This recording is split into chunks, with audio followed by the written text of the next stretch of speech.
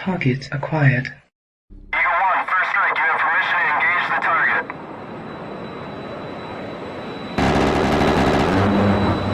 Warning: the following video contains explicit language which may be offensive to some viewers or inappropriate for children. The content within this video is intended for mature audiences only. All right, sorry about that, guys. I have a technical difficulty. Not that I don't even know that anybody's in here right now. I could be all by myself. Looks like the Department of Numismatics dropped by. That's good. Well, we're going to do some debate prep if anybody shows up. I don't know who else is on tonight, but it seems like maybe there are some people on. We will see. We shall see. Maybe I should go back to daytime shows. I don't know. Is interesting, though.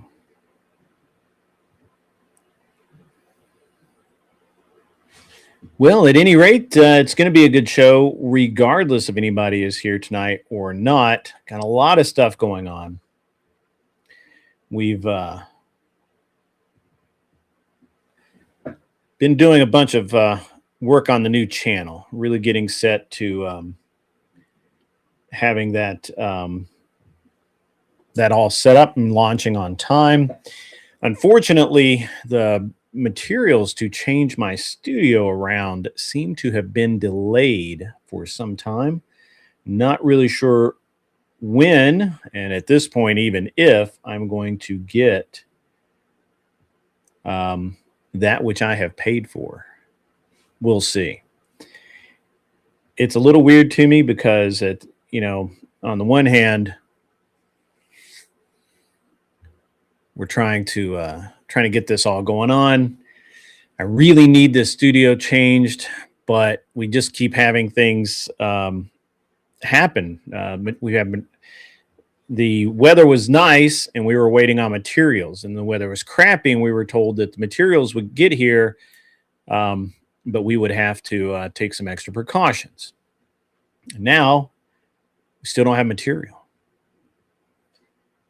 which I mean, it kind of is what it is, right? Kind of is what it is at this point. The new channel is so close. You guys have no idea. The one or two people that are in here right now have no idea how close that new channel is to launching. I even might have a clip, the intro, the teaser that I might play here shortly. We'll see. I don't know.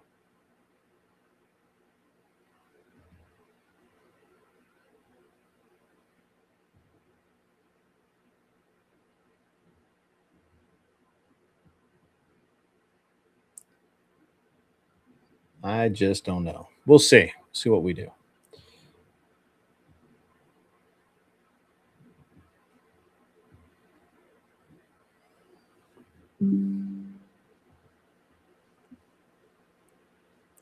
At any rate, let's have a good stream. It doesn't look like there's really going to be anybody here but me tonight, at least to start. I do have a debate to study up for. I was going to do some debate prep tonight. That debate is going to be over the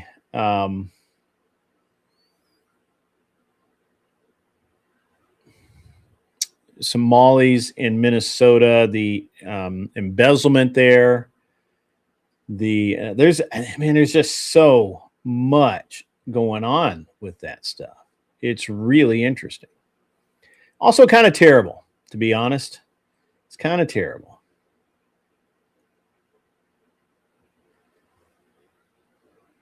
So, yeah, going to be interesting.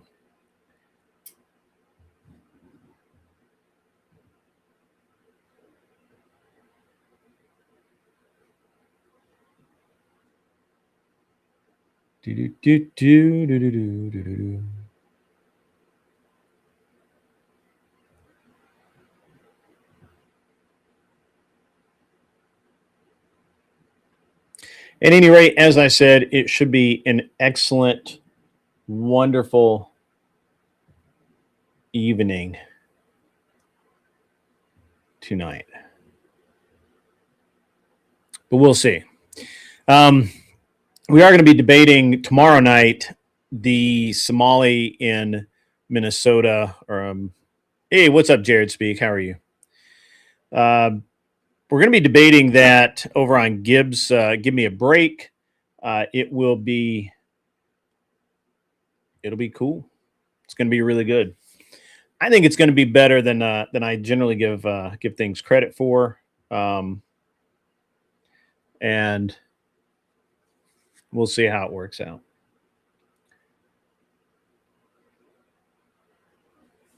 Yeah, we'll see how it works out.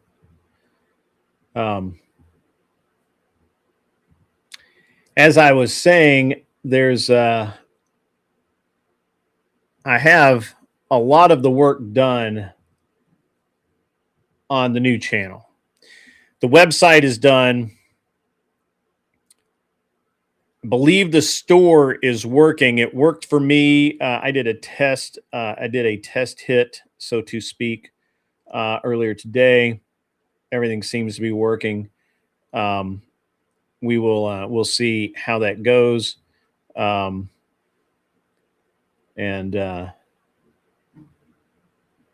we'll figure it out for sure. Man, what a day. What a day. So much aggravation going on out there. Obviously, most of my aggravation has to do with getting my stuff done, getting my studio together, getting everything kind of wrapped up, and that's of course its own special kind of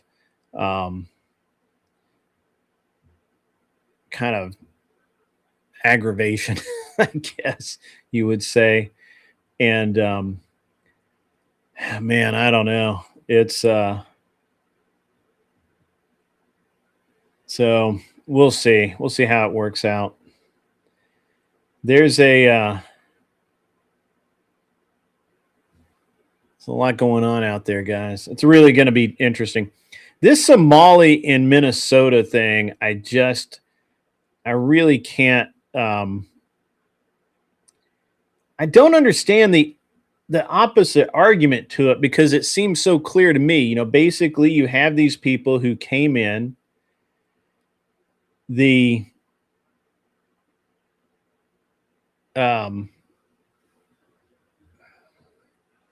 was they just basically, like, that was it, right? Like, it basically just I mean, that's it. There's just nothing else you can say about it.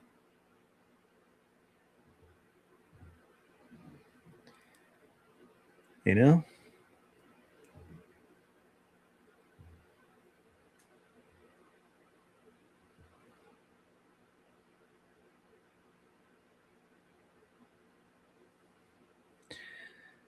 You should see some of the stuff you've uncovered about that in multiple states. Well, hey, man, send it to me. I've got to, like I said, I'm going to be doing this.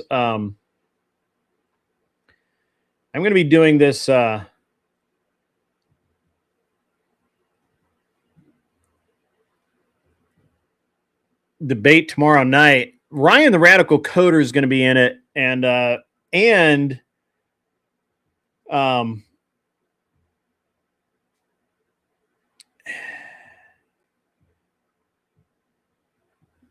Ryan, the Radical Coder, is going to be in it, and your friend and mine, Rob Norris. So those two are going to go at each other hardcore. I don't know. It seems like it's just going to be a big hassle no matter what. It seems like it's going to be. I mean, it'll be fun for me, but we'll see how it works out. And well, you know, day 4 of 8 straight. Amazon working you like a dog. I feel that, man. I feel that.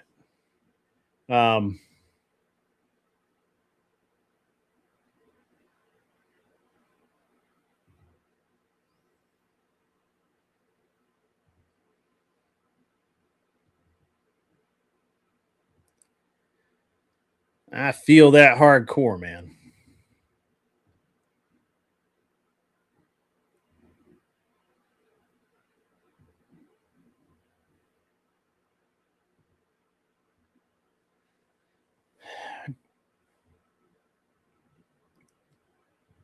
My frustration with getting things done in here is that I was going to take basically all of this time period off and just get the studio done. It's not going to be an easy thing. I've got to, or at least it wasn't going to be an easy thing because I was going to put I was going to put slat board in that requires pulling up the trim, cutting out all the outlets.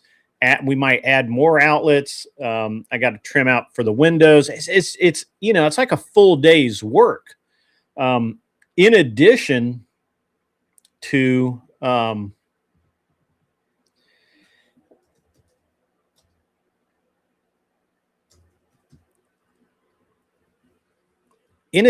just getting everything done,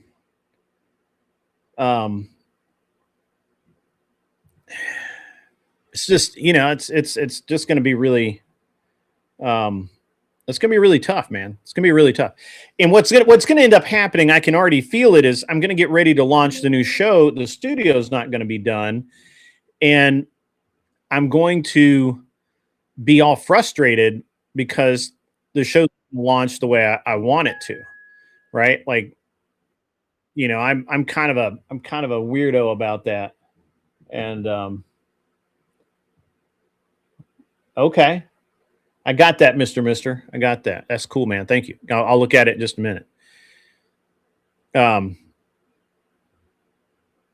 like I say, man, it's just going to be, really interesting. While we've got a few people here, we don't have too many guys. Take a look at this. This is the teaser clip that I'll be uploading tonight or tomorrow. Depending on when I get it actually done. This is about halfway done, and this is what's going to be on the. This is the new channel.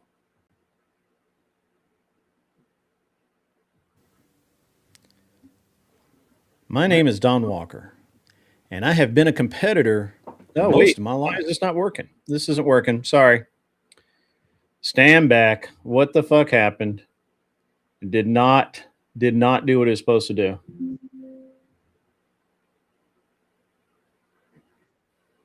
Why did this not work?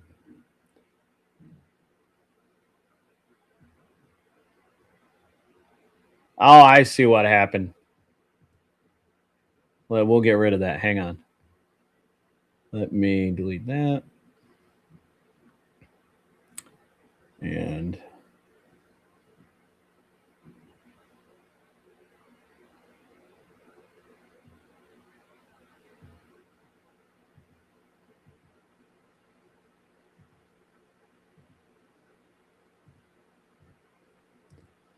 all right, now let me do this again.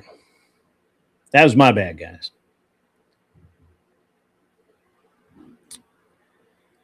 Anyway, I'm going to look at all of this. So, here in Nashville, we're actually having an issue, and I'll get into it in just a minute. There's a very real issue that we're having in our state. We've had a congressman call out the judges. The other night, I was talking about the Somali guy who basically he was he graped the woman to death on the streets. Well, the judges basically were more or less going to let him go. And a congressman called him out on it. We'll get into that in just a second. Here, watch this, guys. My name is Don Walker, and this is my new channel. I've been a competitor most of my life. I've had some things. Auto racing, bicycles, basically anything you could go fast and do something cool with. 2010, I got into competitive shooting, and man, I never looked back. 2015, I retired. I traded race cars for race guns. I started doing YouTube a couple of years ago. I have a political channel. I do mostly debates, political and social commentary. Talk a lot about how young men need help in this country. How young women can be better than they are today. This new channel is not about that. This new channel is about competition. It's about shooting. It's about learning to be safe with firearms. It's about learning about firearms, period.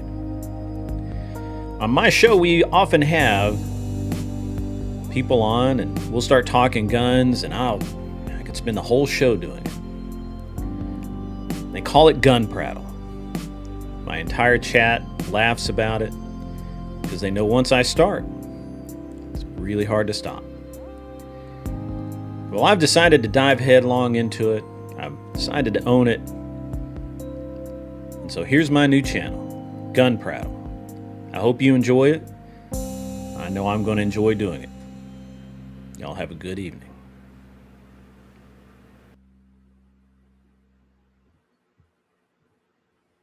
There you go. First ones to see it. It's not completely done. I've still got to put in some artwork and stuff, but there it is. At any rate, yeah, the Somali thing's really interesting. And there's like a big deal going on in Tennessee right now with the congressman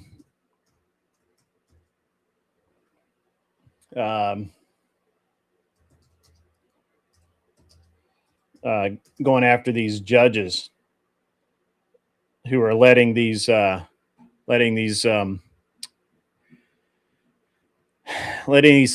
go. And basically, if you look at it, basically you have this guy, Andy Ogles. He's a U.S. representative, Republican, obviously. And he's calling for the impeachment of Davidson County, that's Nashville, Democrat judges. And he's accusing them of being too lenient and contributing to crime. He's accusing them of requesting more security, or not, pardon me.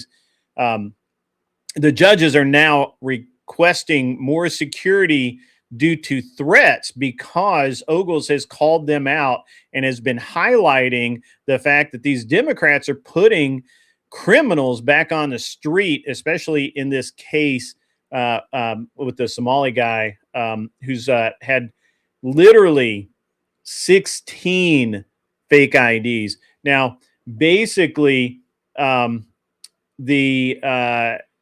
been very Andy Ogles has been very publicly criticizing the local judges and prosecutors, and he has been and he's actually linking them to the crimes, and he's calling for their removal.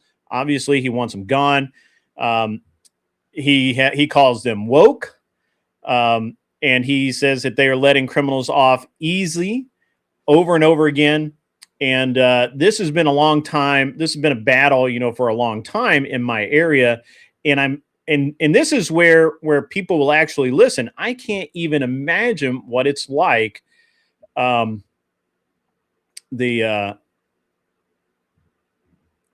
a state where people don't listen. And so just to put it into perspective, right?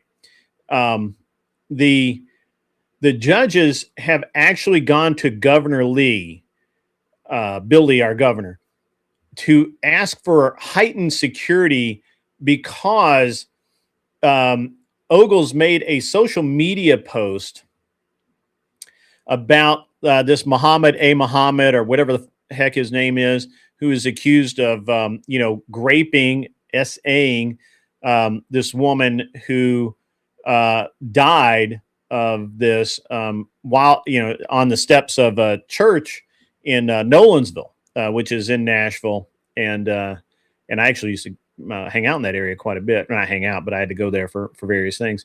And the judges having accused Ogles of endangering public officials, citing his irresponsible use of the phrase "we are at war," accompanied by he actually posted the photographs of these General Sessions judges. So that is that's pretty bad. And basically, the post that he made, and I'll read it. I actually have it in here in front of me.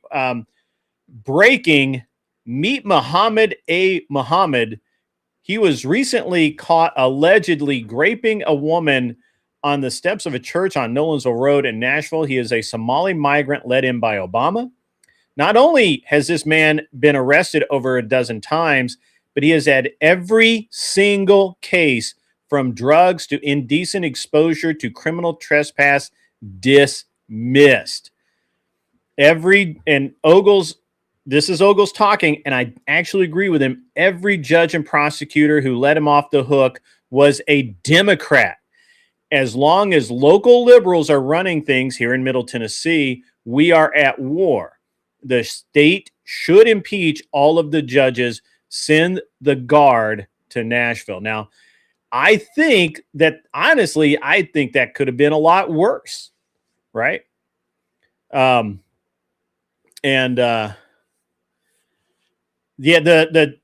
Actually the channel is live here. I'll post the link. I'm sorry, guys. I got into the politics, man. I apologize.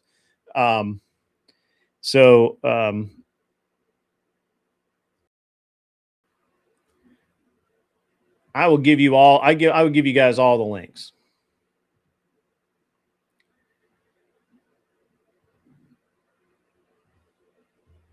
I'll let you guys in on it.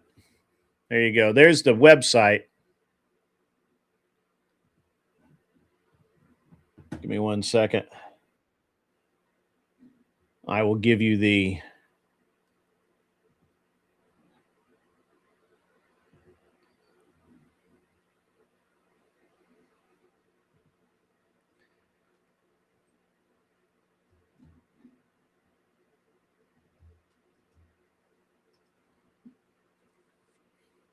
I think that's the correct link. Maybe not. That's not the correct link.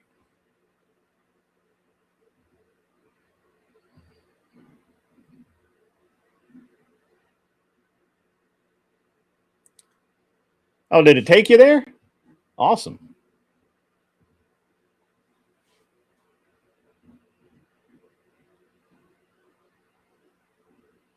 Oh, it's that. Why is it in studio mode? I don't need it in studio mode.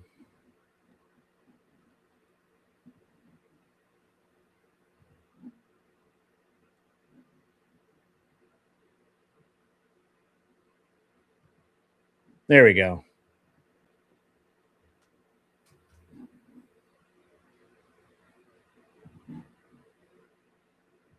Yep. Department of Numismatics has it. Yeah, cool. Yeah, that's a new channel. It'll be. I'm gonna post the teaser clip you just saw. That'll post as soon as I get some of the banners and some of the artwork up. We'll get that. That'll post live probably tomorrow, maybe tomorrow night. Then there'll be a longer teaser, and then at the end of the month there'll be an episode. There'll be an actual episode. So we're going to talk guns. We're going to talk a lot of guns and a lot of competition shooting and a lot of things about competition shooting. So that's what it is, man. But back to this Somali thing. So one of the interesting things about Minnesota, one of the guys in Minnesota that's been let off for so many times, he is the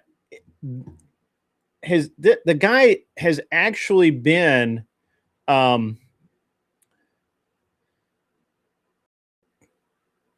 me grab this.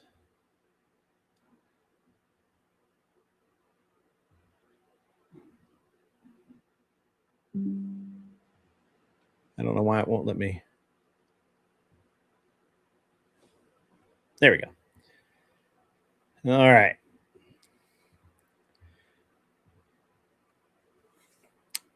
Finally, say you've been there since the beginning. That's awesome. Absolutely, my friend. So we haven't, and this thing with the Somalis in Minnesota, especially, there's a case that illustrates the exact problem, and that is that a judge, a man who was actually he was accused of assaulting I believe, 13-year-old young woman, girl, and when they took the DNA evidence from him, they positively ID'd him in another half a dozen cases of SA. The judge let him off with time served because this guy's religious leader, the guy at the mosque, whatever you want to call him, the guy's religious leader literally wrote a letter saying that this poor Somali person just didn't understand American customs. He was having trouble assimilating. He was, basically couldn't fit in, and he just didn't. And he was just having trouble understanding, the right and wrong of it in America. And that's no excuse, man. And we're going to be talking a lot tomorrow night about why in this debate. I'm going to be honest with you. I'm literally just basically going to say that it's very obvious that the Somalis are simply the mechanism of the problem, right? These immigrants that were brought in by Biden, that's Obama and Biden. These people were brought in as a mechanism to siphon money out of the system. There's no other reason.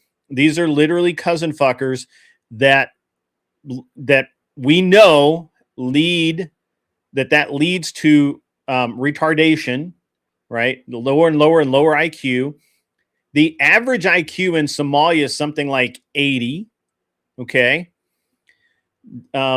And you can try and dismiss that all you want, but that is the reality. And you can say, well, that this is just their way. Well, then they don't belong here in our society. The entire purpose behind allowing people into our country is so that they assimilate and they add value to our country. At no point in our history did we just take in a bunch of dumbass people that could not help America. It was a very real thing that you can't. When you come here, to become a citizen, you have to learn. To stay here, you have to be able to earn money. Now, these guys are not refugees, okay? They're not fleeing religious or political persecution.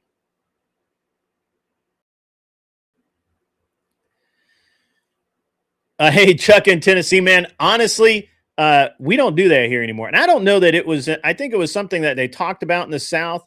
But honestly, I think it was the people in the North and especially in the mountains projecting onto us poor Southerners. But that's okay.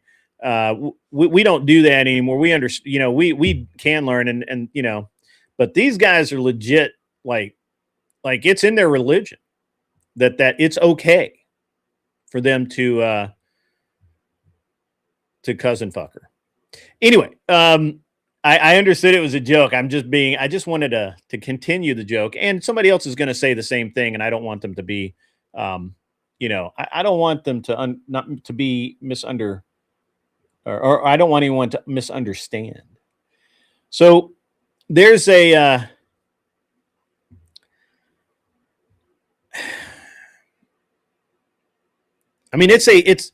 we just can't have people here that we have to devote our resources to taking care of. We have our own citizens to do that. Also, they're not political or religious refugees. They are not. because 99% of Somalia is Sunni Islam. 99%. They're not innocent Christians coming over here fleeing the bad Muslims. They're not innocent Muslims fleeing whoever the fuck they flee. So it's just wrong what the Democrats have sponsored and the way that they've led us down this path. Now, I'm positive that this is going to boil down to a simple, well, on the base of the Statue of Liberty, it says, give me your tired, your weak, your huddled masses. Hey, Kissy Cat, how the hell are you? Good to see you. In a minute, guys, I'll replay the very poorly edited clip of my new, launching that we're getting ready to do to launch the new show. I will play it again momentarily. I played it a few minutes ago. I will play it again. More than likely, people are going to get tired of seeing it, but that's okay. Because it's my channel. I dare someone to give me an example of what the Somalis have added to our society other than to line Democrats' bank accounts and fatten their wallets. While we're pondering that, I'm going to play the video again. My name is Don Walker, and this is my new channel. I've been a competitor most of my life. Auto racing, bicycles, basically anything you could go fast and do something cool with. 2010, I got into competitive shooting, and man, I never looked back. 2015, I retired. I traded race cars for race guns. I started doing YouTube a couple of years ago. I have a political channel. I do mostly debates, political and social commentary. Talk a lot about how young men need help in this country. How young women can be better than they are today. This new channel is not about that. This new channel is about competition. It's about shooting. It's about learning to be safe with firearms. It's about learning about firearms, period.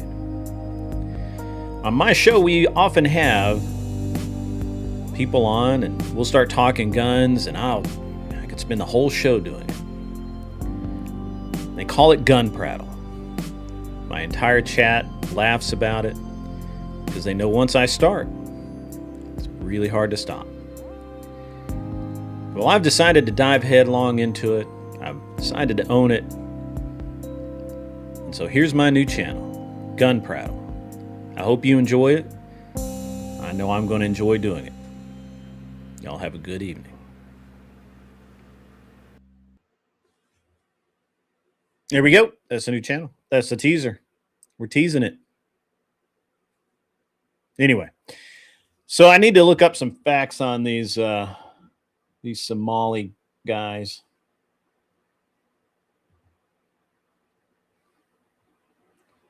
Let us see. We got Mr. Mister has been sending me some stuff.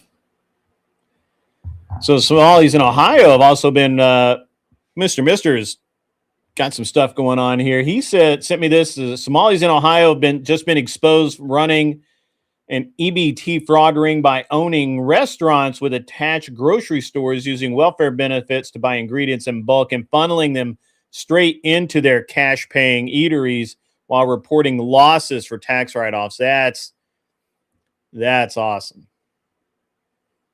That is awesome. So that's a good time for everyone. Gun and car prattle are your favorite subjects on this channel? Okay.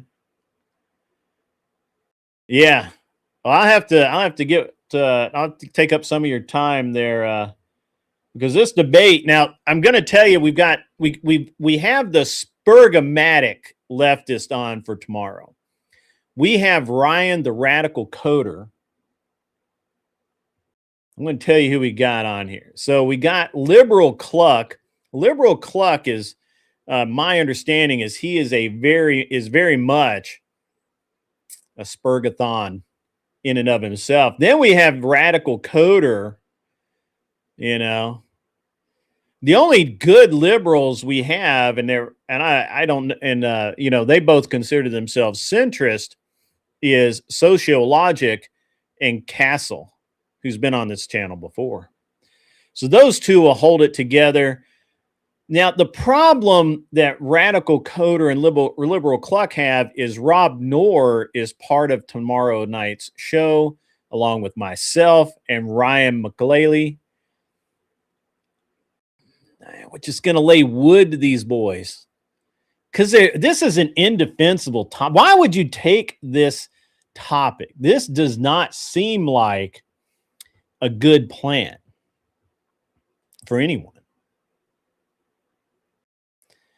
I'm Rob's partner on this one. Admiral Gibbs is the moderator. This is going down on Gibbs Me a Break tomorrow. So it'll be basically, I feel like it's going to be me, Rob, and Ryan, and everybody else is going to be, eating dirt. Hey, we've got a Mikey Balls raid. Welcome, ballers. You guys are balling up in here. What is up, my buds? How you doing, Mikey? Made it in the chat yet? I'm going to show you the new the video, which is not anywhere yet. It's I'll show you the video for the new channel, guys. When you get in here, everybody get in, take a seat. I'm going to show you the teaser clip for my new channel, and I really want some feedback on it, because this is different than what I normally do. So the clip is. Trump's a racist. Somali whining videos flood the net. Yeah, right. Yeah, so the Somalis are going to be crying a lot. They're going to be crying so much. So much. Mikey, let me know when you're in here. I'll play that clip for you. He's probably in the green room from his show. I'll play it, and when he gets in, we'll play it again. Because I'm going to be playing this a lot lately, to be honest with you. So that's the end. Hang on, we'll start it over. My name is Don Walker, and this is my new channel. I've been a competitor most of my life. Auto racing, bicycles, basically anything you could go fast and do something cool with. 2010, I got into competitive shooting, and man, I never looked back. 2015, I retired. I traded race cars for race guns. I started doing YouTube a couple of years ago. I have a political channel. I do mostly debates, political and social commentary. Talk a lot about how young men need help in this country. How young women can be better than they are today. But this new channel is not about that. This new channel is about competition. It's about shooting. It's about learning to be safe with firearms. It's about learning about firearms, period. On my show, we often have people on, and we'll start talking guns, and I could spend the whole show doing it. They call it gun prattle. My entire chat laughs about it, because they know once I start, it's really hard to stop. Well, I've decided to dive headlong into it. I've decided to own it. And so here's my new channel. gun prattle. I hope you enjoy it. I know I'm going to enjoy doing it. Y'all have a good evening.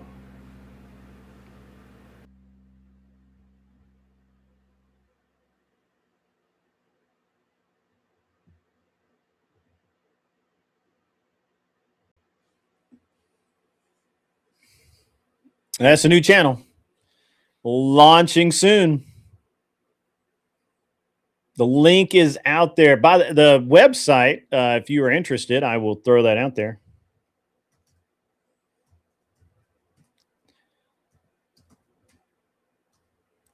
The website is live, and you can actually order stuff through there.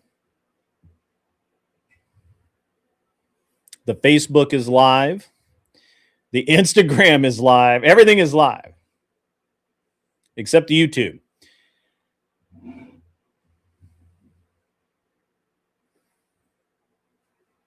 Well, let's talk about these Somalis some more. We'll get some more debate prep in here. We gotta talk about these people who do nothing to enhance our country whatsoever.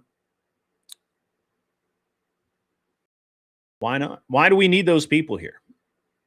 I would love someone to explain to me in a language that I can understand why we need the Somalis here. If the argument's going to be, that we, that they're going to help replace our population and that they work in, they do the jobs that Americans won't do, well, that's just horseshit. That's not true at all. Most of these fuckers are literally on some form of government dole.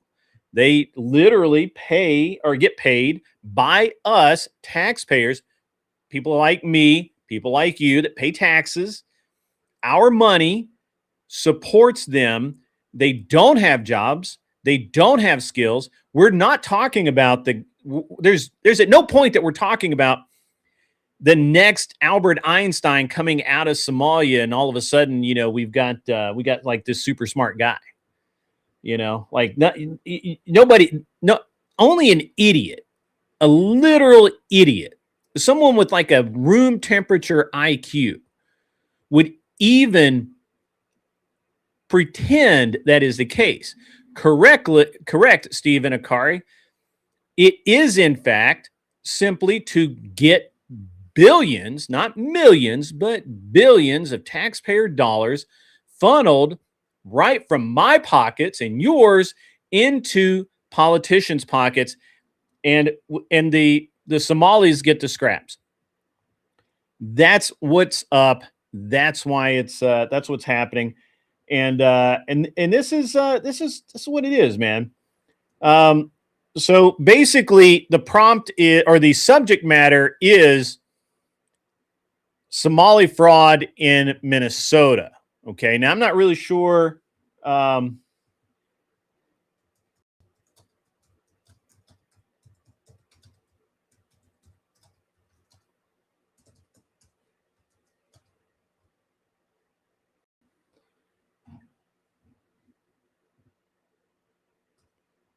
So yeah, that's we got enough fraud out there. That's going to be happening. Texas, Minnesota, Maine, Ohio, and that's only the Somali immigrants. It's only the Somalis. It's crazy, folks. It's nuts. 100% insanity.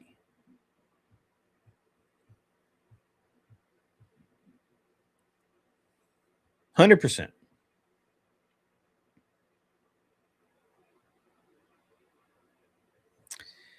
The fact that there are people out there like Ryan who is going to go to bat for these people, who's going to say things like, well, we're saving their lives.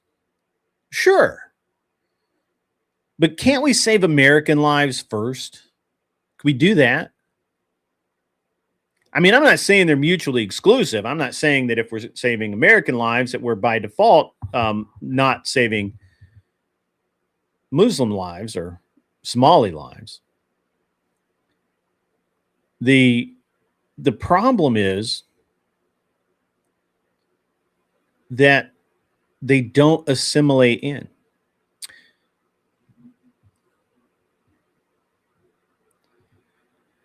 Am I aware that Muslim God is the same as our Christian God? It's in Genesis.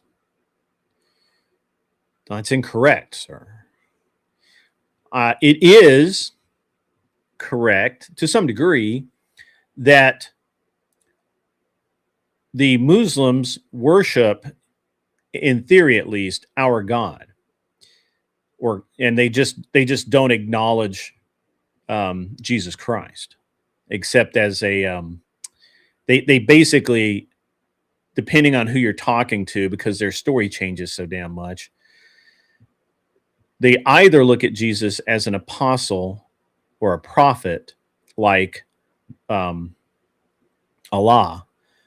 or they deny Jesus altogether. So, yeah, I don't, and I'm actually, the more the best troll I've ever seen or heard of is that the entire Muslim religion was created by the Catholic Church to combat people going to orthodoxy.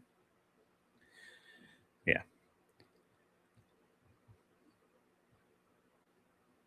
Yes, that's true. They did put a victim in a barrel in their backyard. They've also done some really other heinous things. And honestly, look, hey, people all over the world do heinous things. It's not unusual. I mean, we're not trying to say that only Muslims do these heinous things. The problem that is that these people are not being held accountable for it, and their religious leaders are sending the judges, these Democrat judges, these sob story letters, basically saying that, well, they're not assimilating, they don't understand America, they don't, all of this nonsense. So that's a problem. That's a real problem. Somebody's talking to me on Discord. So we don't have a clear prompt. It says, is there fraud? I think we can prove that pretty conclusively. Is Walls in on it? Is it a witch hunt? Pardon me. Ilar Omar and the former Somali minister's comments. What's up, Powder Dusty?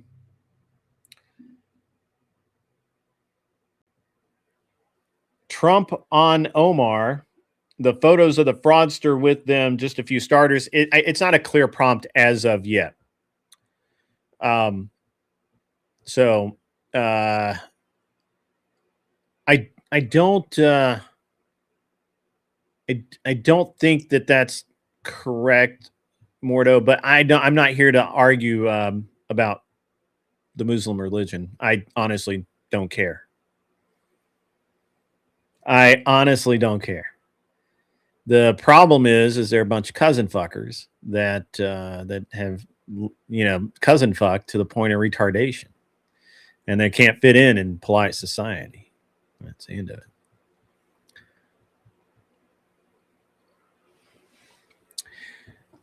It does appear that that is not you and I in the emoji. Democrats appear to be in on the fraud. Yes, I agree with that. I think that that's true.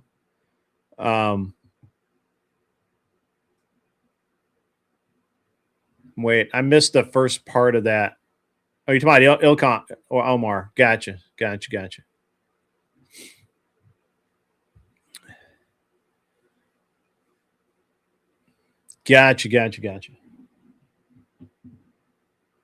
It's going to tie into Doge. I don't know how we're going to get it into Doge. Corruption and immigration. All right. Well, looks like we're going to have a pretty wide open prompt. Mm-hmm.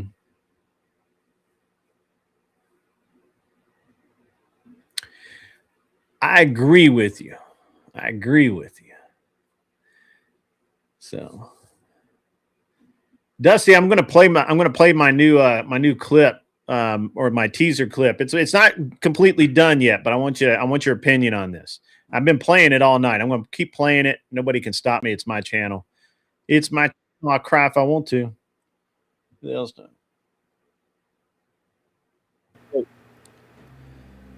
My name is Don Walker, and this is my new channel. I've been a competitor most of my life.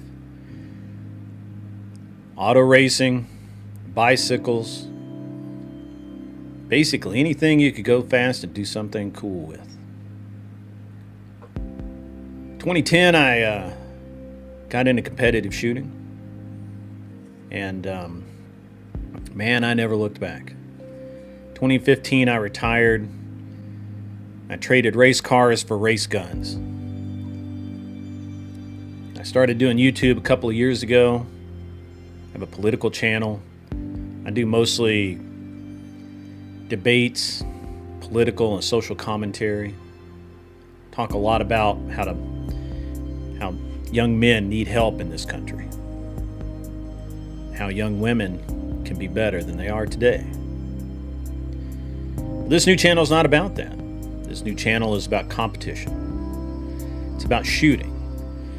It's about learning to be safe with firearms. It's about learning about firearms, period.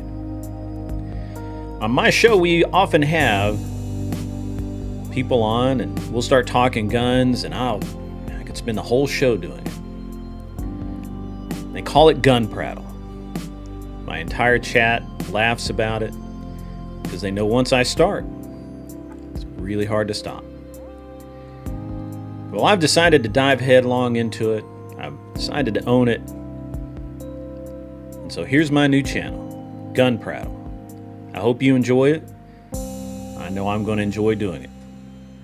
Y'all have a good evening.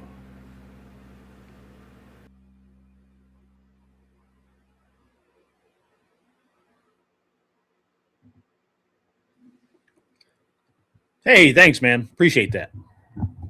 I think it's going to be really good. Got a lot of stuff going on. Like a country song about beer, a horse, and heartbreak, narrated, not sung. I should try that. Apparently I got the voice for it.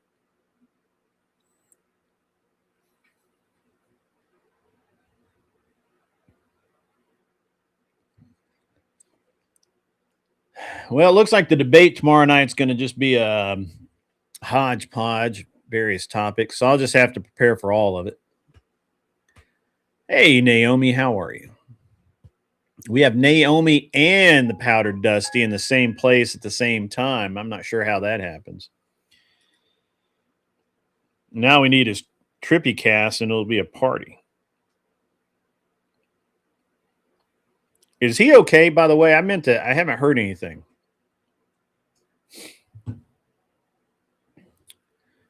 I should care before falling for hate. At least understand Isaac fathered the Jews and Isaac the Arabs.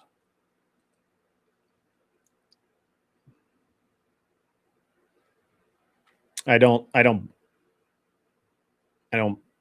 believe that, but I'm going to be honest with you there, Mordo. How can I say this? I don't care. The problem that we have here, the problem we have here is that the Muslim religion is a religion of hate. It is a religion where it is okay to fuck your cousin. It's a religion that I just really don't care about. And unfortunately, I have to care about the product of it because it's in my country creating issues where its followers are raping women to death Raping women to death on the steps of a church. So,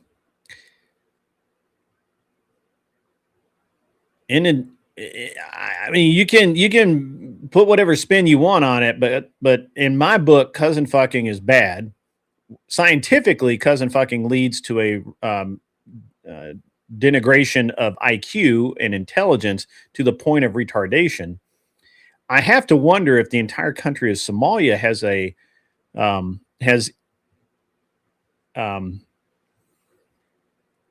net.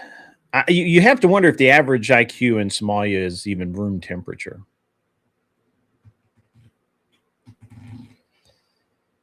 So, yeah, I don't. The thing is I don't hate. I just don't care. Do you understand? I hope that you can separate out the distance. The difference is I just don't care. I don't need to care, which is interesting. But moreover, I don't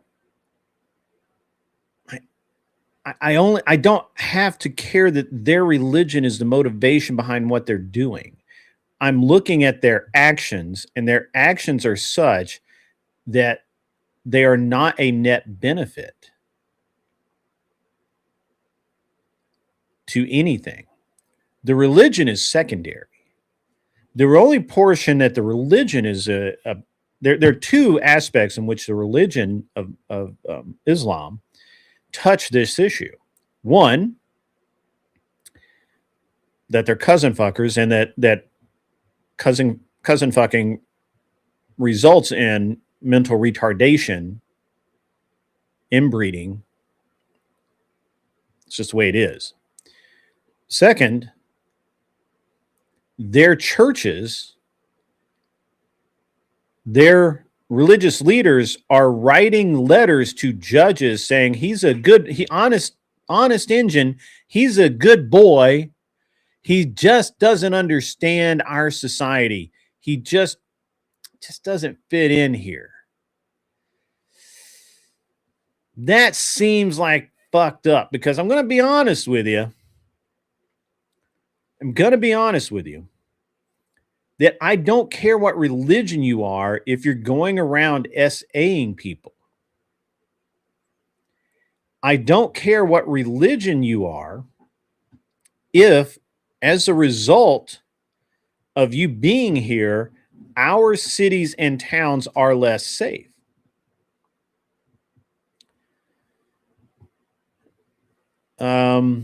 If you were in Yemen and spoke bad of Christ, I don't believe that to be true. So, yeah. But at any rate, Mordo, I think that you're picking a small point when you're missing the big picture.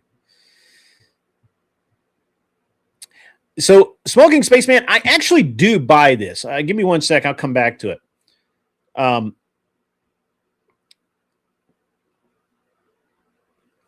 I do actually buy this because hang on, let me put that back up. I do actually buy this because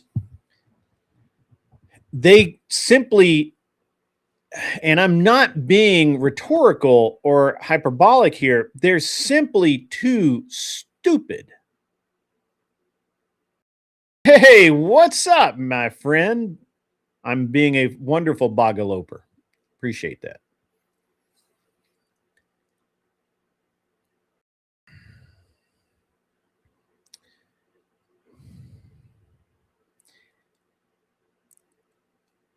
You cannot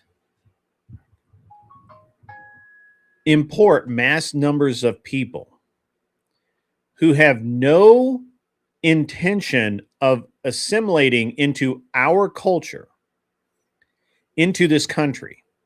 Moreover, you can't put all of those people together so that they don't have to learn the language. They don't have to learn the culture. They don't have to do anything. And when they get into trouble, they get out of jail free card. You can't do that. This is my problem here. Okay.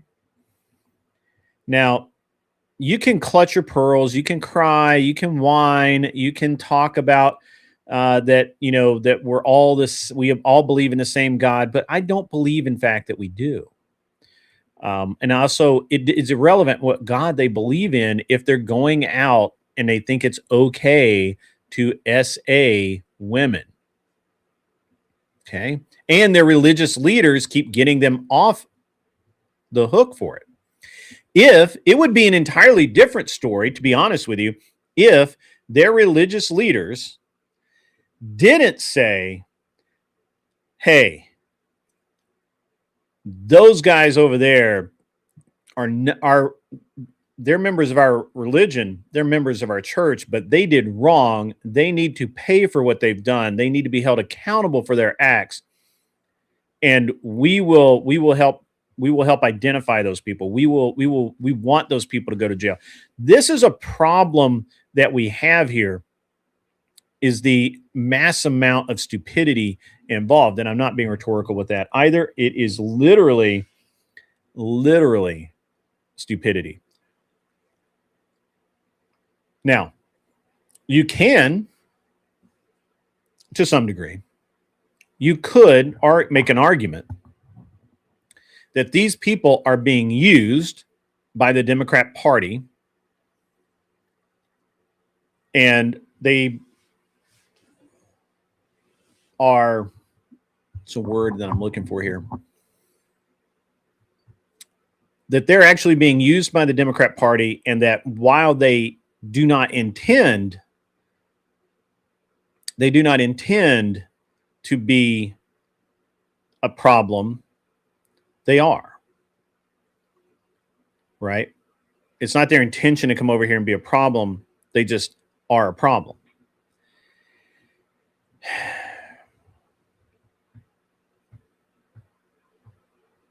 And I don't see how you can get around that. I mean, I really don't. And I don't know. And the fact that we've uncovered so much deceit, graft, so much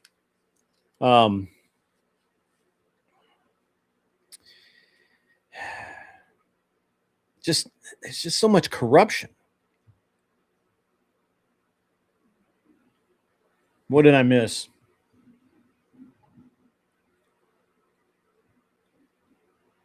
I missed something.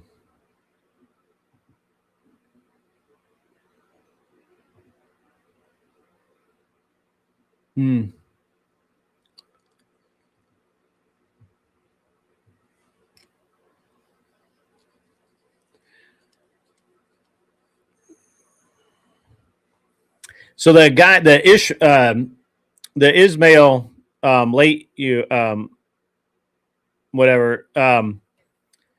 he's just Australian. He's just weird that way. He said, and I don't think he actually meant any harm, but yeah.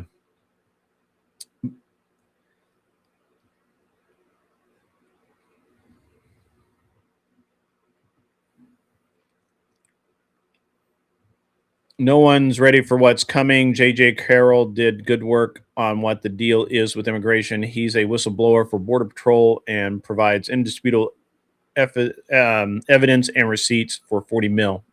Yeah, that's cool. Yes, I agree. I agree with that. Just look at England.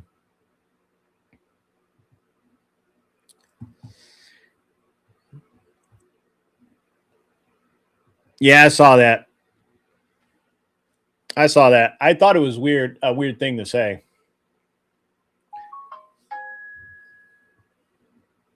It is a weird way to put that.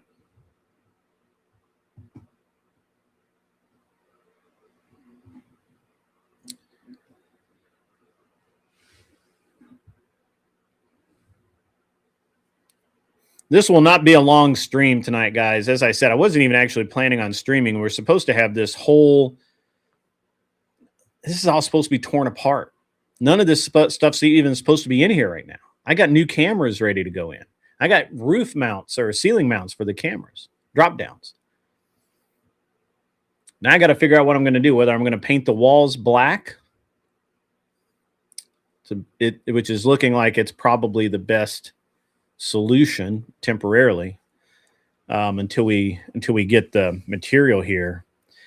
I don't know. And I got to do some more research on this Minnesota thing. So the problem with this is going to devolve into a screaming match. I think that's why Tyler, Average Debate Enjoyer, was supposed to be part of it, and he dipped out hardcore. So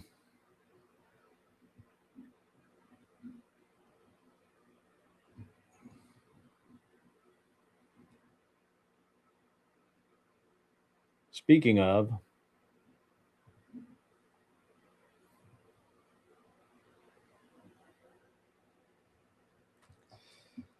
man, did the chat die or what?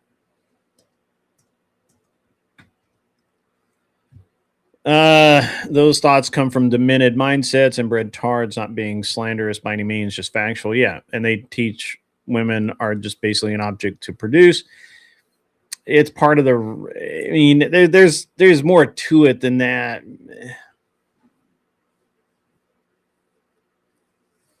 There's a little bit more to it than that, but not by much, to be honest with you. Not by much. Is it? I have to ask a stupid question here, right? Like,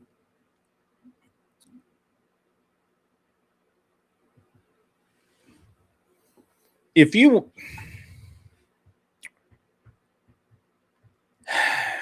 this seems like a really stupid question to me. What is it about the Democrats that want this to so bad, right?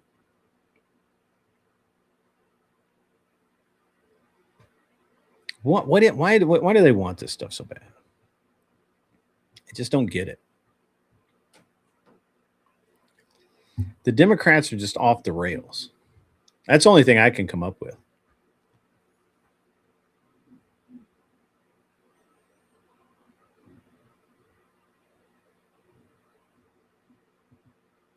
So tomorrow night will be the really cool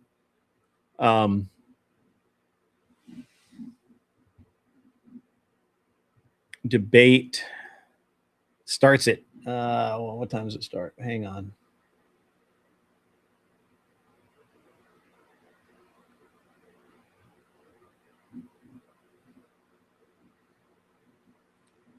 Where is it? There it is. So it's going to be 7:30 Central Standard Time.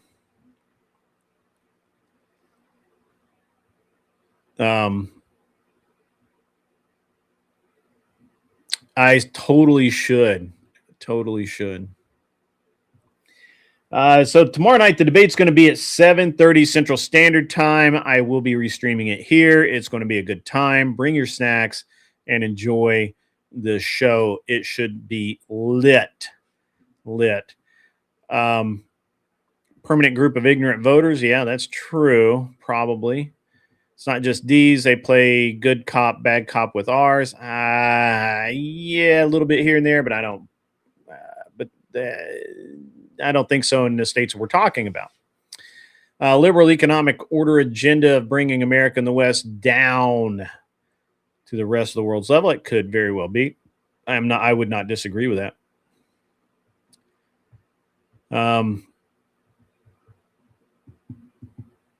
Yes, that's why we need term limits.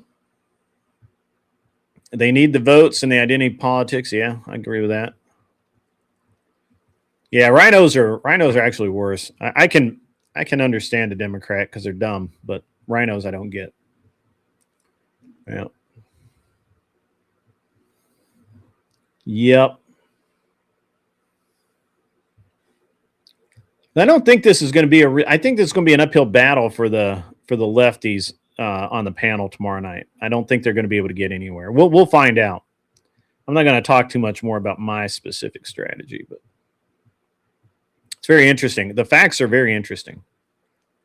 So, and it's not just Minnesota; it's every state. I'm sure that Ryan will actually. I'm absolutely positive that Ryan the coder is going to just, it'll be all feels, it'll be all bunch of crying. It's gonna be so much crying. Yeah,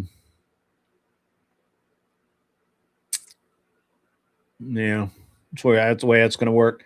And basically, he's just going to devolve into just a bunch of crying about nothing and a bunch of facts that don't exist. Yeah. We do need to fix the political corruption for sure. We do need to fix that. I don't know how to fix it. I would actually love to be able to at least help fix it, but I do not know how to fix it. A bunch of ours are taking money from Venezuela. Are they? Throw me a link. That would be very good information.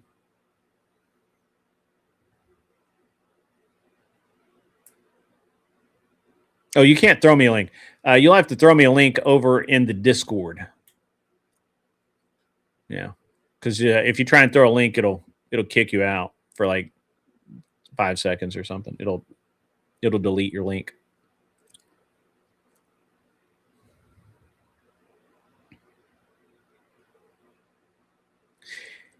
It's weird when I don't have a show plan because this is tough. Do I have email? Yeah, I do. But Discord's like so much easier.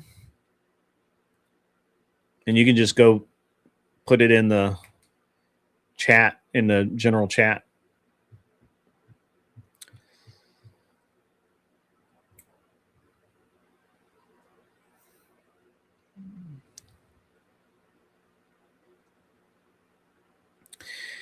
Cam, I actually agree with you. I don't and I'm in the Nick Freitas camp on this. I think that, you know, being a politician used to be a calling almost, right? It was an obligation.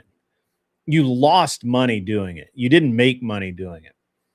And we've actually turned politics into a, I mean, for lack of a better word, I mean, it's a retirement plan. And we need to, you don't know how to use Discord? Well, it's easy. 1 second. Let me get my channel. Give me 1 sec. By the way, if Arthur Dye, if you were in here, I have sent you a bunch of stuff.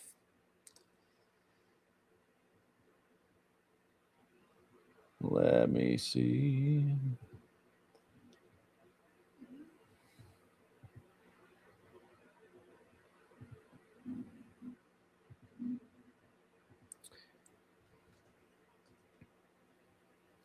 So you just click that link and that'll take you to my server, and it's like super easy. Rand Paul took money from Venezuela. Let's fact check that.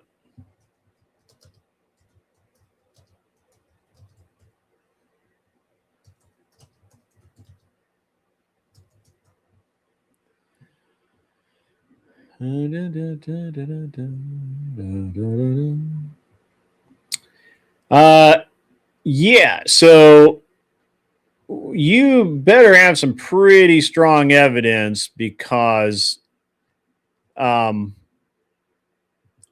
to everything I can find, is these are allegations made by unspecified Venezuelan sources allege that Paul received 7-figure payments funneled through intermediaries tied to the Cartel de las Soles, a Venezuelan military-led drug trafficking organizations.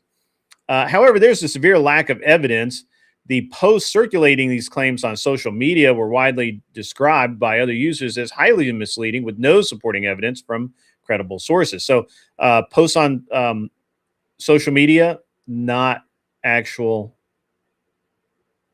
fact.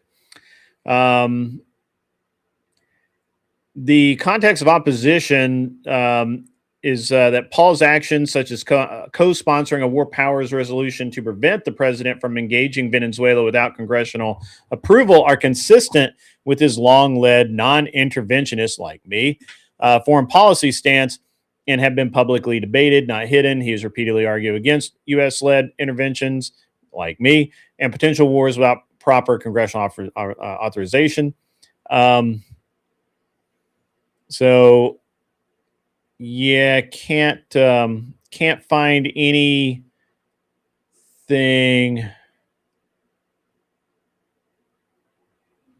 Is this from a Facebook post from Venezuelan list of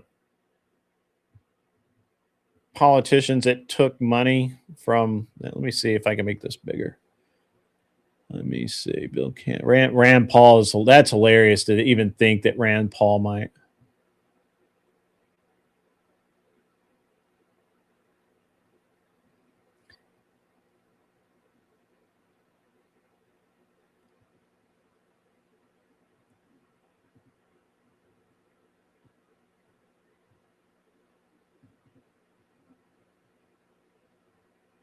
Yeah, I'm calling BS. Yeah, calling BS.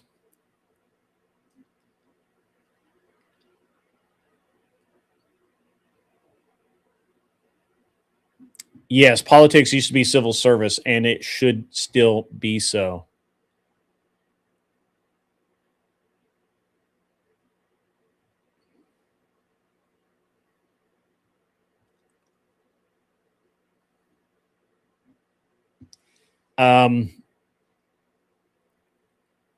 Reported on a right.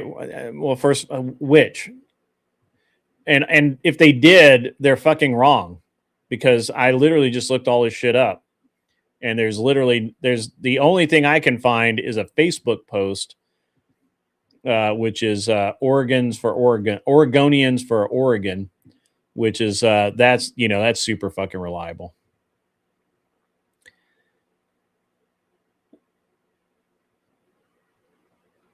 Not one credible news source has anything about this.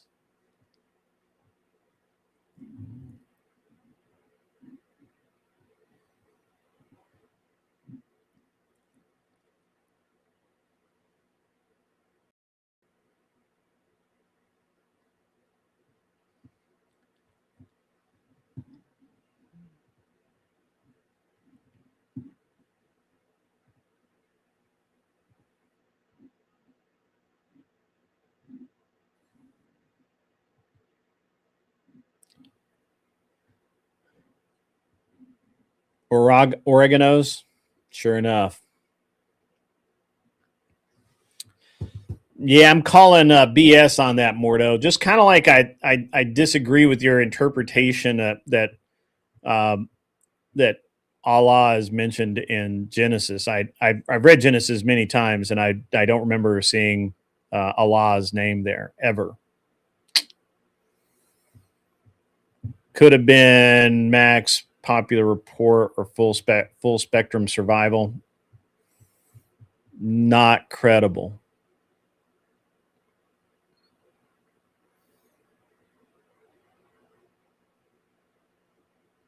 I have thought about creating an NGO. I can't talk about stuff like that.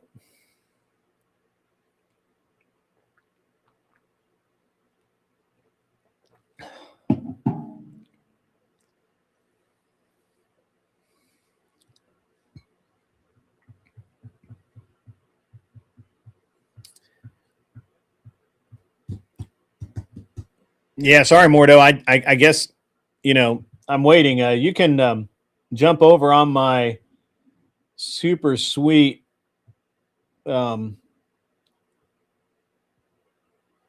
show or my Discord and just throw up whatever you want. Throw up whatever links you want. I got to talk to Powdered Dusty's Katie.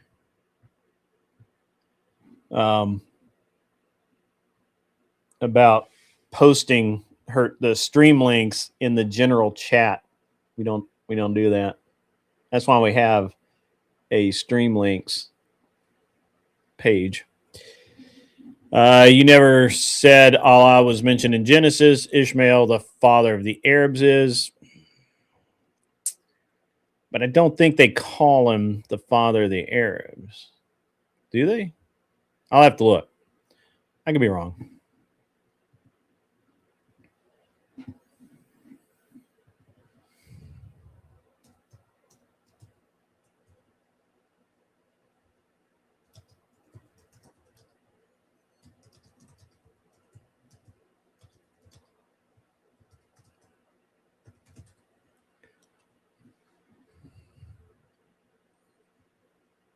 Well, what?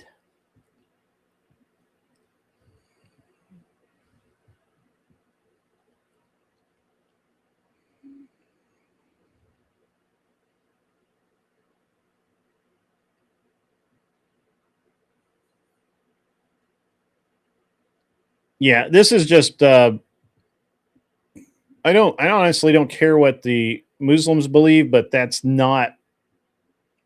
That's not like actual. I don't think that's what it actually says.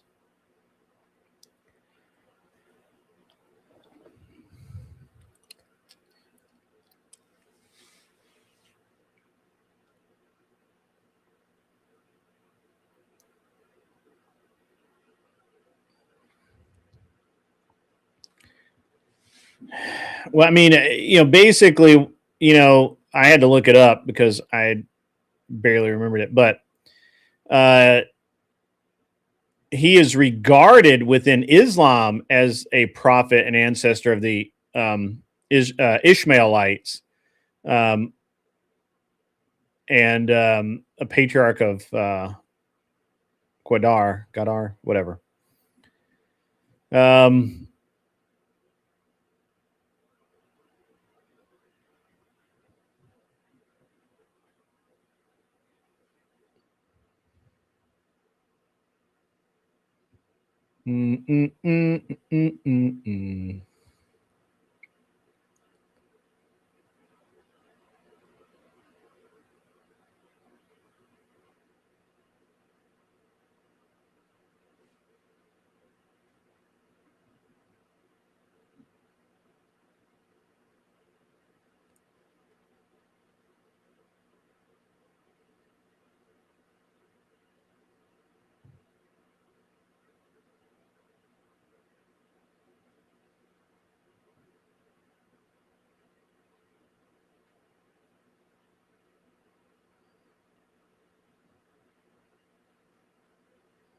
I have to read all this stuff.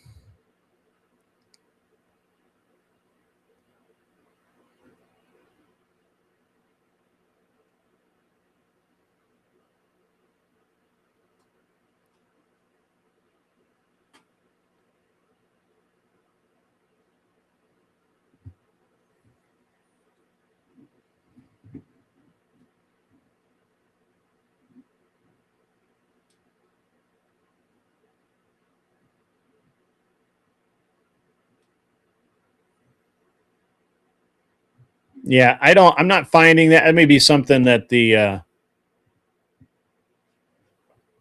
that might be something that the Muslims believe. However, I've read this multiple times, that the Catholic Church created Islam. They have the original holy books, and for centuries, Muslim scholars have petitioned for them and failed to get them from the Vatican. I heard, I read the conspiracy theory. I still consider it a conspiracy theory, by the way, that the Catholic Church actually created the entire the entire Muslim faith is actually just was written by the Catholic Church and given to Muhammad to basically detract from the Orthodox Church that was growing at the time, or starting to split off from the Catholic Church, I guess.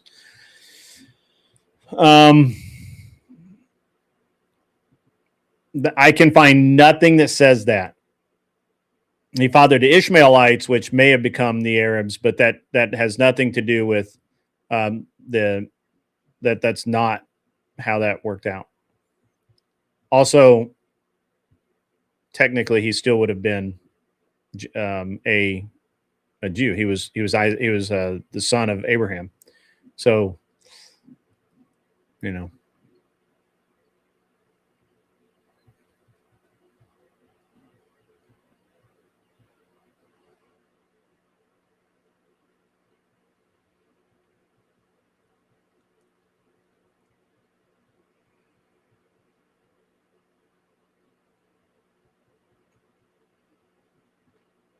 Also, none of them had anything to do with Islam. He was an Egyptian. So, yeah.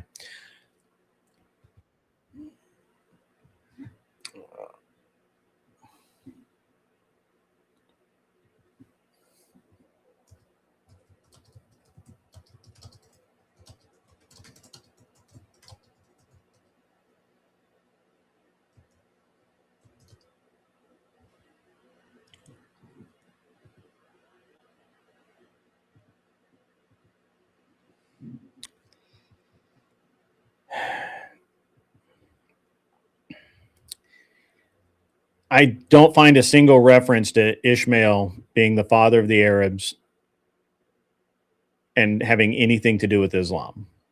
Nothing. Not one thing. The Muslims can say that. I don't know but I don't believe anything about the Muslim religion.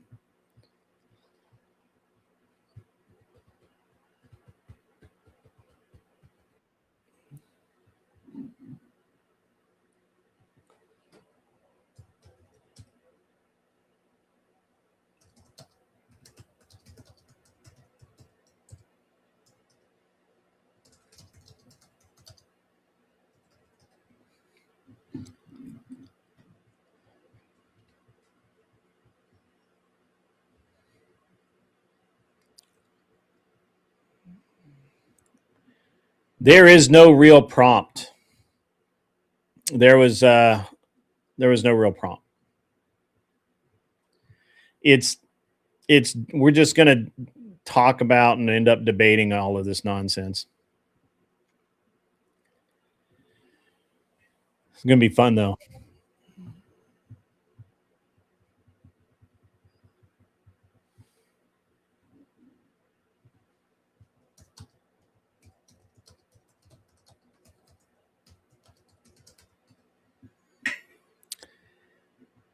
Yeah, that's actually what I found in my search too. In fact, the evidence there's no evidence. It's not. Yeah, that's not. There's no mention of it. So whatever, doesn't matter. Moving on. Yeah, gun prattle. That's true, guys. The Gun Prattle website is live. Please take a look at it. Let me know what you think. I am revising it. It is brand new. I literally threw it together. Kinda. I put a little bit of work, but I did put some work into it. Check out the website. Let me know what you think. Feel free to make suggestions publicly or privately. I don't care which. The store is live. Let me know what you think of the merch. Now there's the Grid One stuff there as well. So it's going to be really, really good. Yes, we understand that God blessed Ishmael, but it was because he was he was God blessed Ishmael with to move to a new land and become an archer. The angel of the Lord said to her, "Behold, you are with child and shall bear a son. You shall call him Ishmael, for the Lord has paid heed to your suffering." The angel commanded Hagar, "Return to your mistress and submit to her." So they weren't thrown out. Now, when they were, so again, I have a hard time, Rick. I don't care what the Quran says about Ishmael being whatever.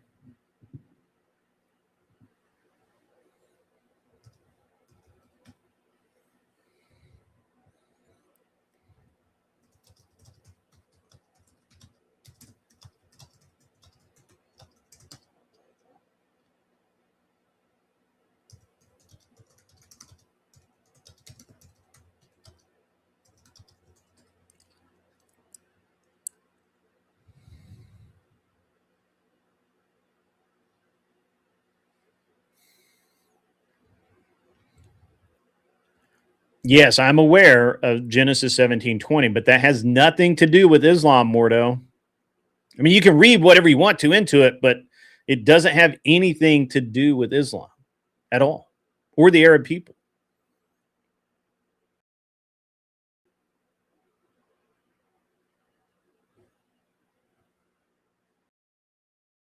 Not that I'm qualified to debate theology. No, I do not have the DHS document on Twin Shield. Tyler might have it for me, but I don't have it right now.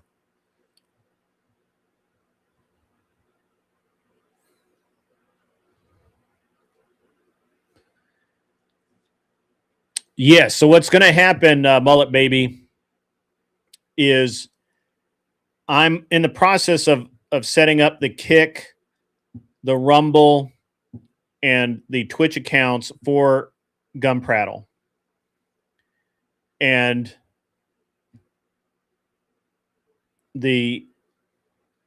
that's not what that says, Mordo. That's maybe what it says in the Quran may twist that, but that's not what it says.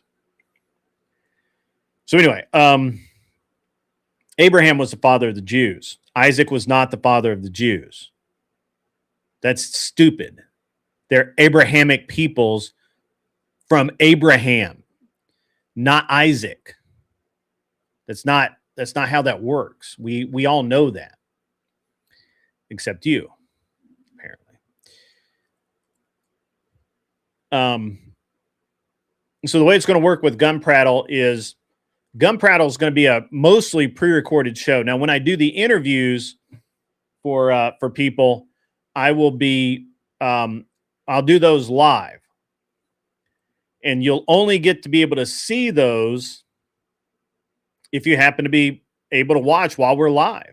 Once we're done with the live, we pull them down off the internet. We go through, we cut them up, we do all of those things. What's up, man?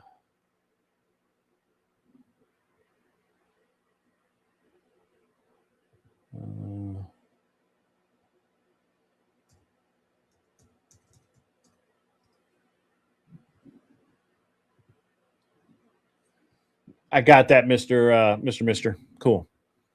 So anyway,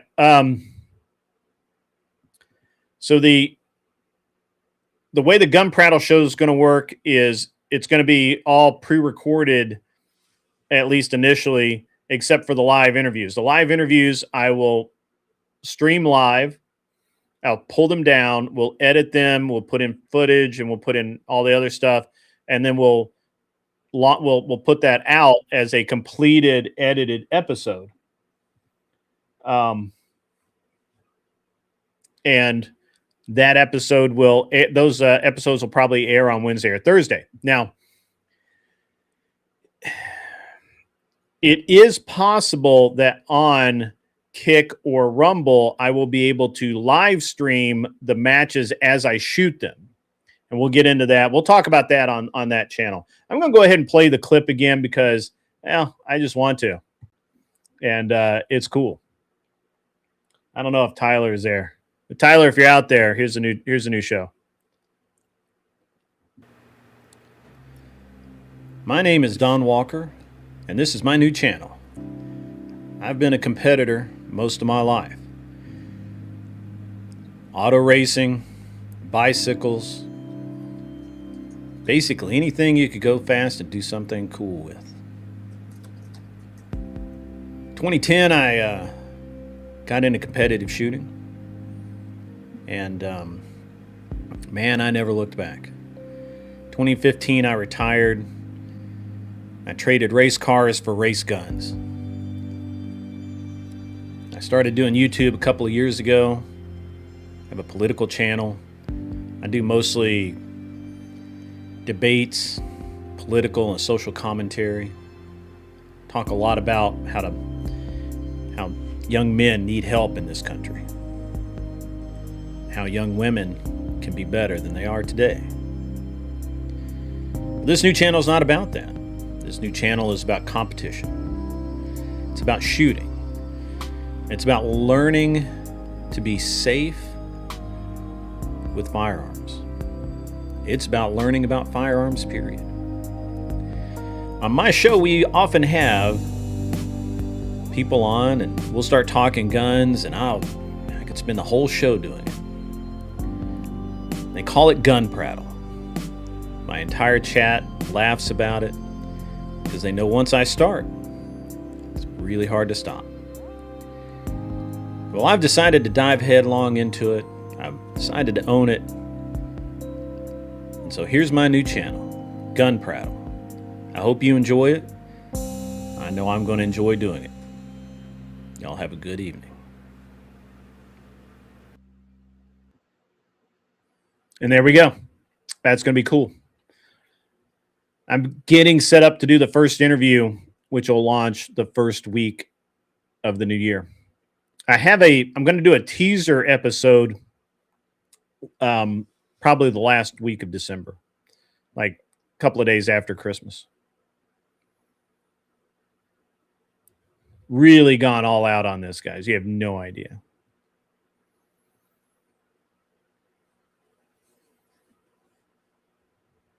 It's going to be cool.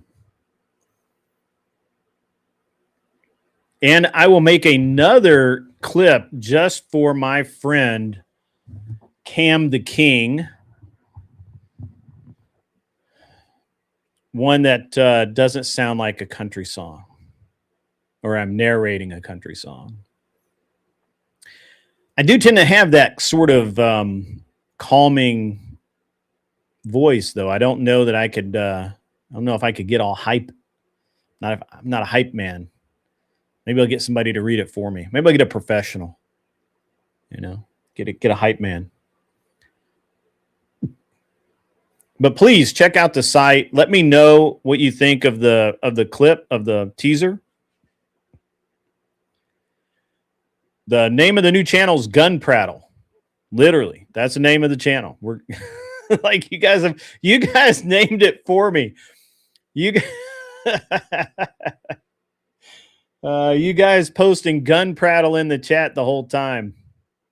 That Clover Tack and I talk is just too much. It's just too much.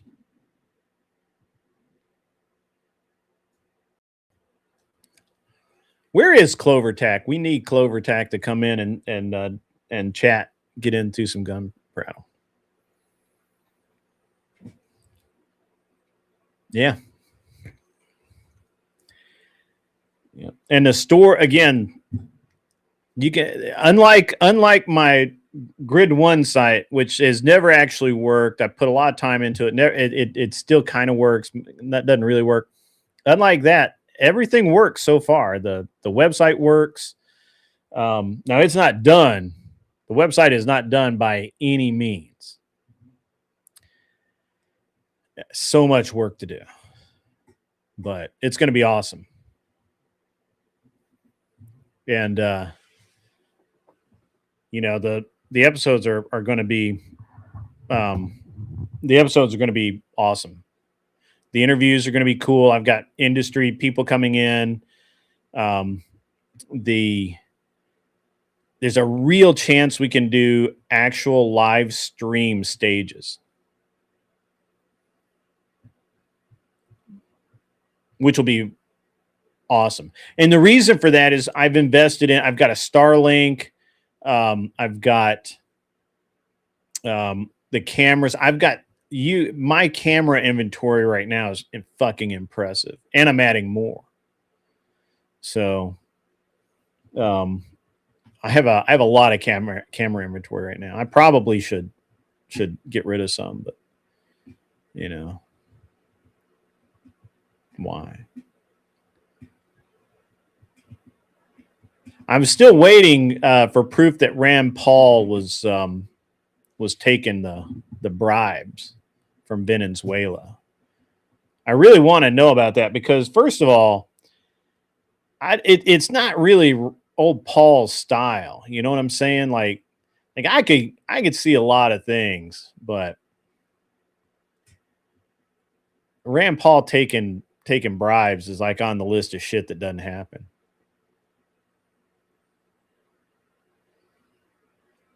He did it a giveaway. That's awesome.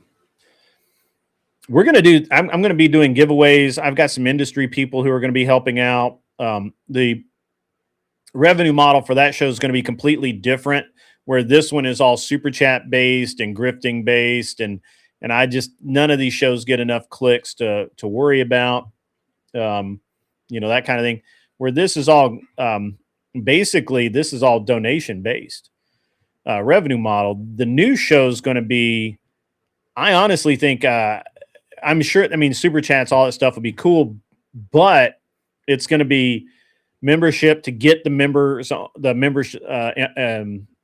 access to get the extra content that we do.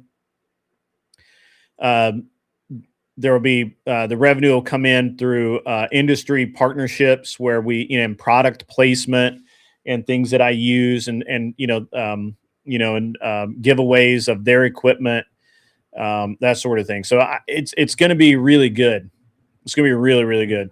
And so I think it's going to be a big show. I think it's going to be really super popular. Because we're not going to talk just about competition. It's just the focus will be on competition shooting and talking about it in a way that's inviting and I'm trying to get people to come out and do this stuff on a regular basis. So yeah, it'd be cool.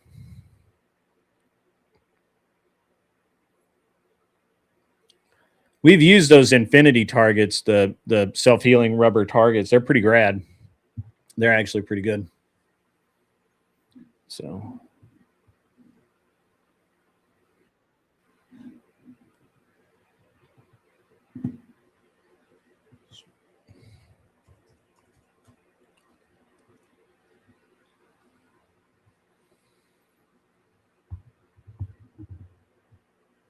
yeah, we'll definitely be doing some stuff. You know, during hunting season, we'll be talking about hunting. We might do some archery stuff. I'm a big archer. I like archer. I like archery. We're going to talk about air guns. We're going to talk about a lot of stuff, but most of it's going to be,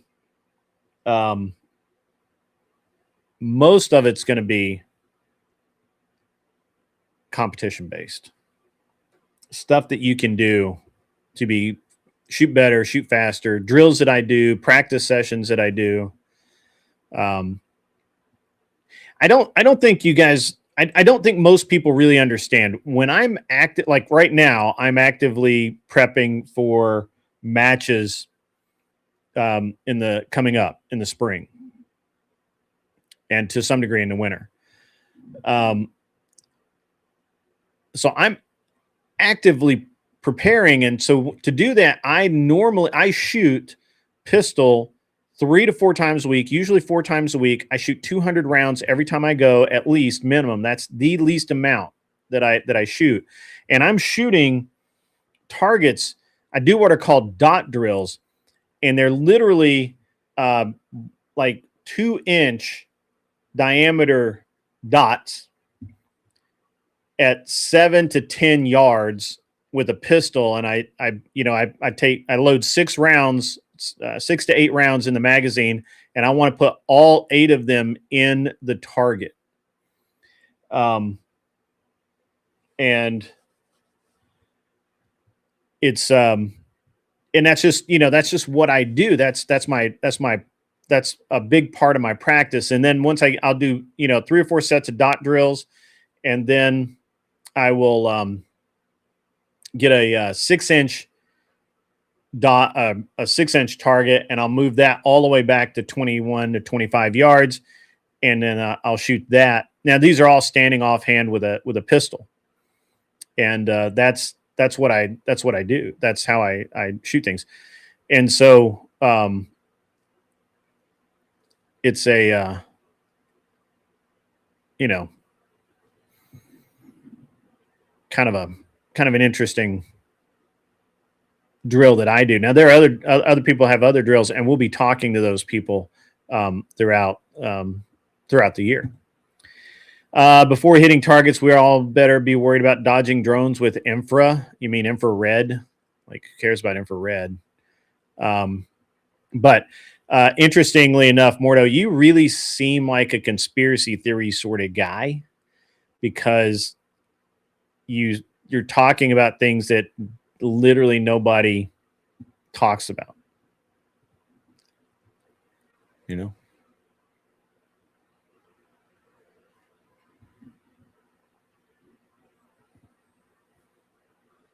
Like, I don't care about drones with infrared. Effing epic. We're gonna be talking about your state tomorrow night and all of the Somali detractors from your state.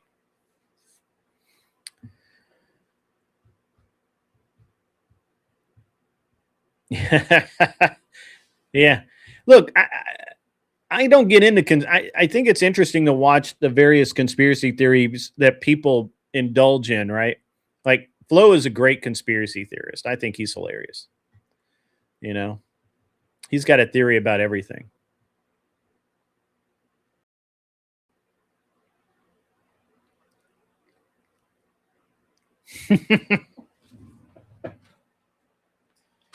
Because I forgot, bro.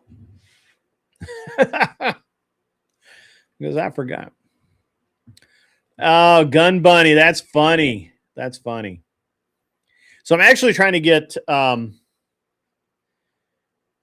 you're from New York, not Michigan or Minnesota. Fair enough. You're in New York. I have a love-hate relationship with New York.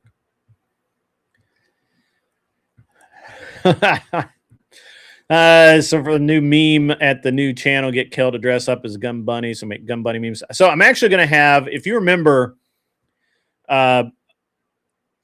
several months ago, we had Kita Busi, who is a instructor. She does basically, she does movement training, athleticism training for shooters, for competitive shooters. She's really good at it.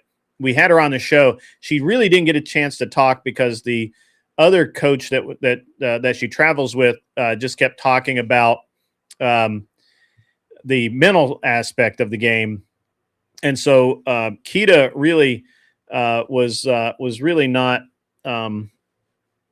really did not basically get a word in edgewise. But I'm going to have her back on. She actually just had surgery. Can't really talk. I mean, I wouldn't talk about it out of school anyway. I mean, she just had a procedure, a surgery, and she's fine. She's healing up just fine. But she's it's going to be 2 to 3 weeks before she's able to give me a yes or no on if she can do the show. I'm going to reach out to her probably this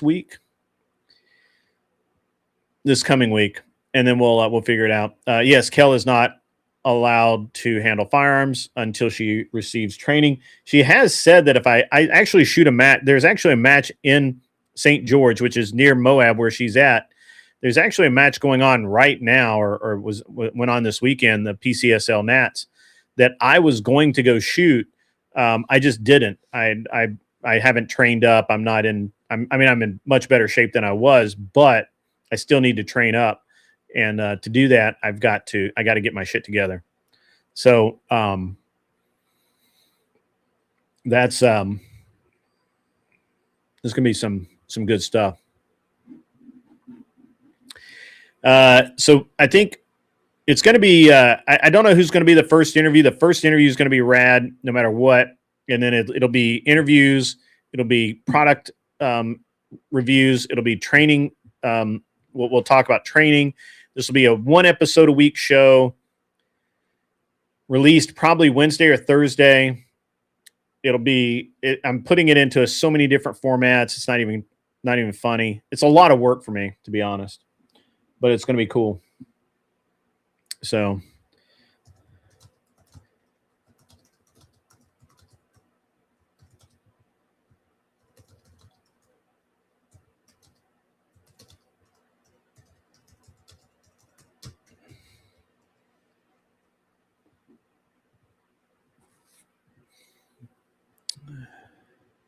probably a bunch of products that come. You would be surprised at actually what is in what comes out of California that people in California can't buy. It's really crazy, actually.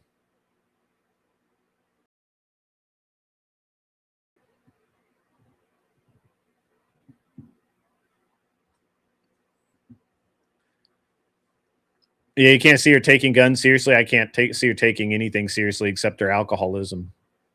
She's very serious about her alcoholism.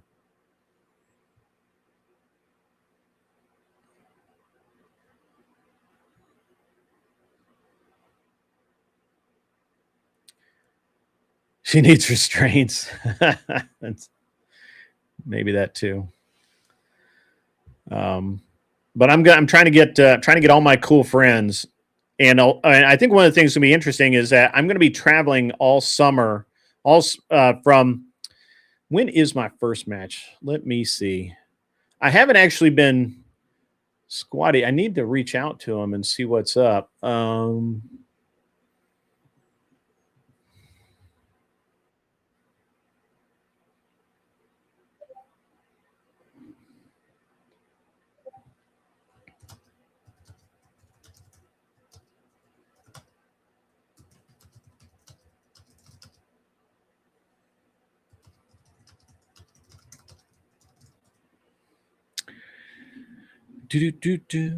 There we go. That's what I want.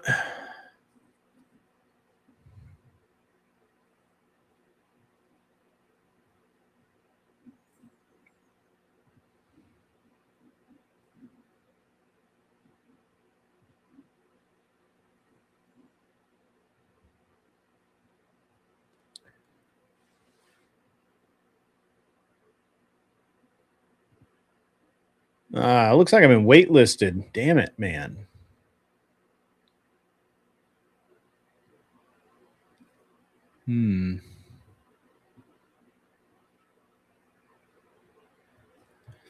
Well, if I get in, and I'll contact the match director and see if they'll let me in. I will be shooting in Arizona in March. I think that's my first match. My first big match of the year will be in Arizona in March. Did I miss something? Hey, Himza. Did I miss something? I guess not. They have a migrant issue, and so Cal. Yeah, that's true. I like Moab too. I'm not a big like camping in the rocks guy. So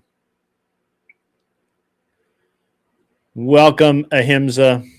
Yeah, you need to renew your. Hey, I'm going to shoot down in Alabama next month if the weather's not terrible. So you should come hang out with me, Mister Boulay. Yeah, good to see you, Ahimsa.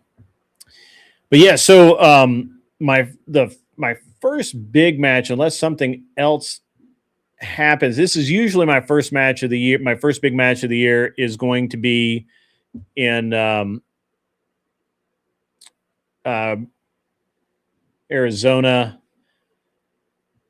and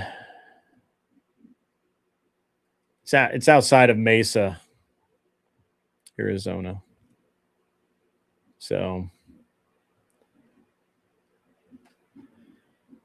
but I haven't been approved for that one.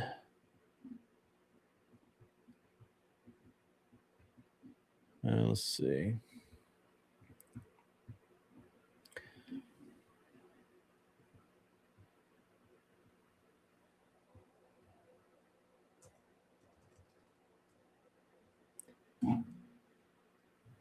Let's see.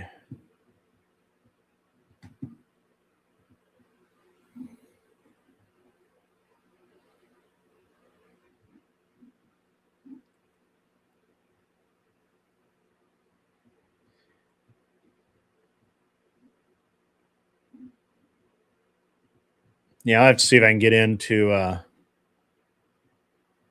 I usually can get into superstition. I've shot it a lot of times. So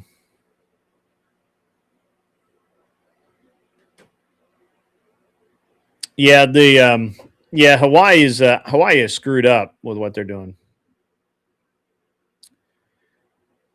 They're leftist. That's what they do.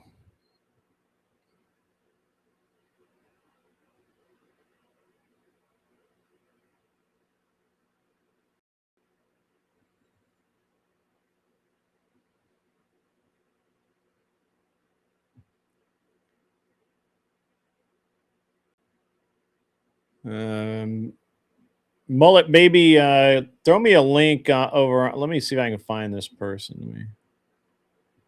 I may know her, but there's a lot of gun bunnies that don't actually shoot matches.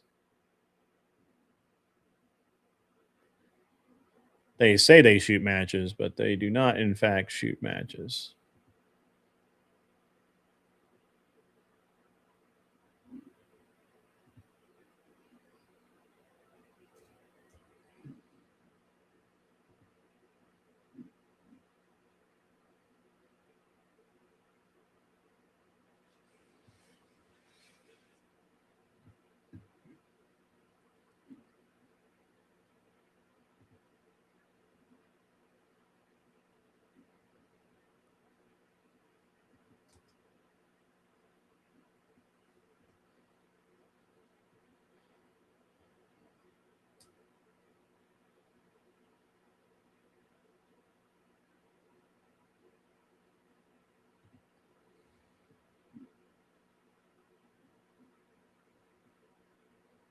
I am not finding that person.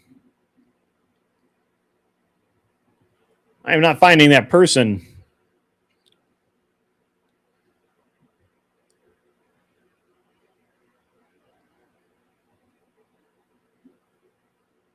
Yeah, she has some serious alcohol issues. I agree with you on that.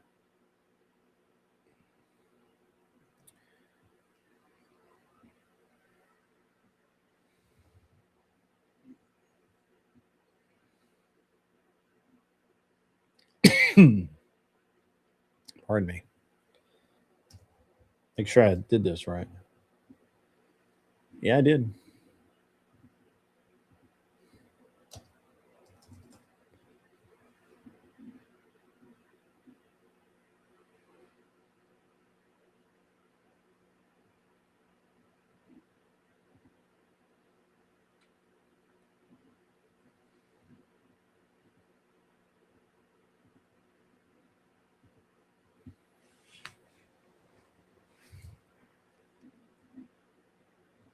If you've got a link to her channel there, Mullet Baby, throw it to me on over there on the Discord.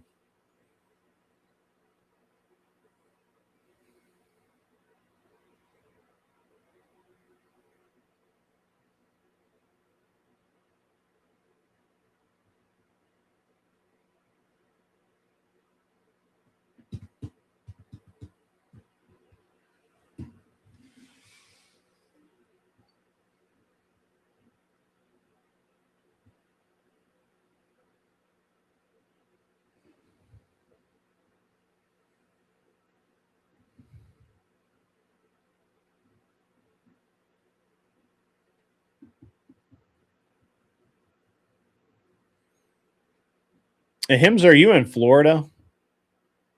I don't mind Florida. Florida's not bad.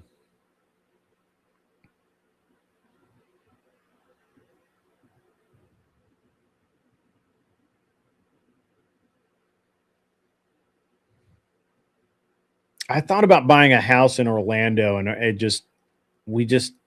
the values are just so weird. So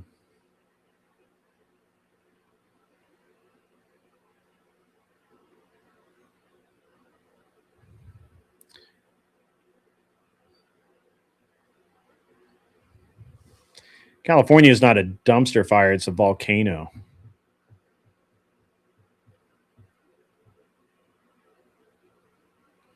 Yeah, the home insurance in Florida is really insane. And it's almost, in some areas it's impossible to get like hurricane, flood, any of that stuff. It's like impossible to get. It's terrible. It's terrible. It's just terrible.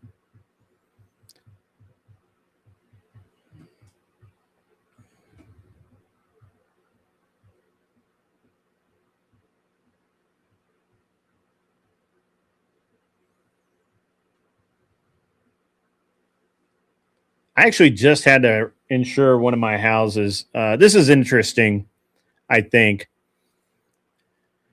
When you have, for example, I had all of my houses insured with one company. And that's, just saves time and effort. One agent, all that. So I have on my house that I actually live in, we had to have a new roof put on. I didn't think that was a big deal. Why would it be? $28,000. They were trying to pay like nothing. They were basically trying to say that on a 20-year-old roof that they could come in and just put in shingles and get the color close enough that it would match. And I was like, no, I don't think so.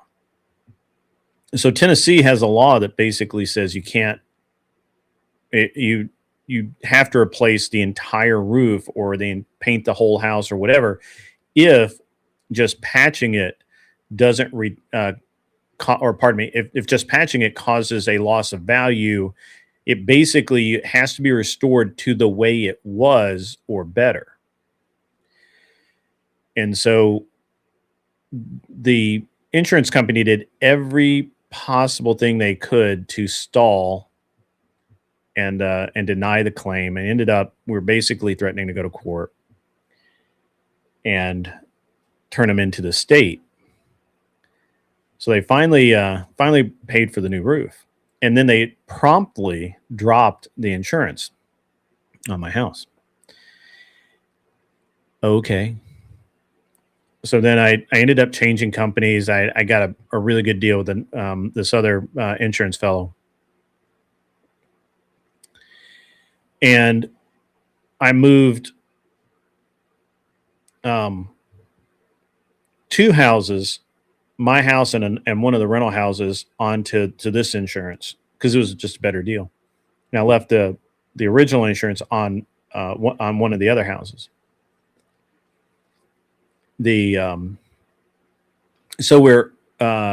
So today I get an email from my insurance company for that house that I don't have insurance.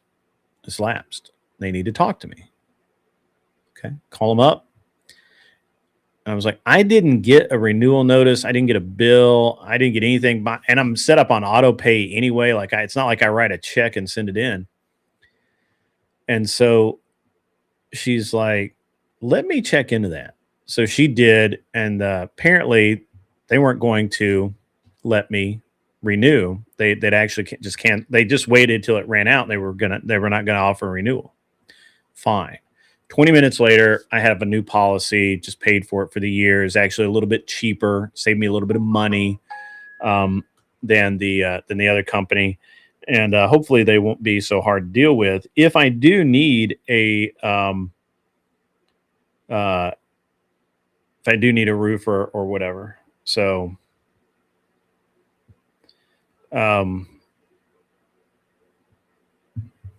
but yeah, it's been insurance is very interesting anyway.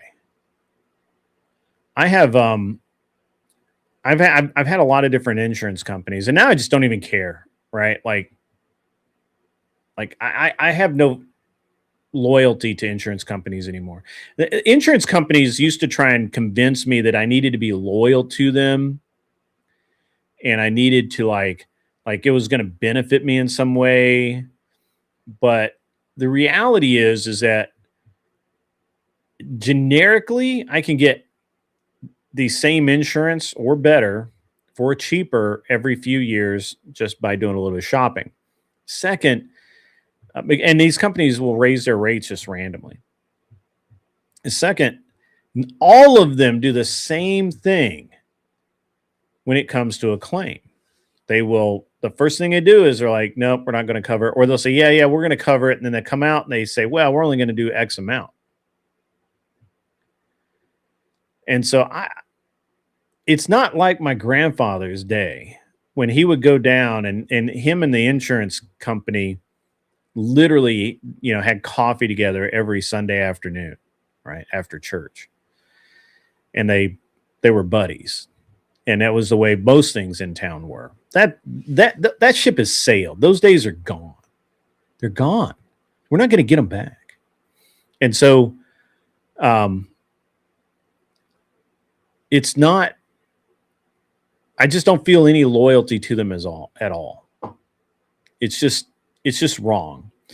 And now, for example, on another hand, I've had Progressive for my car insurance forever.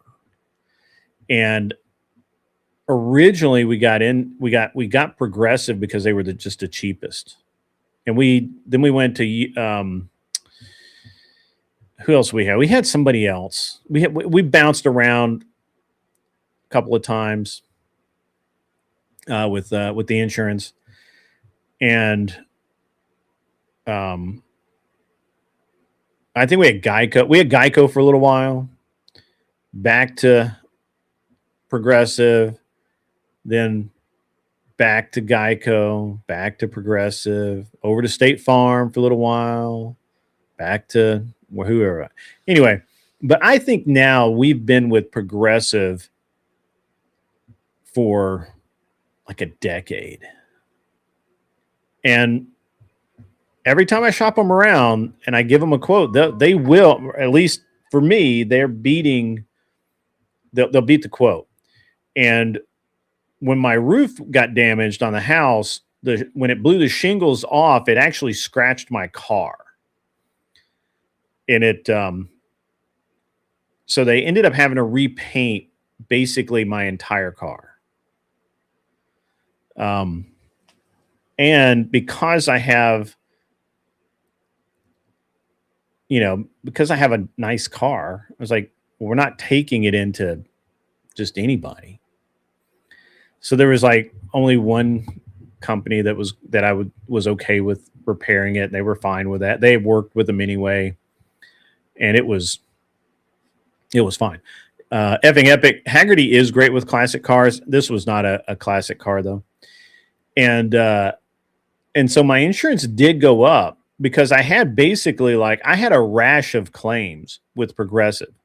I had, so on the C 320, I had my father-in-law backed into a UPS truck.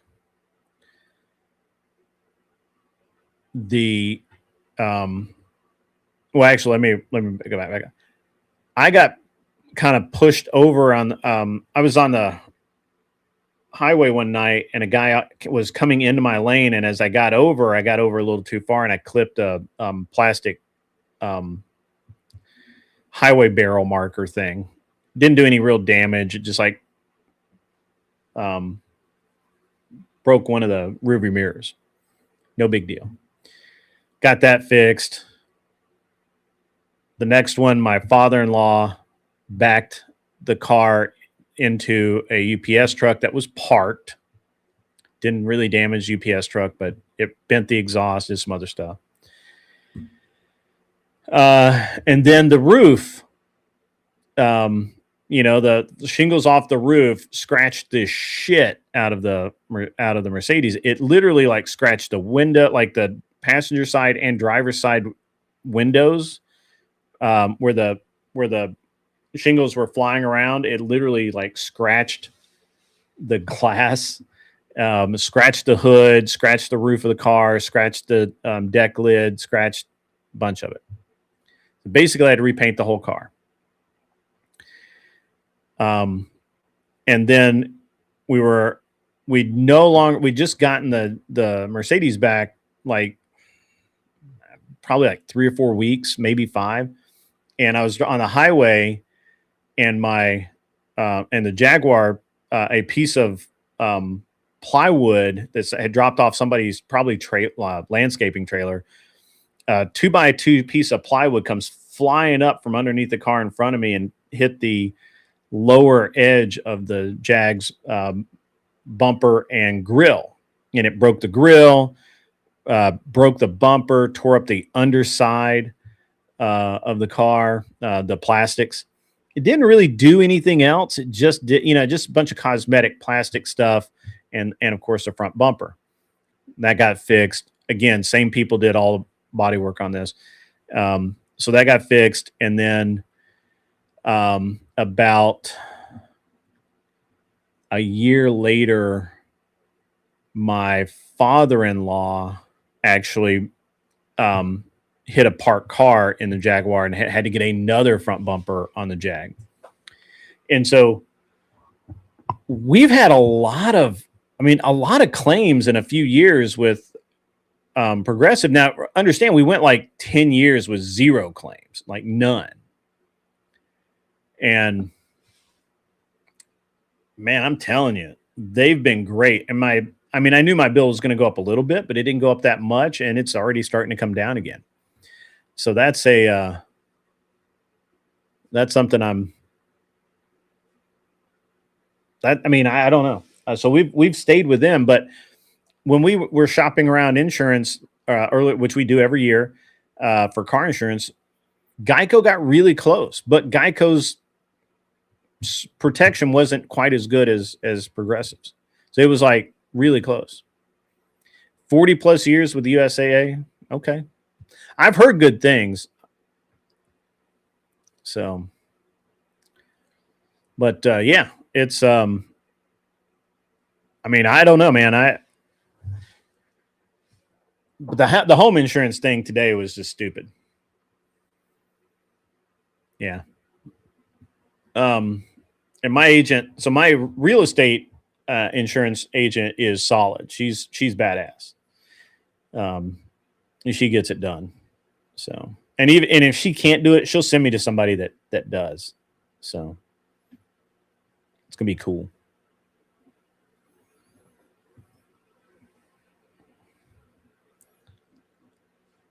I've heard USAA has been really good about a lot of things. I don't know that for sure, but I think it's pretty good.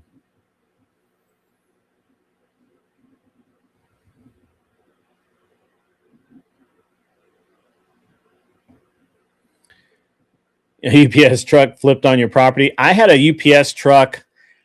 Man, I had a customer car parked in front of my shop, and it had snowed. This was in Colorado. It had snowed, and it had turned the entire street into just a sheet of fucking ice. And this poor UPS driver was trying to make a delivery, and he made the delivery, and then he got out, and as he was pulling out, it instead of just pulling out, it slid and went back down, because the crown of the road was crowned, and so instead of pulling out into the street, it went up a little bit and then slid right into this poor guy's car. And man, that UPS driver, and the guy was like in training, in a probationary period or whatever, and we had to have a supervisor come out and look at it, and it was nuts. But they fixed it, no problem. So they paid for it, absolutely. So I've never had this experience, to be honest with you.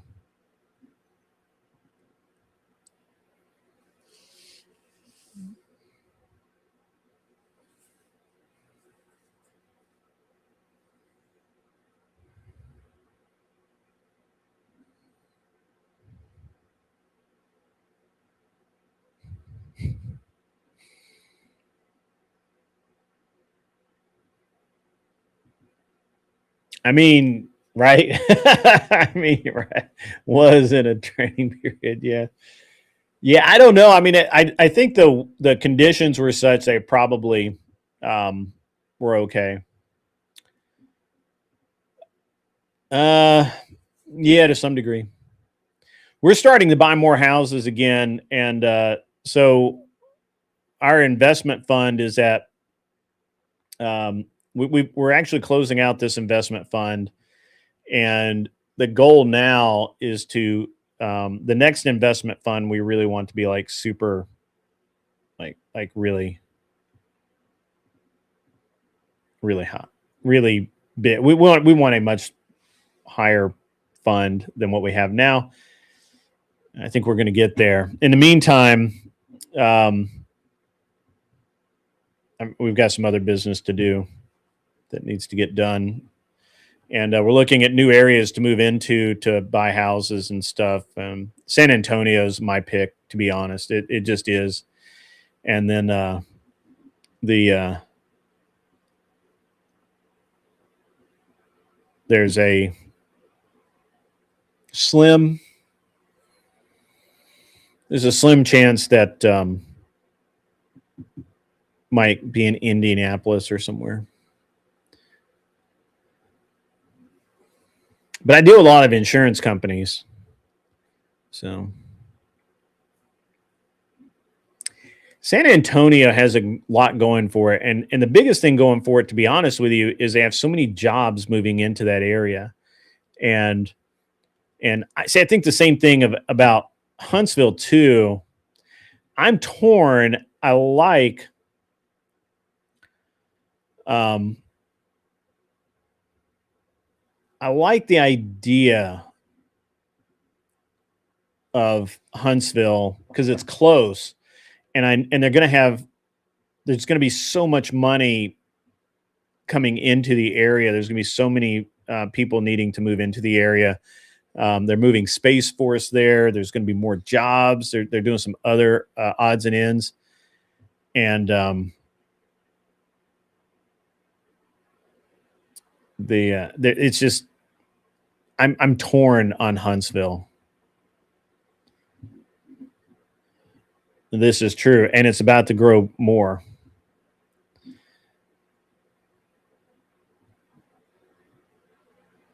A brand new 98 Grand Am with under 2K on it. It was parked in a fire lane and they dropped a burning mattress on it. I got paid because I had an agent.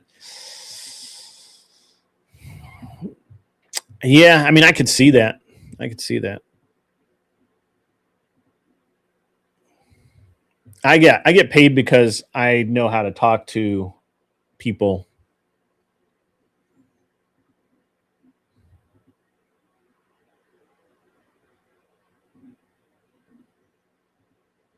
I know how to talk to people and make them want to comply.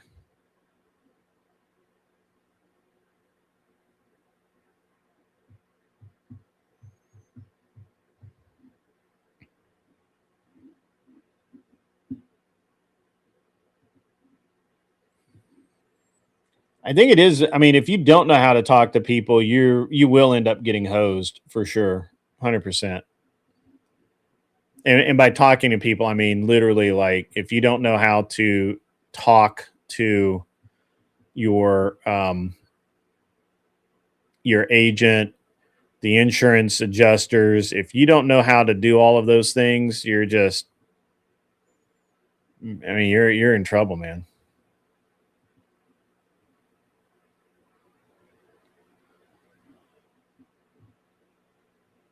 It's going to be really bad. Also, as an update to the Whistling Diesel kind of story that I talked about earlier, um, the there's a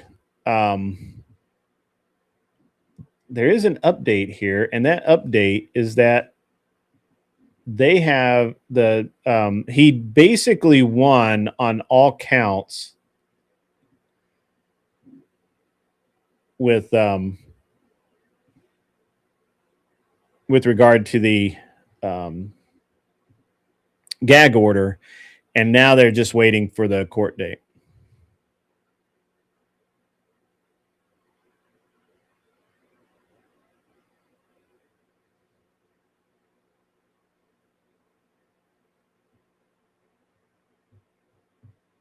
Tell you something you don't know.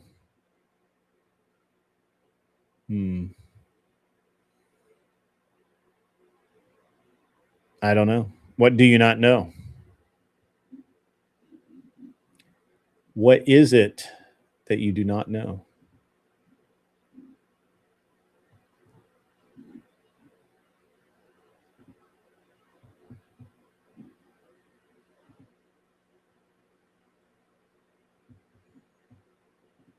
Whistling Diesel got his case resolved yesterday, as far as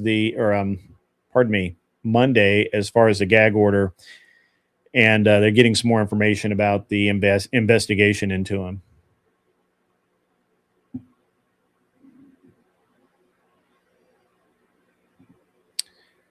I like Mississippi a lot. I would move there if I thought my wife would be like even somewhere anywhere near happy there, but I don't think that she would be. I could be wrong. I just don't think so.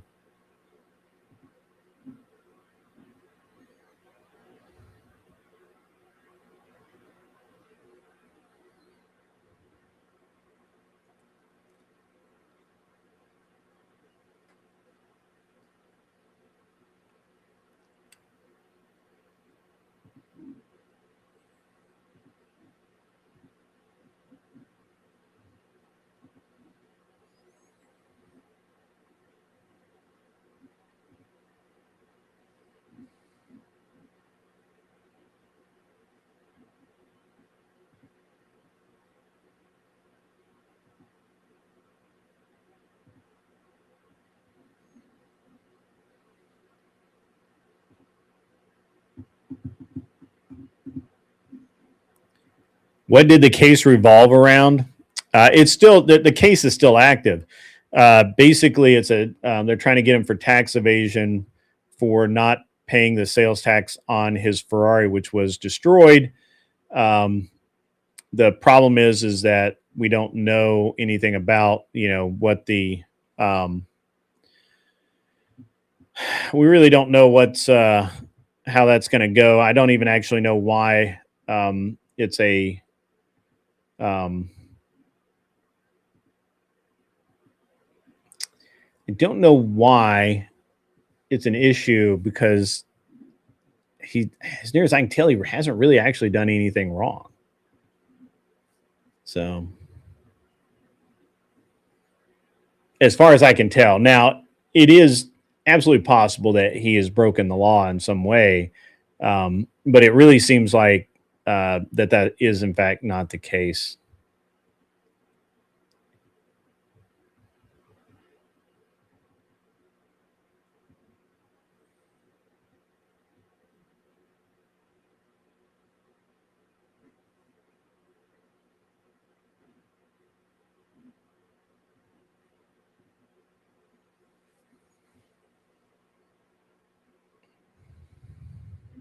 Anything south of the Twin Cities on Mississippi is gross.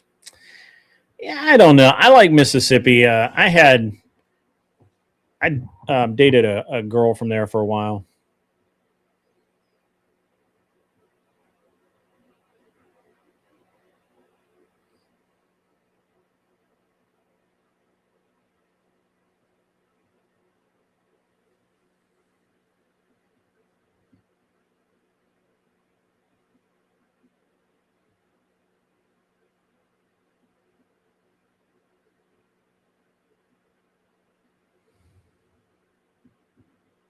Hey, Sarah, how are you?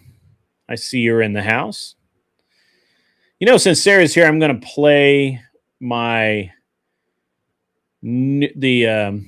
teaser, the not quite done yet teaser, but the teaser for my new channel, which we will be launching very soon. Actually, we're launching it kind of now, actually. Also, Sarah, I'll drop you the link if you want to come up for a few minutes.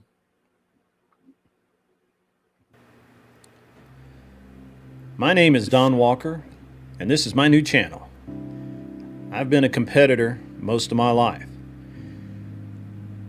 Auto racing, bicycles, basically anything you could go fast and do something cool with. 2010, I got into competitive shooting, and man, I never looked back. 2015, I retired. I traded race cars for race guns. I started doing YouTube a couple of years ago. I have a political channel. I do mostly debates, political and social commentary. Talk a lot about how young men need help in this country. How young women can be better than they are today. This new channel is not about that. This new channel is about competition. It's about shooting. It's about learning to be safe with firearms. It's about learning about firearms, period. On my show, we often have people on, and we'll start talking guns, and I could spend the whole show doing it. They call it gun prattle. My entire chat laughs about it because they know once I start, it's really hard to stop. Well, I've decided to dive headlong into it. I've decided to own it. And so here's my new channel, Gun Prattle. I hope you enjoy it. I know I'm going to enjoy doing it. Y'all have a good evening.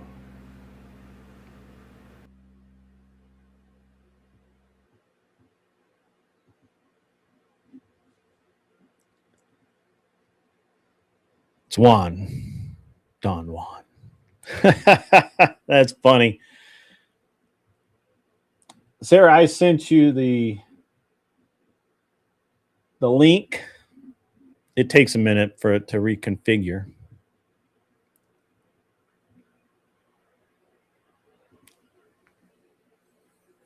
No, I think his bond was only like 20,000. But maybe I'm wrong. The amount that he owes is 20 grand. You didn't get the link? It's in Discord. Right?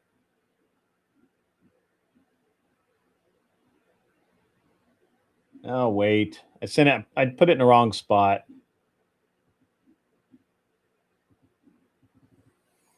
I wasn't paying attention. My bad. My bad.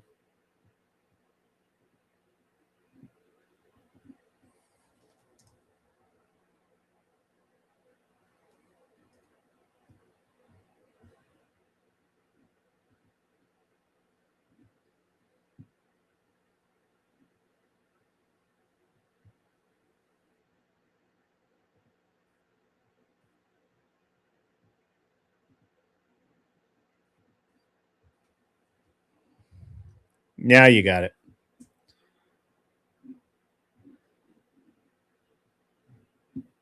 Was not paying attention, apparently.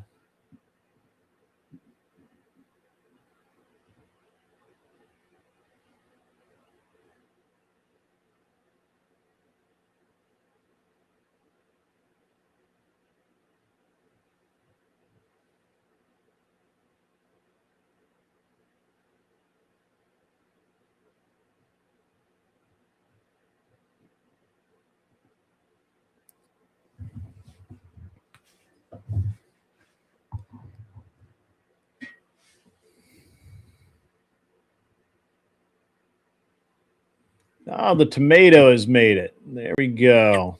The tomato is here. How are you? Hello. I'm good. How are you? Tired. Very busy. Getting ready to launch a new channel. I saw that. That's really neat. Gun prattle. I love it. Yeah. I got to lean into it a little bit. Well, yeah, and that's what I figured out a while back too was if you're going to do something that is a little different from what you normally do, Mm, like people come to Tomato for debates typically, but they don't want the other stuff. So separating that, and then the people who do want to watch one versus the other have a place to go. So mm. yeah, it's smart. Well, it's a completely different channel. It's got its own website, its own merch. I've already got all that stuff done. It's Nice. we're going to be doing.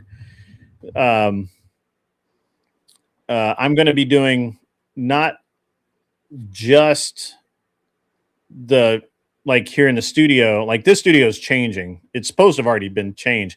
Actually, I'm not supposed to even be online tonight because it's supposed to be. This all is supposed to be in pieces, but Oh, none of the stuff that was supposed to happen has happened just yet. I hate Uh, it when that happens. the we have I've been waiting on the materials to come in. Um, there was there was some concern about the adhesives that we attach these wall panels to the wall with, Mhm. not tolerating the cold, and we're having a cold snap here in Tennessee. So Oh. they're like, well, and then so that was a problem. And then I went ahead and ordered them anyway. Mhm. 'Cause I'm hard headed, and then they haven't actually come in yet. I'm sure that partially is due to the Christmas stuff, and we have winter weather all over the place, and Yeah. I'm sure it's not actually a conspiracy against me, but Yes, it it's is. It's starting all a to conspiracy. yeah, it's starting to feel like one. And so the but I'll only be doing. I mean, I'll still be doing the other show. This show, I'll still be doing this show and the daytime show live in this studio.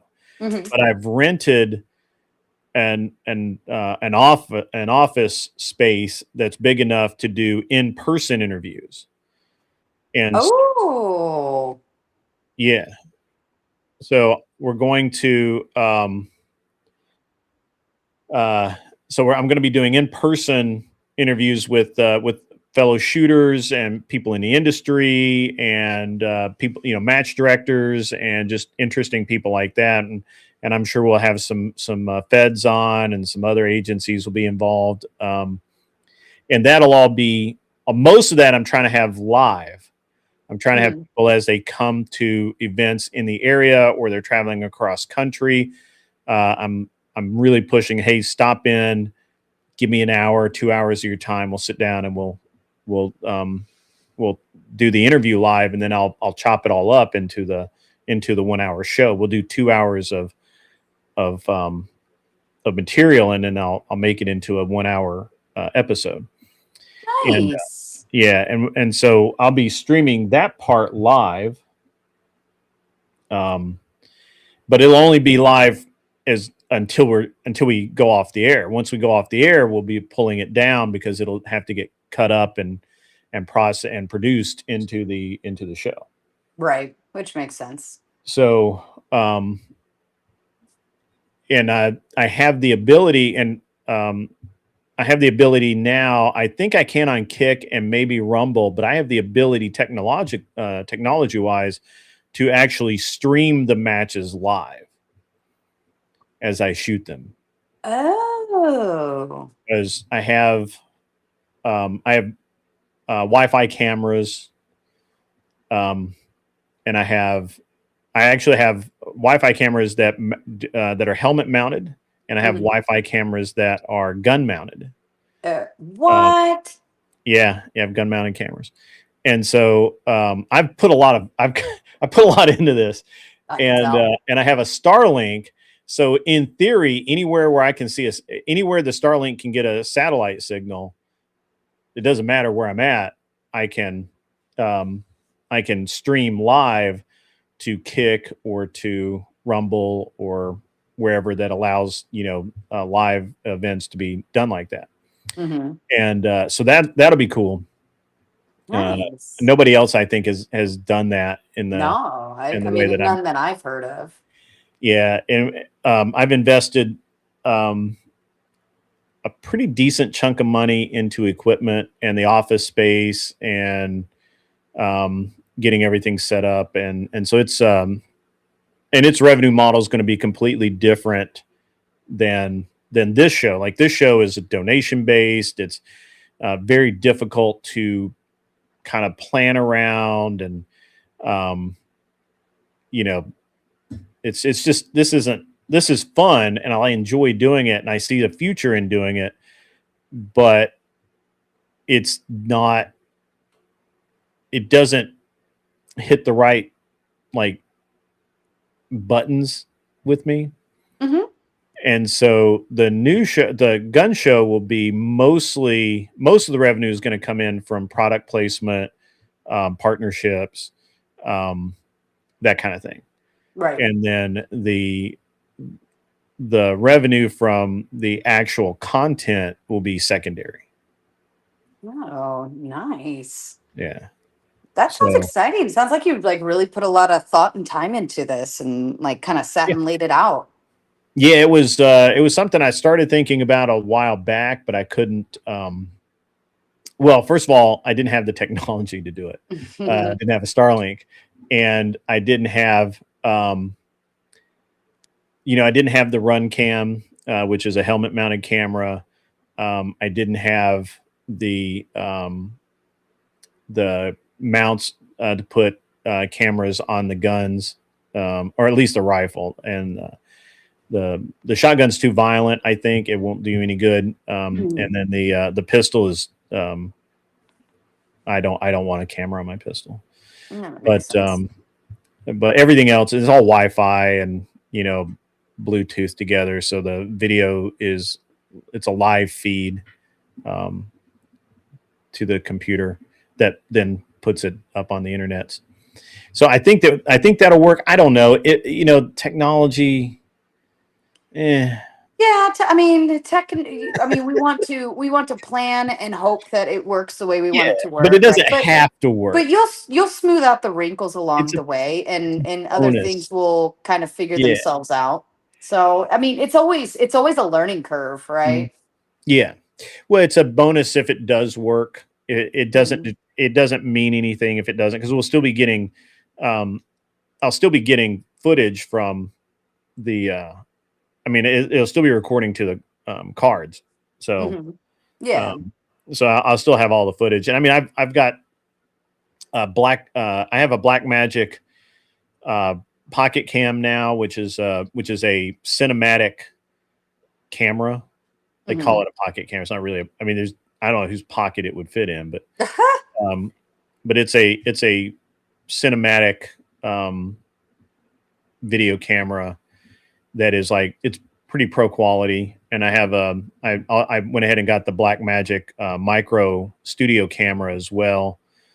Those give me the option of up to 6K recording, but it's true 4K recording all the time. Wow, Yeah.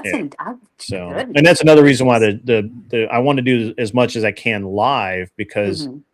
no The matter, quality. I'm sure you know about this. It doesn't matter what your camera is capable of. YouTube throttles you back down to like 1080p Yeah. live, Mhm. and so the only way you truly get 4K is to pre-record it, produce it, and then upload it in 4K. Right. And so Right. I'm I don't know. Anyway, that's so yeah, it's just a different show.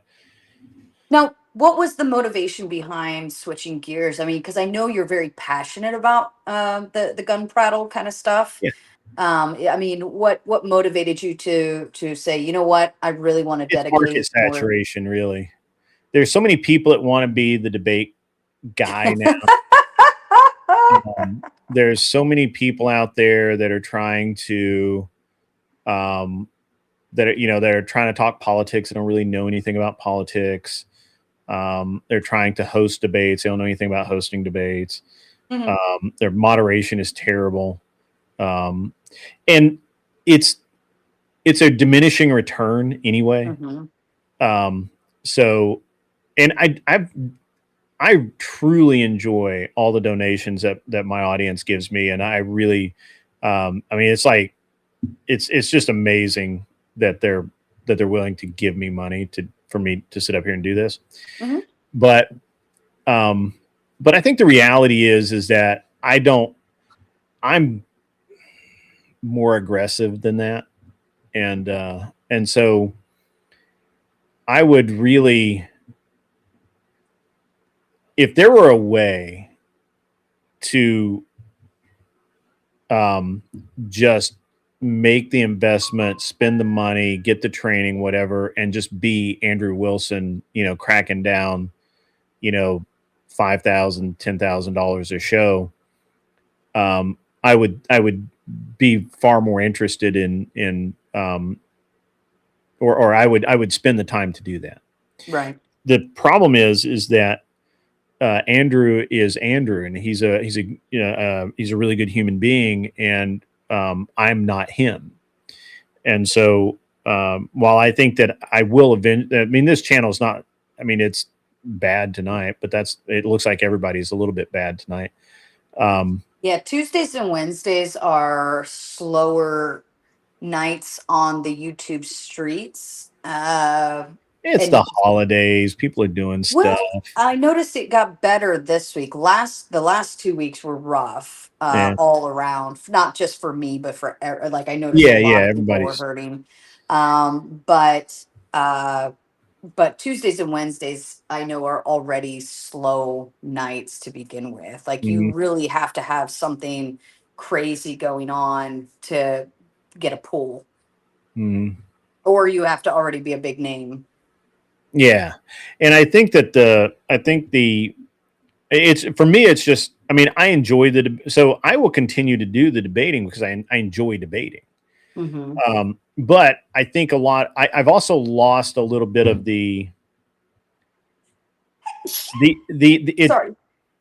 that was that was quite interesting. Um,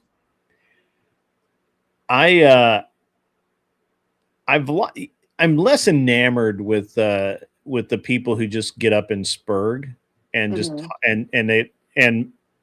and something that Andrew has said has really kind of resonated with me, and that's like when I look at some of these people who have been out there, and I'm not going to mention any names, but some of the people have been out there for a decade and still have the same 15 viewers. They never make more, they never have a true following, right? Hmm. And they can't seem to put it together, I guess. And when I look at that, I'm like, I see that. I get that.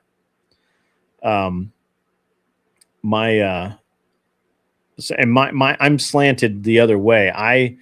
While I'm perfectly willing to suffer for my art and you know spend a ton of money doing this and not have a big audience and not have donations flowing in and all of that, I'm perfectly willing to do that, and I'll continue to do. I'm not quitting this show.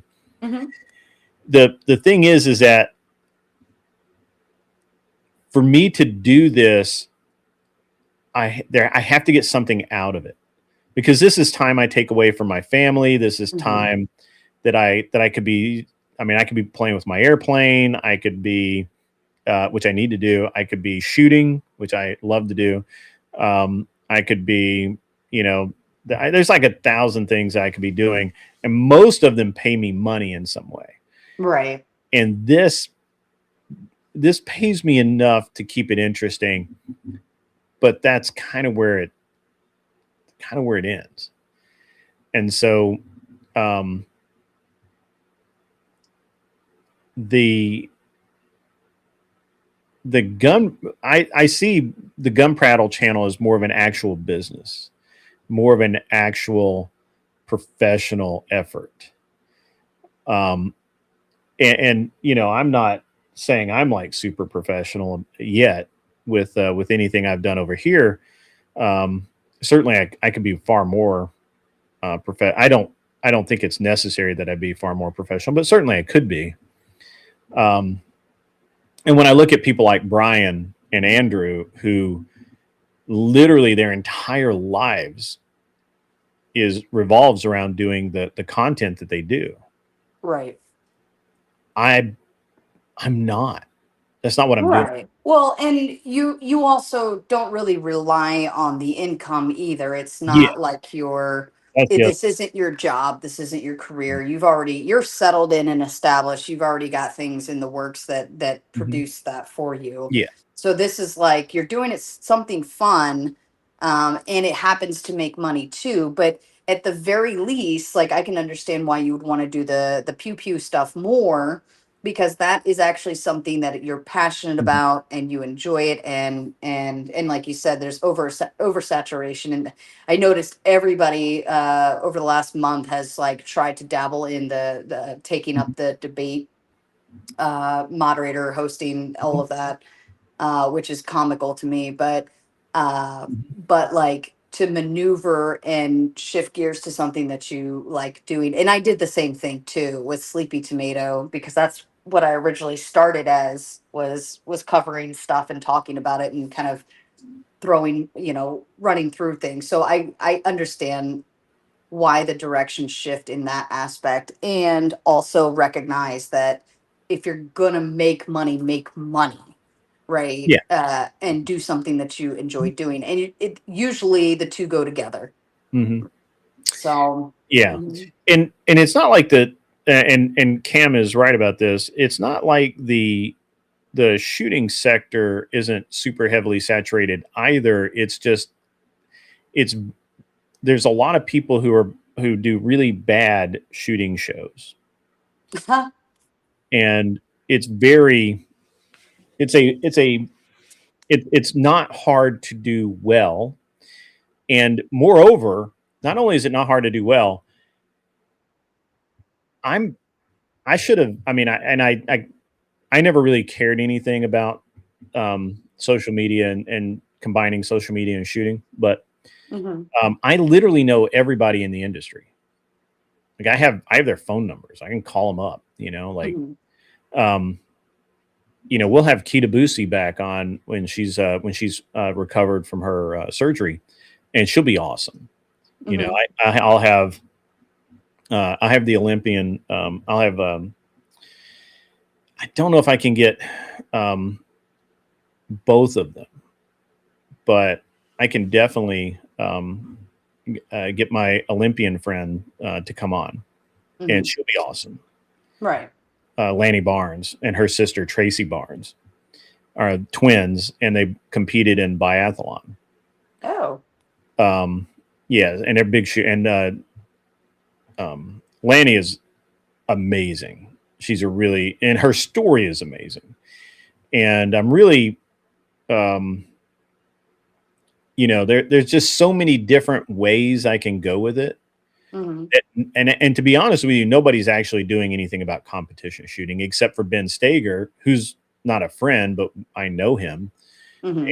And nobody does anything about competition shooting. Nobody.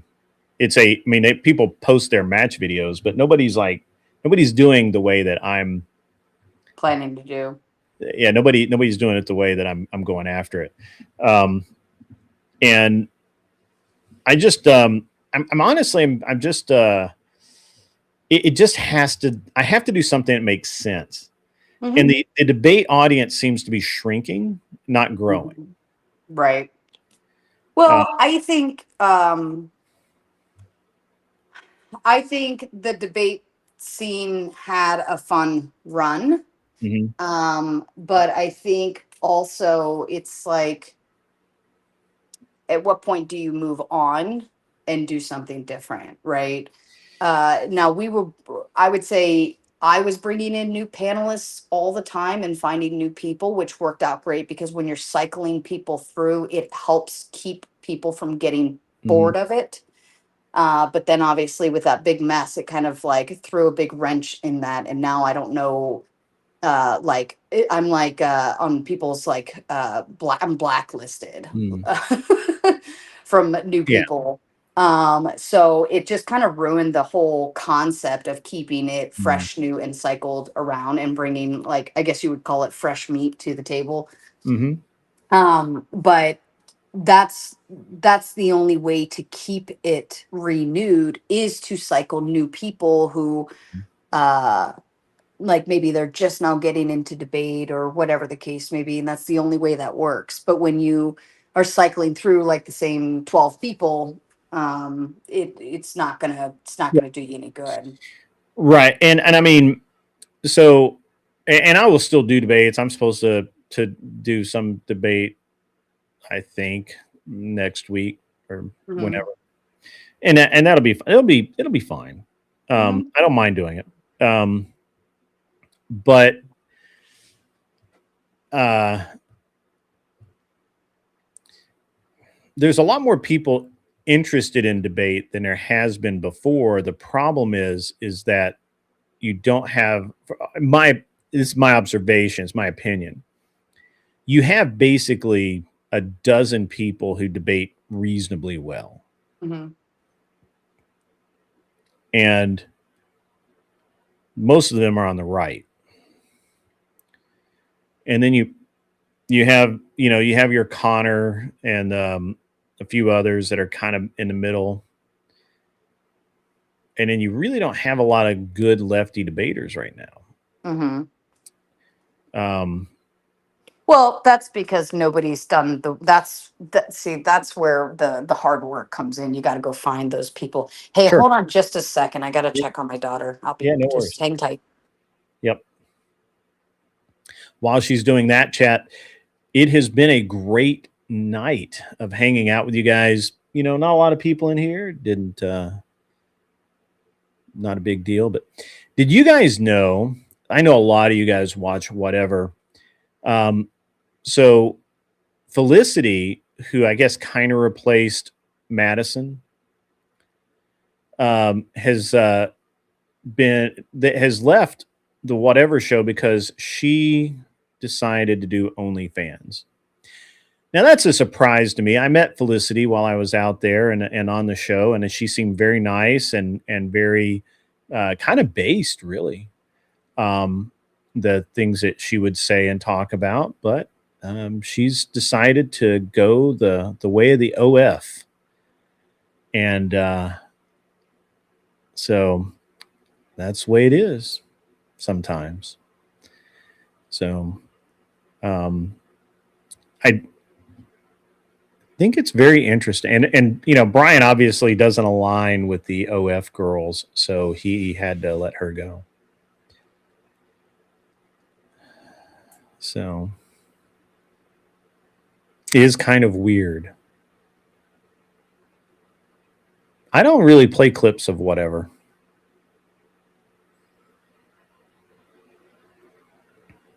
Maybe I should.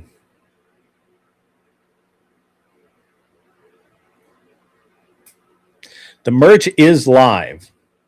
The only thing that is giving me trouble is the leather patch man card hat. For some reason, that's being a pain in the ass. Um, I'm going to do the leather patch because I like that one the best, but I'm also going to, probably tomorrow, I'm going to do a design to have the embroidered patch man card hat. And I'll try and get that up in the next couple of days. And then locally, the guy who did the leather man card hats for me, I'm supposed to talk to him tomorrow about doing another run of them. So,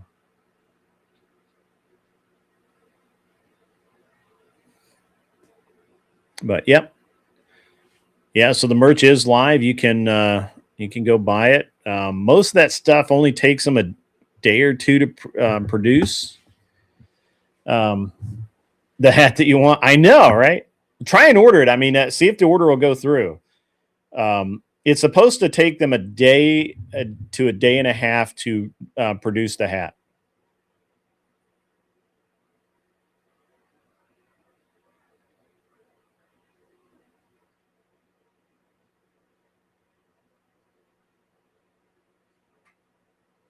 Hmm.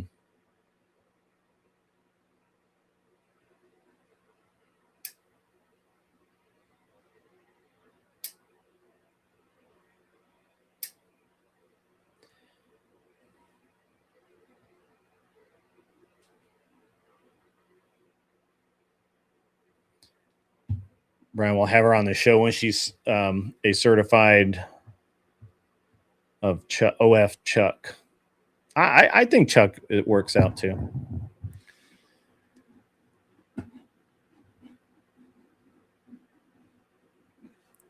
It could just be too, I think, that maybe debate season is over.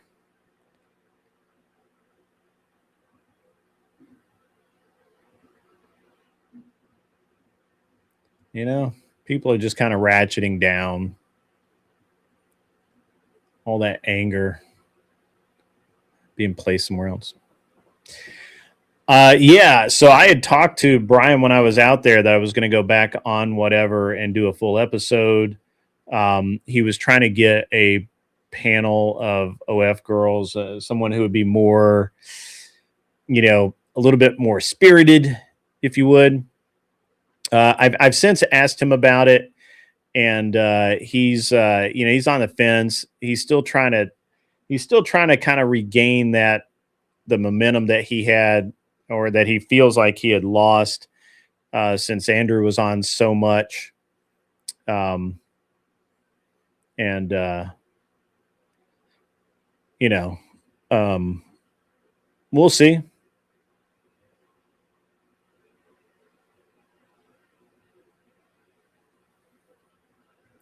Cam, you're right. The same people always debate each other, and it's usually the same 4 or 5 topics, and it's just kind of. I like debate, and I mean, I'm going to go debate tomorrow night. We'll have a rip roaring show, if you will. But yeah, it's going to be awesome. It's going to be a good time.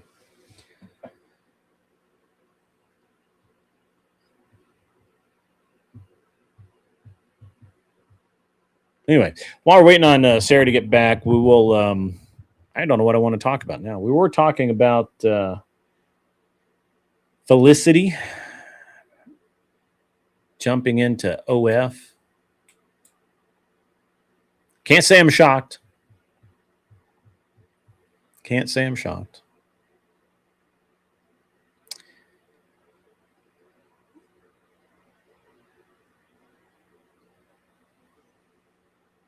I think Madison actually left the show because she was going to do like a modeling gig or something, but it looks like maybe she's just doing a cooking OF or something. I don't know.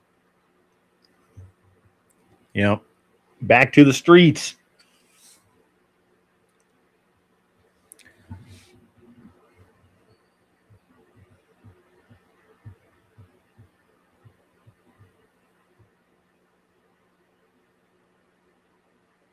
Another one back to the streets. I don't know who's left in the audience tonight, but we really appreciate everybody coming out. It's been a good show for me. We'll be wrapping up here shortly. We'll wait on Sarah to get back. Talk to her for a few minutes. See what else is going on.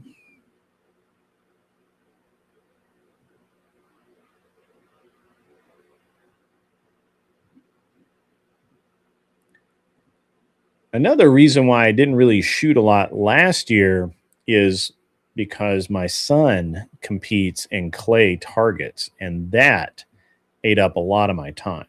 This year, I don't think it's going to be as bad.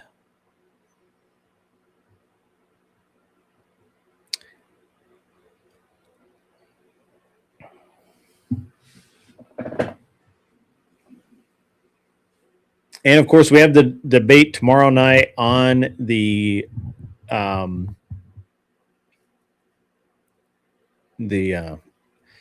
corruption in Minnesota surrounding the Somalis and the money that has been appropriated for them, but apparently is not going to them, or something like that. So, Okay, I'm back. Oh, you're back. Yeah. How are you? All right, we had both of them home today, Ah. sick from school, and she just wasn't Mm. feeling very good. So I'm just checking on her again. Yeah. Yeah. That's what Fuck it it is. button. I do have vectors of my logos. Where you gonna do something? You're gonna do something cool for me? Because that would be cool. I have vectors of most of my logos. If not, I can generate them. I know how to do that. So, That sounds but fun. so what's new with you, Sarah? I haven't talked to you in a couple of weeks. I know. Well, I mean, I've just been it's crazy busy off the wazoo, getting Sleepy Tomato up and moving, and then obviously trying to like reestablish. It's been a really rough, weird, strange month, to say the least. Sure. But uh, uh, the editing has been fun. I've been working on a Panelverse Christmas for like kind of some. Actually, you're in it too, but for all of us fun Panelverse people, I'm making like a Panelverse Christmas video for all of you, and having some fun with it. So that is keeping me busy tonight. I want to finish it tonight, have it out. And Sleepy Tomato. I see that's what I love doing is editing videos. So like I have a laundry list of things I have to edit now. And it Mhm. just never the world just keeps turning and I'm like, can we just stop and just take a day so I can catch up? That'd be Mhm. great. And Yeah. then yep, and I did a little corralling for vehicles today because the Bratty Tomato will be able to drive right after Christmas. Mm. And so that's not been very fun for me in terms of thinking about dropping a bunch of money on a car. But yeah, it's been, Yeah. my brain's fried. My time is just gone. Yeah. So I had the I had the event and that took up well first it's been crazy because I had TwitchCon Mm-hmm. and I got back from TwitchCon and then I had it was just like 3 weeks 4 weeks and then I did the event at DebateCon, which was awesome, went over super well, everything was Good. just really good, and then um, somewhere along in there I just got so busy that I just wasn't, I don't know. I wasn't like, I honestly didn't think I was doing very good shows. And, and it also felt like that there's so much, uh, there's so much drama and BS going on, that, it's hard to, it's hard for me to care that much, about it. I don't care about it. And, so it was like, well, I'm just not going to care, right? I had Yeah. enough. I had so much stuff going on, um, and anyway, so it was not a big stretch for me just to be like, I'm just not going to bother with any of this. But what I was observing is all of the, the fracturing and the, um, you have The these line channels. got drawn in the sand really hard. Uh, I didn't see the line being drawn, but what I did see is I just saw that, you have people who I do not think should be, hosting debate shows because they think that it's going to make them a bunch of money. Hmm. In some cases, I think that it does make them some. I wouldn't say a It's lot, but some. it's it's a lot of work on the front end to be fruitful on the back end. I will testify to that. The debates, it's because you have to. I'm making a peanut butter jelly sandwich, by the way. Do you want one? Oh no, thank you. I've got um, But the debates are a lot of Caramel, work, and caramel cashew. I I love it when people say, "Oh, all you have to do is sit there," and it's like, yeah, but there's so much that Well, goes into it, um, and they just have no idea. They think that you can just go on screen, have two people come on, and call it a day, but there's like a million and one things well, there's a going lot on. of people doing exactly that, and Exactly. it shows. Hmm. And a lot of people, I mean, moderate. The big problem I think is, and I think Andrew identified this, but he just doesn't really care enough. But Hmm. for other people, it's not even whether they care enough or not. But having a moderator that doesn't know how to moderate is Hmm. why these debates are so stupid. Um, when you look at um, like we had tomfoolery and Rob Noor debate at my event, and I had Gibbs up there debate as the moderator, and Gibbs was a freaking fantastic moderator because he had the ability to, when they would start getting off track or they would Hmm. start down the wrong path or whatever, he had the ability to just say, "Hey guys, just wait a minute," you know, and he would pick whoever was kind of going off the wrong direction or was starting to get way off topic.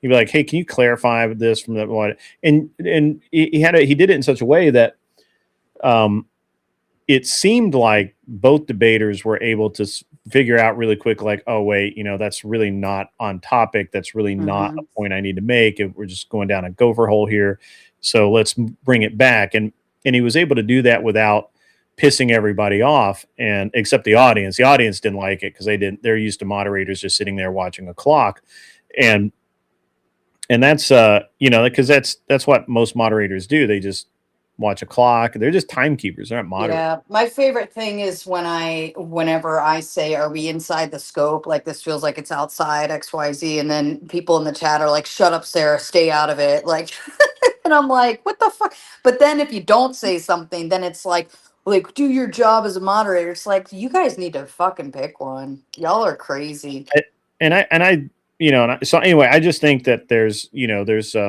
probably four channels that are trying to really host and moderate debates, and they're all terrible.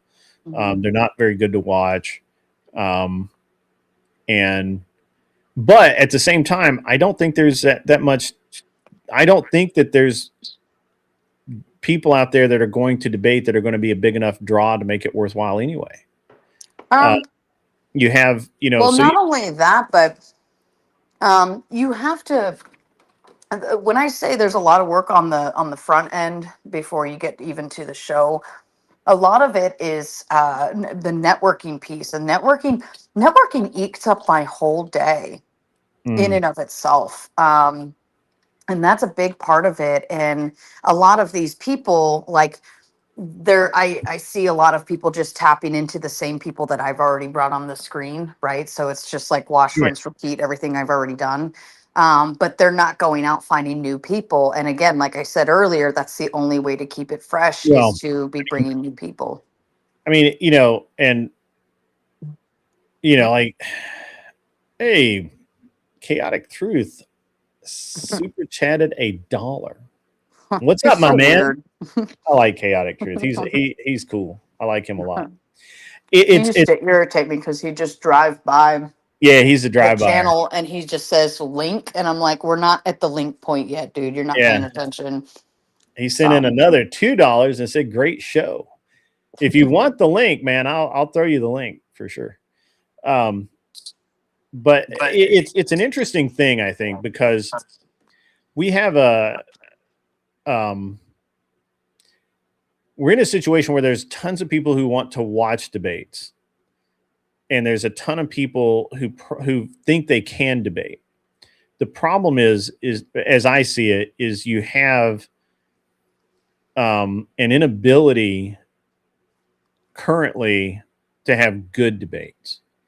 Like and I don't like Wick that much. I think Wick is not a great moderator because he will jump in and take sides and all of that, and which I think is bad for a moderator to do. But Nick, Wick, am I coming in? My mom like tried Yeah, yeah. buzzing me, and it like Mhm. like kicked me out for a second. But Wick, oh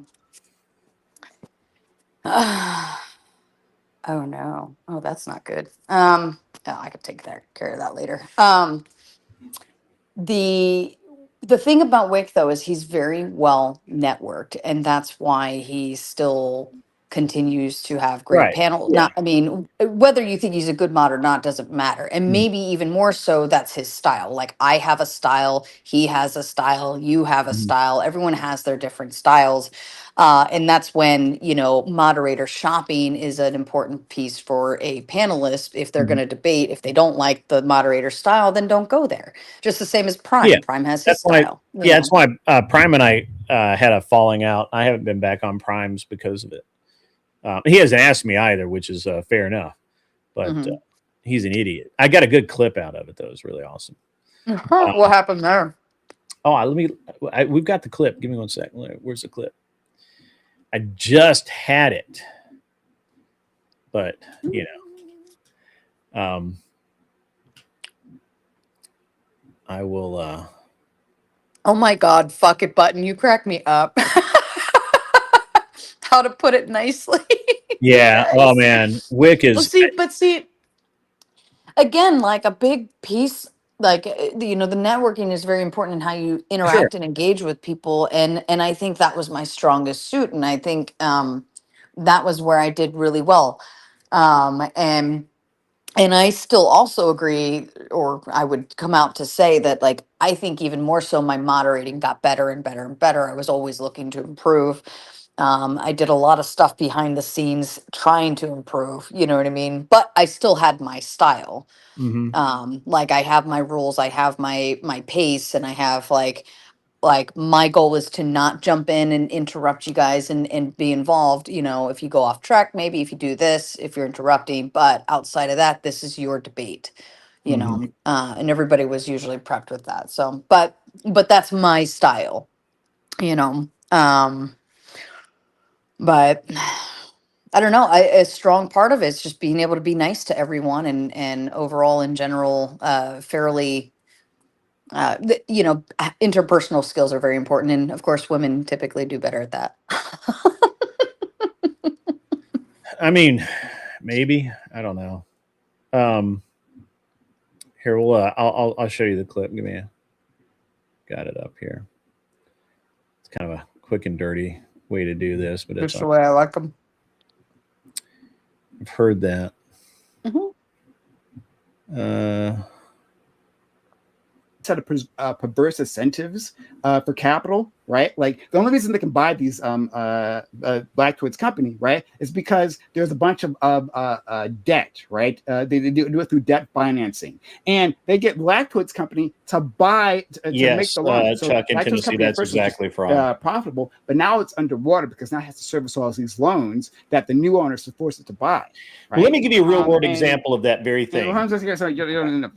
Don't let me please. I mean, if you want the answer to the fucking question, I'll answer the fucking no, question. hold on. I want to say the question. I'm going to say it, and fine. then I would love to hear what you have to say. I would really, I want to hear what all you have to say. Anyway, no, you don't. You don't want an answer, Prime. You're just sitting there preaching. I will give you the fucking answer. I can give you a real world example. I want to say the question, and then I want the answer. Right? So listen. You've asked the question. No, I haven't. All right. No, I haven't. I spent the entire time describing. Oh my God! Oh my God! Oh my God!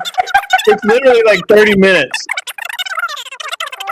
Yeah, so most of what you described is called fraud, and you don't front load in as a buyer. You can't front load in profit. No bank will allow that to happen. I deal with companies. I literally buy companies, and that's not how any of that shit works. Jiminy crickets! That was awesome, right? I like Prime, but he is one of our more long-winded panelists. He just could not get to the point. He was just like, I'm like, I'll answer the question. I've already heard the question 4 times. He said that. I mean, just I'll answer the question right now. Oh, So yeah. And but that's another thing to learning to understand people who are like that, like more long-winded, and knowing them even pre debate. If I know I have a long-winded person coming on, I make that very clear backstage, like, hey, you are long-winded. If you're going to be this way, that's fine, but you have to allow everyone else the space too, blah blah blah blah blah blah blah blah blah. But that's just knowing how people interact and engage is vital. It's vital. mm, Most of these people don't have the at least from what I've seen, they just don't have the capacity to understand that, because it's important to, of course, like, let everyone get their talking voices out. But a lot of people are like, don't like monologuing. They don't want to hear monologues. They want you to land the plane, or oh, that's a filibuster. But at the same time, other people on the other side are going to say the same thing about you, right? And it's like, I don't give a shit what you're going to say, or what you think they're like. If you think they're terrible or they're filibustering, at least let them say it, because if they don't have the opportunity to say it, then it's ruins your ability to be able to say everything you want to say too, you mm. know. And now there are some people that are actually filibustering, and even I get to my point where I'm like, land it, dude, land it. But the whole concept of allowing people to have their voices heard is a very main factor to all of the debate space. And that's the part that people miss out on. They just want to shut down everyone else. They want to shut down the other side. They want to shut down the voices. Oh, that's a filibuster. Oh, how could you let this person go on? How could you let this person say this? How could you let this person even have the time or space? And it's like, but that's the point. Because when I start shutting down one side just because you don't like what they're saying, it negates the entire concept of it. And nobody wants to understand that, and they just want to call you an asshole, or say you're supporting whatever, blah blah blah. Yeah, I mean, I think and I've said this multiple times, um, although probably, just here in my little space on the internet. But I think the biggest problem is that I again, I just don't think that there are people who understand how to actually moderate a debate and keep it flowing and keep it moving. And they're just timekeepers, um, and that's and I'll be honest. I think that I think that some people who are moderating are actually chosen to be moderators by people because they know they can spurg out. They know they can get the other person to spurg out and rage quit, because the moderator is not going to stop them from doing what they're doing. They're not going to say anything, and um, and that's totally fine. I mean, there are two or three people who I think are going to have really good debate shows coming in the near future, but there's also a half a dozen people who are literally telling me about the show that they're going to do, and they're all the same show. Mhm. And you literally cannot have the market that saturated. Yeah, Um, I agree. and I get it, right? I get it. It looks like you can make a lot of money doing that by hosting these debates and all of that. But um, I I don't know. I think that I think I would rather just be cool and not make money than be uncool and be a fucking whore. I think it depends. I don't know. I felt like I had a uh, good system built in Mm, place. And building the trust between left and right was a very big factor. mm, Not a lot of people can be trusted by both, and not and it will begin to show very quickly, mm, if they lean one way or the other, or how they interact and engage on screen. It'll show. And but again, it's not something that you can just, oh, I'm going to have a debate show and I'm going to have people on, and then just expect people to just walk on and do debates. Um, like, most people just have no idea how much more goes into it. They have no clue. I mean, it took me a lot of work to get it to where people were just asking me for debates. Right. I had more debates coming out of my eyeballs than I could count, but I didn't want to just continue letting just the same 12 people come up either. So they try all they will, and I hope that they all do great and well. But they have a long road and hard work ahead of them. That's going to require more Yeah, than just. I don't think they have that. I think that what'll happen is the same thing that generally happens is people jump on a bandwagon and then it goes okay and then it doesn't. And Mhm. but again, you know, and I'm looking around and I'm looking at all of these different channels who are, you know, who are offering to host debates, and I'm like, what do you get? So I guess my question would be, what am I getting out of it? Right? Like I don't. One of the reasons why, to be honest with you, one of the reasons why I won't go to primes is I get nothing out of it. Mhm. I'm not getting followers. He's not on YouTube, and if he is, his my audience dwarfs his. So why? I'm like my worst. Not like I could just not tell anyone I'm streaming and pop on his panel and go live, and I will have more people than he has. Mhm. Where is the benefit to me to go on that channel? Well, and Yeah. that's why I say you have to keep cycling new people through, because that's the only way to get more exposure and why people have incentive. Because I mean, and having people dual streaming at the same time as well.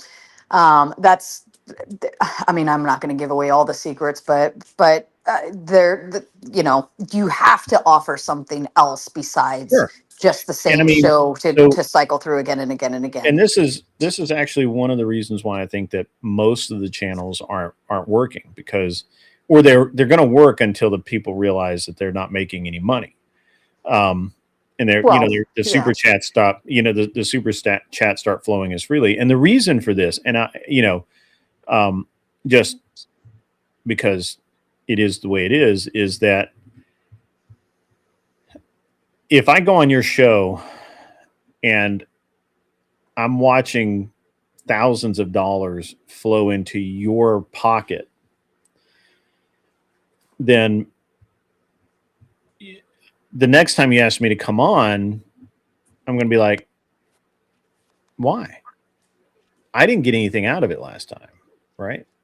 And I'm not going to be as super happy to do it. Now, if I make money on my channel while it's going on, that's fine. Or if I just enjoy doing it like I do, that's fine. But for someone who's actually like, you know, like trying to do this and as a livelihood, where's the point? Why would you do it?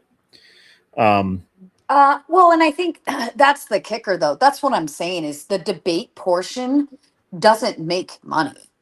Whoever's getting into just hosting debates, there's no money in it. well, I think That's short term just there that's is. I think format there's and that's yeah, format and structure. Remember, I started my Mod Mondays started as open panel. yeah, And then eventually I was like, well, I want more format and more structure to them. And that's when I switched to the Mod Monday that we know now, being 2v2. And then eventually the 1v1s came about. Like I was even hesitant to do those, but there's no money in debates. Whoever is getting into hosting debates thinking there's going to be a shit ton of money, you're lying to yourself, and I can tell you you're a fool. There's no money in it. Like what I make on a regular debate versus everything else I do is it's pennies, pennies comparatively. There's no money in debate. well, I mean, be that as it may, you still, you know, the people that are doing the debates are going to not want to do them if Well, they're not getting. that's another reason why I always say bring your own audience. You can dual stream, you can click in to the StreamYard and just dual stream that way, or you can recapture, because it's like I don't want you to not make money off of your own people, Sure. right? Like and then if let's say you have four people on a debate and all four of them are live streaming as well, now that's five people or well, I guess an extra four people for you that you're getting exposure on. Then when you go into open panel, everyone else is allowed to dual stream. Sometimes I could run through when I would be live streaming, like during open panel, like right after debate, and I could be on like 12 different shows. Like our show could be on 12 different places. So, it's exposure, exposure, exposure. And Mm. that's one of my most favorite things. That's to me is the main crux of the show Right. is network and kind of whore you guys out to each other. Right. Right. And that, Um, I guess that's the other part of my point is I like to do that. For most people, I think that they have to feel like they're getting something out of it. Either they're getting a good time, they want to debate, they want to argue with mhm. somebody, or they're getting money out of it. They're able to restream or whatever and get some super chats and grift away, or they feel like they're going to get some good clips out of it and get some clicks and whatnot, Mhm. or whatever else that they're trying to do. Maybe they're trying to get exposed to a bigger audience, right? Like I wouldn't, and that's to me, it seems like the people who are doing it now aren't offering anything. Right. You're not getting exposed to a bigger audience because it's incestuous. It's all the same people. You all know each other. And I think that Andrew's really right about this. I've listened to everything Andrew said. He's really smart. And he's actually really right about how one of the things that's super interesting, and I've said this before, and I'll say it again, and I'm really just parroting what Andrew and I had talked about, but there's this like mentality in the panelverse that we're all sharing an audience. We're all the people that watch me watch you, and so if you're live, they're not going to be watching. They may not be watching me, or they'll be trying to split between us or whatever. Mhm. And I don't believe that. There's overlap. And There's Andrew, overlap. oh sure, there's Yeah. overlap. I don't believe that, and I don't think Andrew ever believed that, because and he made the point to me that, and this was way back when having 1,000 people on a show is like, wow, that's gonna be a lot. And he and I were talking about it, and he basically said that there's no reason if he has 1,000 people live that I can't have 1,000 people live and they be 90% different people, Hmm. because the internet is a huge place. We're not competing for this small audience, but there's a massive, I would say a massively percentage of people in the panelverse that really kind of believe that that's the way it is, that we're all kind of angling for the same clients. And that crab in the bucket mentality is one of the reasons why I've just kind of stuck to myself lately. And I haven't been going on other people's shows, although I did jump up on Flows the other day, and I've been a couple other places, but I haven't been really that outgoing lately, because I'm trying to decide where's the value, where's the benefit, right? Yeah, I And think. Yeah, I hear what you're saying. I think that's why, again, that's why I take it back to bringing on new people is the most. That's why, like for me, and I'm only speaking to just me. I don't think most people operate the same way I operate, but me, I am constantly getting new people in. So you're constantly dual streaming to several different channels and getting more and more exposure. And it's not to steal audience, it's to create an overlap. I mean, think about it. If I went on a million subscriber channel tomorrow, I know that some people might find me interesting and say, "Oh, I'm going to go subscribe to her and see what she has to say." Now, that's not stealing their audience, right? They're going to choose what they want to choose, especially if you're dual, like, or if you're streaming at the same time, doing two different shows. They might pick and choose whatever they want to do. But there's overlap all over the place, and that's why. exposing yourself to as many networks is, you know, the most important piece. Tapping into multiple communities, you know, like the Twitch poll sector, then you have the vinyl community sector, you have the true crime sector, you have the debates sector, you have the panelverse sector, you have the science nerdy people sector, you have the TikTok community. There's so many of them, and that's why if you're going to, if you want more exposure, you have to, your job is to go and expose yourself. See, I take that and I put it all in one place. I bring the exposure to one house. Mm. Right. And that is the difference between me and everybody else. Whereas everybody else, it's like, oh, you show up, you don't, you don't. Right. Whereas I'm doing the work behind the scenes to, like, we just tapped into the TikTok network the other day. You know, we've been trying to like kind of break in our people over there so that they'll see clips over here and then come here and then they find you guys and say, oh, who's this person? Who's that person? And now you're just, I create the spider web and you guys benefit from it. And that's a lot of hard work. Like it's a lot of hard work behind the scenes, but that's the piece of the pie that most people don't get. Now, yes, you're right. If you went to Flo's or Dusty, whatever you want to call them Yeah. now, you're tapping into the same network again and again and again. There's no additional exposure. But if you went to a new channel, you might come home with a few more subs. It depends on how likable you are. Now, one thing for sure is if you go into communities that are more agreeable to your talking points, that's a good way to harness people that are agreeable with you because they're like, oh, I really like this guy.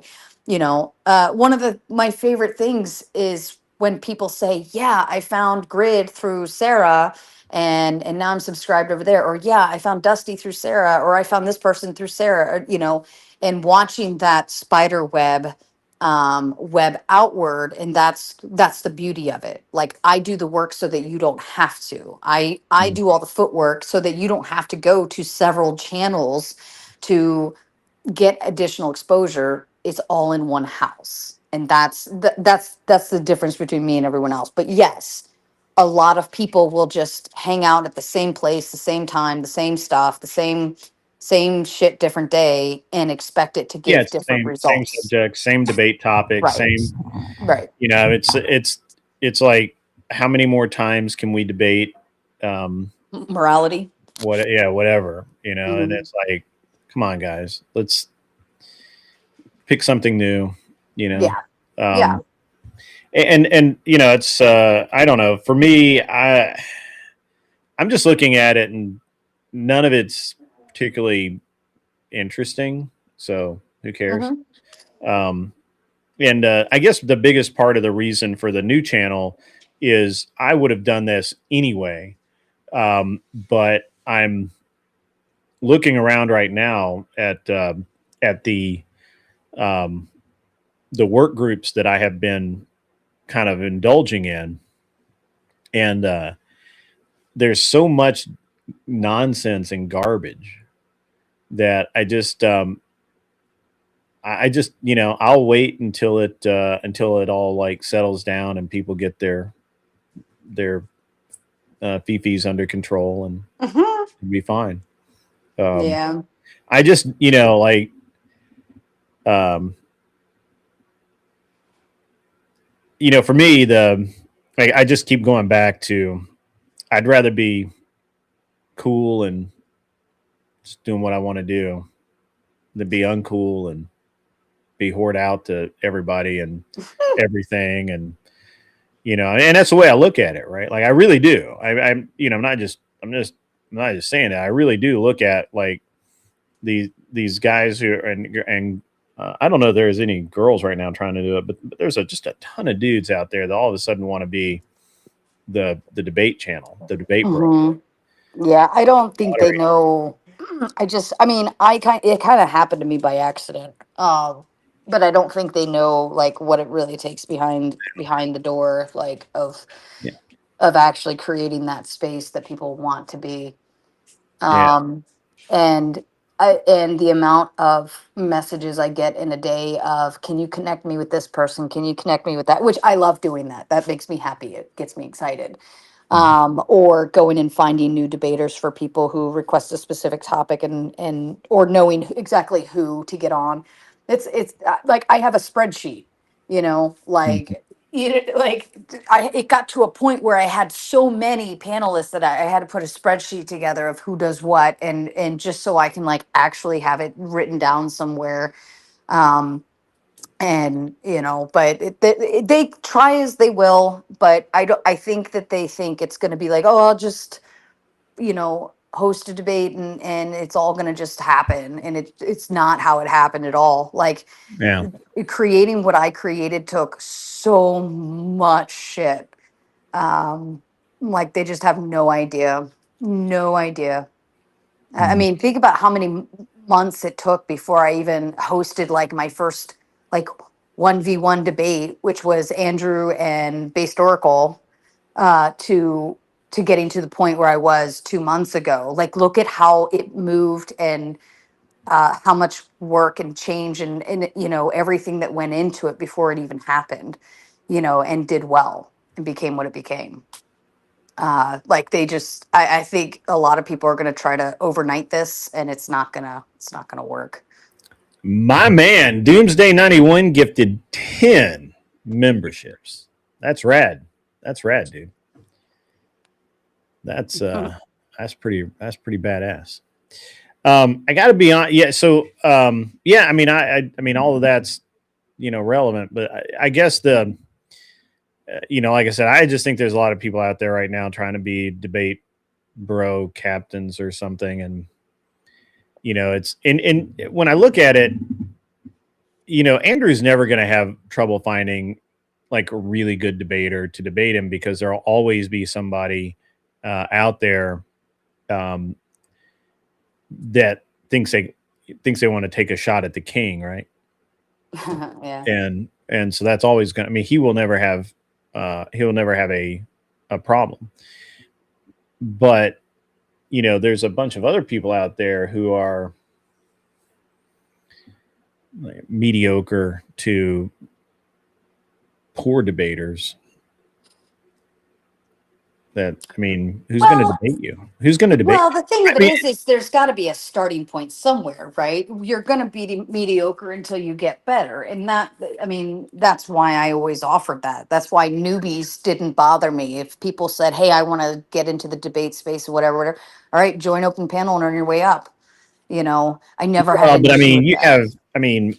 Yeah, okay, I can agree with that. But Mhm. but if I'm going to tune into a debate and it's literally somebody who is dumb as a box of rocks, I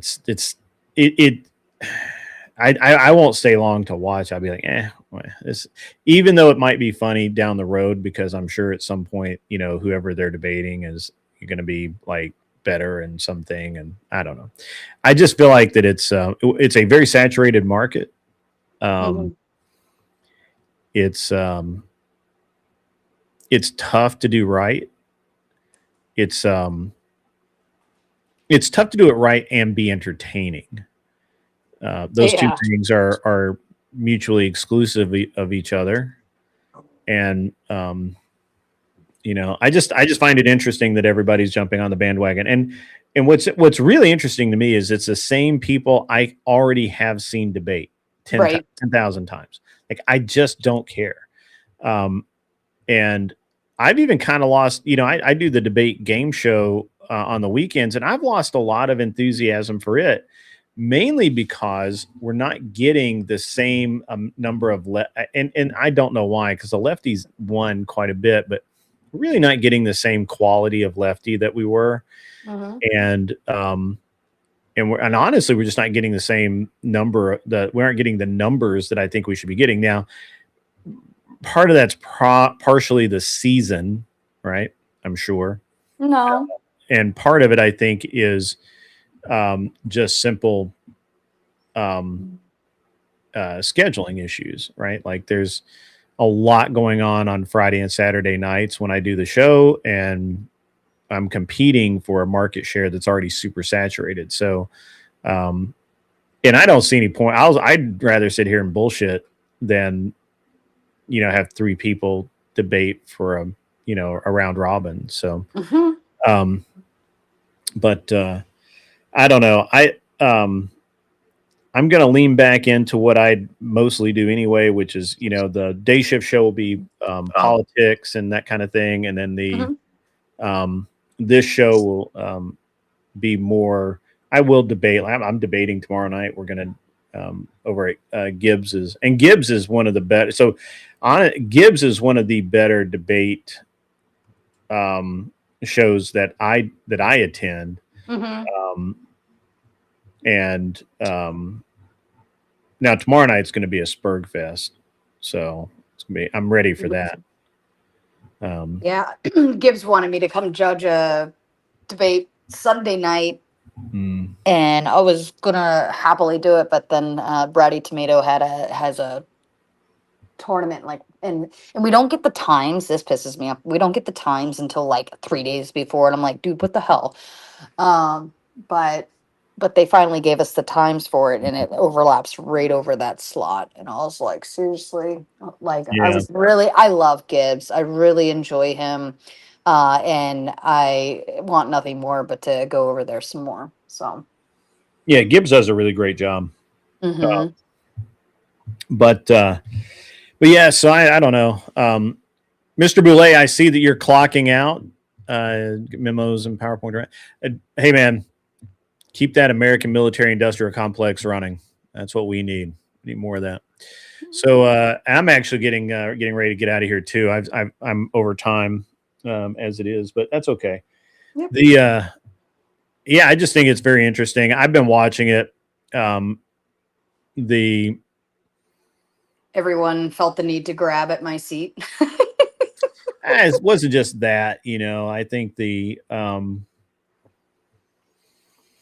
Yes, it was. Nobody else was doing this until this happened. I mean, Gibbs was. I mean, you Well, have Gibbs and you have Gibbs is Prime, already and doing this, but Gibbs, yeah, Gibbs and Prime yeah, and Wick, and there were some yeah, other they've already people. been doing it. But the new I had people, hosted a like, few. I felt like everyone just came for my seat.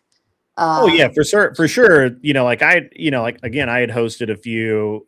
We had, I was doing the debate show already and that kind of thing. But and actually, that's probably what's really annoying is, the people that were doing it. And honestly, I have an MSI computer. I don't know if that means anything, and monitors actually. Never buy MSI. I love my never MSI. heard of MSI. They're badass. They started out as gaming computers and they're really good. Mm. Mine is anyway. I don't know. Maybe he has a separate issue. But what I saw happen was, people had either never actually hosted a debate or never hosted a serious debate. All of a sudden were debate pros. Mm-hmm. And which is, I mean, shocking, right? But I'm trying to be like super nice. Don't be nice. Nobody's been nice to me. Fuck them. Yeah. No, well, I mean, I have a problem with Speakeasy anyway, right? So, and he Dude, he doesn't like copied me. my whole fucking format. Like, I'm dying I laughing. really like the way he copied your the whole night thing. I mean, That's literally everything. gay. Like That was I so don't gay, dude. normally Fuck that motherfucker. I don't normally um I don't normally give too much of a shit about the window dressing, but I thought that was about the gayest thing I had seen. Yeah. Like that was Like, bad. tell me you want to be with me without telling me you want to be. And Like, and what makes it worse is like being in the patriarchal pushing side of things, and then you're literally following the lead of a female. You fucking cocksucker, suck a dick. he's I mean, I don't know. But it's not just him. There are like 3 or 4 others that just kind of popped up and were like, "Oh yeah, we do debates now." And I'm like, "Yeah, okay, whatever." So I just can't, I enjoyed the debate. Like we're gonna have a great time on Gibbs tomorrow night. It's gonna be really good. And I had a good time last week, but the debates are only part of it, right? Like that's, the debates are only part of it. I mean, my show is a lot more. I don't know. I guess I'm just, I have a low tolerance for bullshit. So Yeah. that's my problem. I had fun with them while they were here. I'm still gonna continue to do Mod Monday open panel until I've decided whether I want to run back into the debate space again or not. Because like with everything that just happened, and that's the piece of it, is when you're relying on other people to essentially be the content, and then they do something like this, and it's like, I mean, I do my job, right? Again, like it's a lot of hard work. It's not easy. So my job Well, I is actually done. told people that. I told people that I said, the thing is that, I believe I've told you this since, and if I haven't, then you'll hear it again, or you will either hear it again or you'll hear it for the first time. I told everybody when they were talking about it in various chats, I'm like, I don't think you guys understand that most of you guys can't moderate, and Sarah wasn't that good a moderator. Sarah's actual talent was just putting all of this stuff together, and that's actually really hard to do, and keeping everybody Happy. on on schedule, and that they're going to show up, and that that the debate's actually going to happen, and all of that kind of thing. And I again I think there are very few actually decent moderators for debates out there. I think Andrew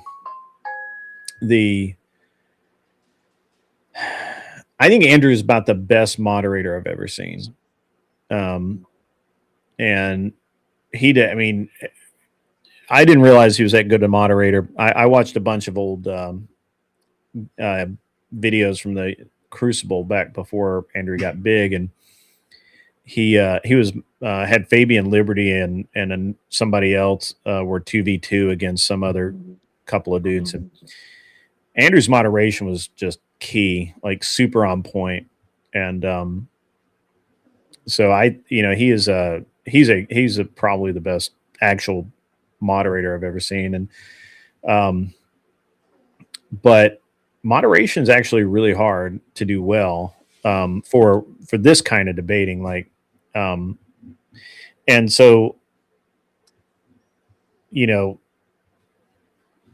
I guess if nobody knows that you suck, do you actually suck? Well, and again, that depends on style too. Yeah, I mean, style to some degree. I mean, I liked my style. A lot of people liked my style, and I think my style was what kept people coming back, right?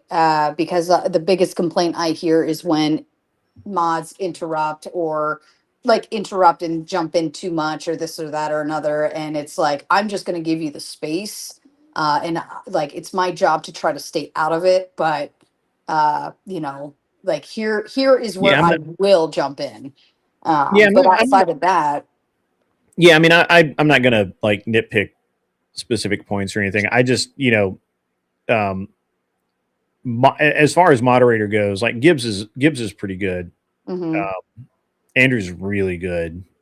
I don't know that Rob is very good at it, but I don't think he cares. I don't think he wants to be. I think if you want him to, he will, but he doesn't. That's not what he has. He doesn't have the interpersonal skills to. That's where he falters. Maybe. Yeah. But at any rate, the people who are running debate shows, what would be interesting? It would be interesting to see one of these dumbasses actually figure out that they can't do everything, and just have a moderator, have somebody that's actually good at moderate, and then they run their channel and be like the color commentary or whatever, and like Like actually make it a legit thing instead of just trying to do, just do everything everything everywhere all at once. Yeah. I mean, I think if you get, well, I mean, James kind of does that already with modern day debate, Yeah. Yeah. where he's got multifunctional Mhm. people doing different, different things. Yeah. Yeah, I I, think that's a smart thing that James has done. yeah, Which is rare, but it is. It's yeah. I think because I think that's probably his biggest Mhm. downfall was lack of communication abilities, and he's very hard, like, not that he can't put stuff together, I'm not saying he can't, but I think his downfall was trying trying to do it and lacking in Mm. responsive time frames, I think James is a super nice guy, but I don't know that he has the personality for what he's trying to do. But that's okay. He doesn't have to. If he can get Yeah, people around him that does it well. right. No, that makes sense. That makes sense. Yeah. Clover Tack, I'm going to play you the teaser for the new show since you happen to be in the chat. Tech.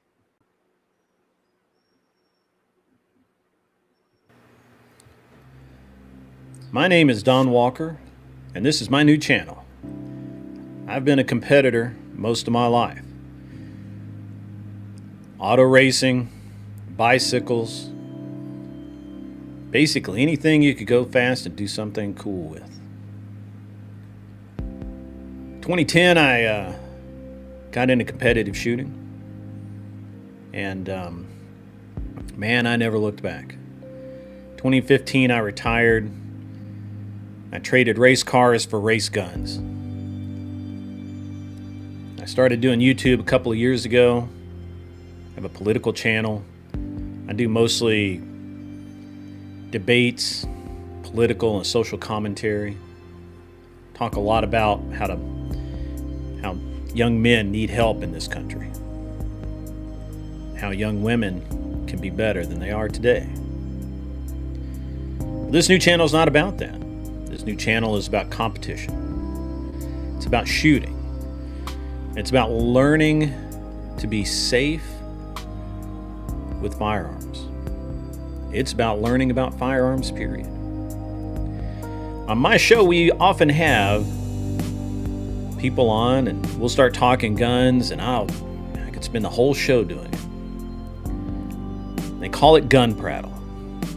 My entire chat laughs about it because they know once I start, it's really hard to stop. Well, I've decided to dive headlong into it. I've decided to own it. And so here's my new channel, Gun Prattle. I hope you enjoy it. I know I'm going to enjoy doing it. Y'all have a good evening. There you go, Clover Tack. It's so nice. It's like dramatic. Yeah? All right. Mhm. I did that in about 30 minutes. It was really good. No, I like it. I like the clips in it, and I like it's like almost like, what was that, Wonder Years, like the opening to Wonder Years, was it, I think?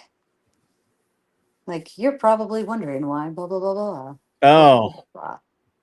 I It's never, almost kind of like I'm too that. old to know that show. Wonder Years? No, that was old. That was like what, 90s? I, I don't Wonder know. Years. I think that was 1988. Yeah, In I was watching the 1988, I was in reruns. military school. I didn't have it. I didn't even have a TV in 1988. Well, I was 1 year old, but I remember the reruns. It was like one of my favorite rerun shows. Um, but yeah, that reminds me of the opening. Mm. Yeah, it's nice though. It's a good it's a compliment. I take that as a compliment.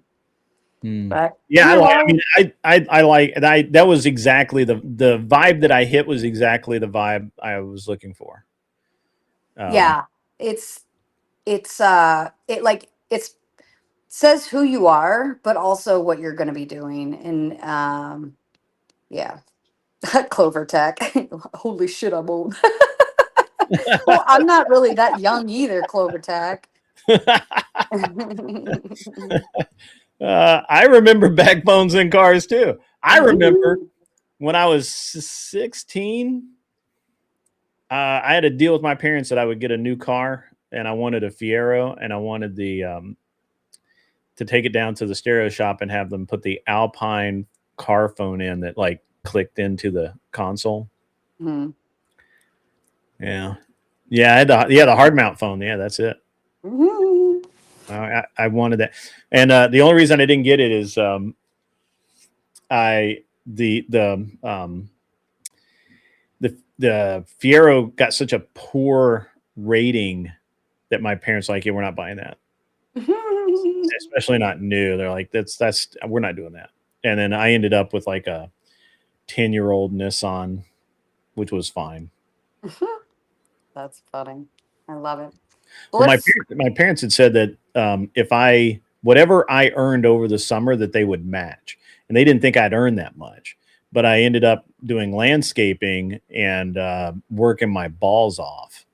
And I worked at I did landscaping all day. I'd come home and shower, and then I worked at a movie theater at during the week at nights, and I worked at a skating rink on the weekends. So yeah. See, I told my daughter that too, like long time ago. I'll match anything you save up for a car.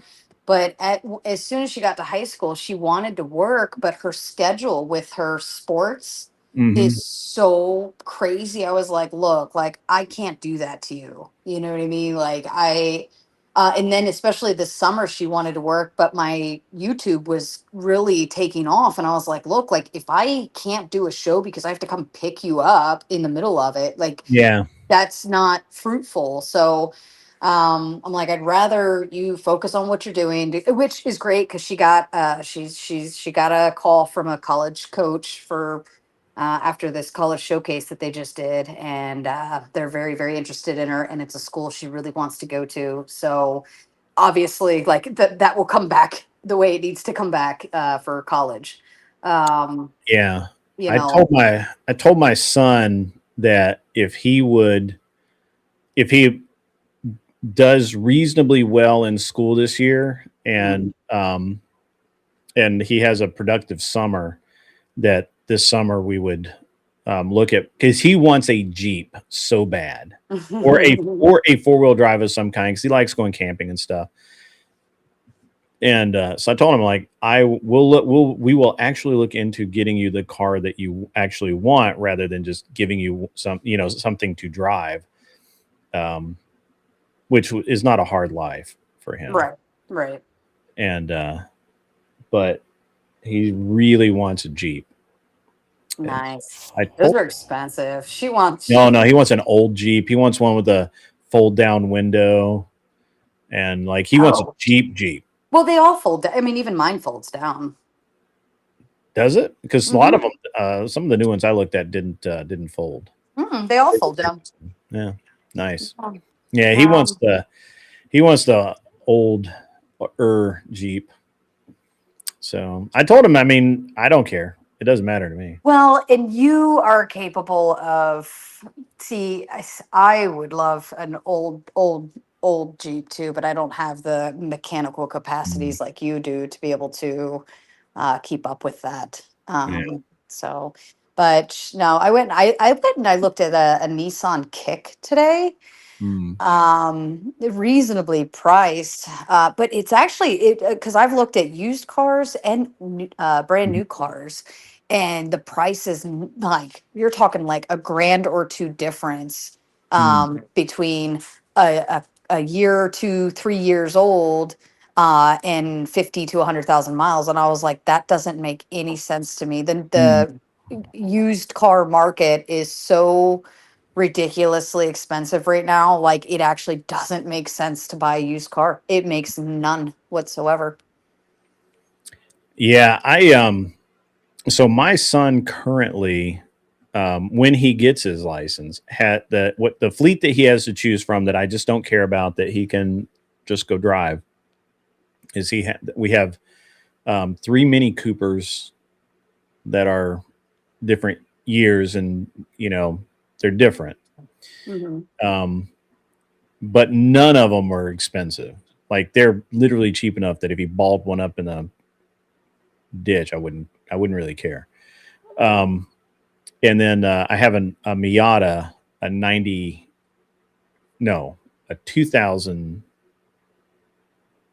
2001 Miata, an MB Miata. I'd have to look, see what exact year it is. And it's actually a really nice car. My wife likes it.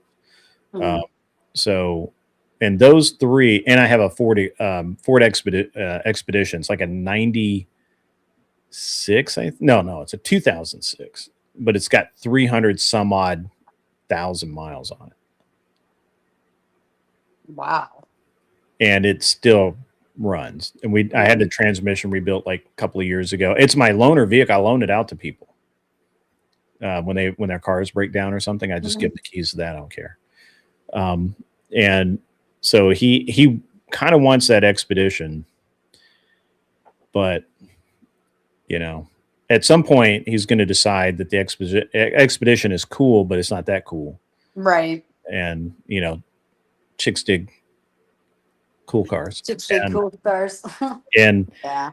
And then I have an RX-8 that I bought, and of course I still have a lot of the stuff from the race car. Well, I still have one of the RX-8 race cars.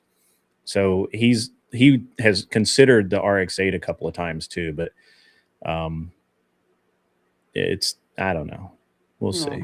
I keep telling him that. So we still have a 2006 Porsche Cayenne that was my wife's car for years. It's got 200,000 miles on it or something like that, and it's still fine. It runs perfect. Then there's not a single. It needs brakes, maybe. I don't know. I think it does. Anyway, we just stopped driving it, and because we got the other cars, and so I would have to do some work to it. But it's a great vehicle. Nice. So, well, looks like we're both in the same boat. Yours is more of a yacht. Mine's a rowboat, but yeah. But I wish you the best of luck on that one. I do have to go. Okay. My dog wants to go out. But I'm gonna get out. I got to get out of here pretty soon. So thanks for having me up, Grid. It was nice absolutely. chatting with you again. Yeah.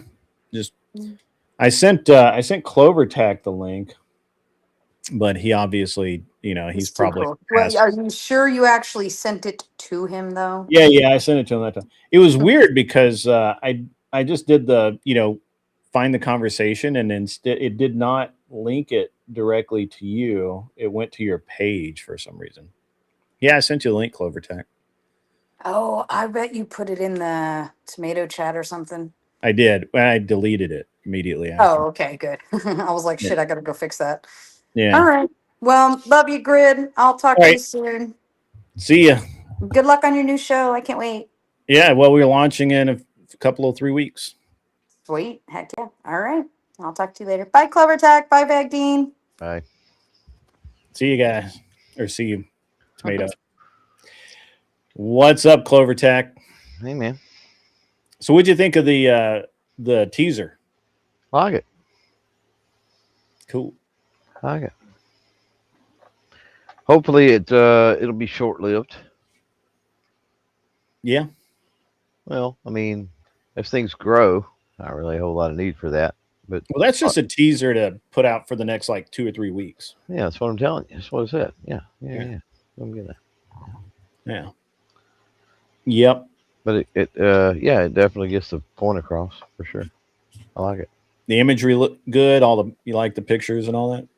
Yeah. I mean, you can't critique it. I think it could be the aspect ratio could be 16:9, but other than that, that would take some cropping on your part. So, well, it's 1920 by something else, which is like the standard format, but it's not a problem to change. Yeah, but you've got 4:3 ratio pictures and things in there. So you've got, or was I maybe I'll go back and look later. Maybe I'm mistaken. Maybe I'm seeing things. Oh. Yeah, Yeah, I don't know either. thought that I matched everything, all the aspect ratios, but I could be wrong. Yeah, I literally did that like in like 30 minutes. I could be wrong too. I've seen it that one time when you played it, so it's like, okay, maybe that wasn't what. And plus, it was playing in here, so that's a little weird too. So it's like, Oh yeah. Yeah, I had it it looked at a weird aspect ratio because I didn't take Tomato and myself off the screen. Yeah, it was in like a it squished it down or cut it off or whatever. Yeah. That may have been it. May have been. Yeah. I like using the still photos. It's easier to edit than trying to figure out video. No, it's not. Yeah, no, it's not. Yeah. Viking, how are you, sir? He's quiet. That's how it is. Yeah, no shit. Maybe even asleep. Who knows? I mean, I would be. He's an hour ahead of me. Right. So. No, I got to get up and go to Lowe's tomorrow. Yeah? Buying another tool cabinet? Oh, fuck that. Dude, I didn't tell you the story about that, did I? No, you didn't. No, I didn't. So we get over there to pick that fucker up, right? Get over there, and they've got this badass lift, man. It's like a forklift with a bed on it, basically. Mm-hmm. And so they wheel it out, put it up on that thing, and they dropped it. They pick it up, and it starts rolling toward the front of this thing, and they didn't put the gate up on the front. And it almost fell off of it.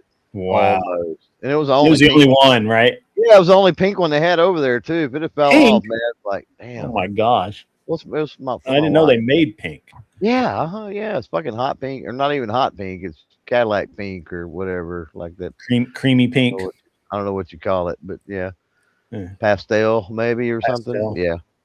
But, no, it's for my wife's. My wife wanted that for her room. But that's why I've got to go to Lowe's tomorrow. Well, I take that back. I've got a lot of different lumber I got to buy for a lot of different projects. But one of the things is she got a new laser engraver, laser cutter. Oh, really? Yeah. And holy shit, this thing is massive, and it needs a good sturdy workbench table to go on. Yeah. So I'm gonna have to build one, Well, they sell one at Home Depot that has wheels on it. Yeah, but this thing needs to be all leveled and secured, and it doesn't need wheels to be moving around. And it can. It has a like you can move the tabletop up and down. Well, that's great, but if it don't self-level in my shitty old house, then we got a problem. At least if I build it, I can make sure everything's level, because that's one of the things with this. It's got to be level. And then yesterday I had them on the podcast tonight, actually, TCRT targets. I heard about that. Yeah, they sent me a big box of shit. I got yesterday. Oh, we got you now. Nice. Yeah, awesome. You're here. Yeah. Anyway, I got to have some 1x2s, a fuck ton of 1x2s to start putting all that together. Yeah. Yeah, I'm going tomorrow or Friday to my local the way this has worked out has been really good, because my local indoor range, it's like 5 minutes from my house, has been closed the past 2.5 years.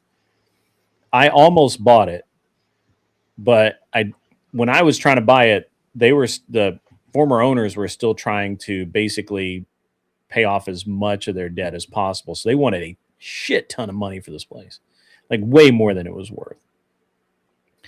And then of course they defaulted on the loans. The bank took the building back, or they gave the building back to the bank, and the bank still wanted too much. It wanted like 2.8. And I was like, that's a lot. That's a ton. So this guy actually did buy it, and he paid 1.9. And it's back open. It's awesome. The guys that run it are great. I'm like, man, I'm glad I didn't buy it, because you guys did a way better job than me. Right. And like, now you can just go enjoy it too. Yeah, I just go. Yeah, I'm like, I just show up, I shoot, and so the other day I'm like, hey, I need to get some footage, and I can do it on an indoor range. Would you guys have a problem if I, bring down my tripod and my cameras and all that? And they're like, yeah, as long as you don't, video somebody that doesn't want to be videoed, we're totally cool. Right. And I'm like, deal. Yep, that's usually the case. Yeah. Yeah. So unless it's an event. At events, you don't have to worry about that because it's understood when you're attending the event. Yeah. So now I'm trying to get into Superstition, which is a match in Arizona that I used to shoot every year, but I didn't shoot last year. And so I'm waitlisted, and we'll see if I can get. I'm gonna email Stephanie in the morning and see if she'll see where I am on the wait list, and if she'll kick me up a couple of notches, or see if they'll give me a media pass, something like that. Well, starting the new channel, you should get in media in Houston for NRAM in April. Oh yeah, come down. So Superstition is in March, and then I'm gonna try and shoot. I'm. It's a little weird right now because so many of the majors have gone away, and so I used to I could shoot a major or two majors every month, and now it's like, right now I think there's like 4 that I'm for sure going to do. One in March, Superstition. There's Generation 3 Gun, which I want to say is in May. Then in June, late June or early July, will be Zombies in the Heartland. Somewhere in there, and I don't remember when they do it, will be the Texas State Championship. Who does Zombies in the Heartland? Zombies in the Heartland is Hornady. Yeah. The Hornady family does it. Yeah. Could remember. And so I'll go do that. I do that in Nebraska? In Nebraska, Grand Island. Oh, okay. It is in Grand Island then. Mm-hmm. Yeah. Okay. Yeah. And then I'm going to do Battle for the South. I think that might be in April. And then I'm going to do Fall Brawl, which I think is in August or September. Well, but you'll have a pretty full schedule then. Well, I mean, it sounds like it, but I don't have anything in June. I may not have anything in May. Just depends, when these matches fall, because some of them I just don't know what the dates are yet. But Hard as Hell is gone. The match down at Benning is gone. There used to be a match at the CMP in Alabama, but I think it's gone. I don't think they have it anymore. The USPSA 3 Gun Nationals is in Minnesota. But I'm not sure when that is this year either. That should be in June or July. So I'm waiting to get all the dates and then make my schedule and start crisscrossing the country and flying with guns again. Yeah. So, but yeah, actually, earlier the link I was asking for was actually the link for the new channel, because when you got a new channel, even if you know the exact name, you try to search it, a lot of times it won't even show up. Oh yeah, I got it. I got you. Oh, it'll help. It'll help if you filter by channel, but that doesn't always work either. Yeah, I do try that. I did try that, but it did not work. It was not showing up yet. Especially, it usually happens for really brand new channels that have no content. Yeah. I had this earlier. I mean, I actually, let's see. Well, once you get, what do they call it? Not verified, but maybe it is verified. Hang on. What do they call that? Fuck. All right. There's a link to the channel. Awesome. Thank you. And then here's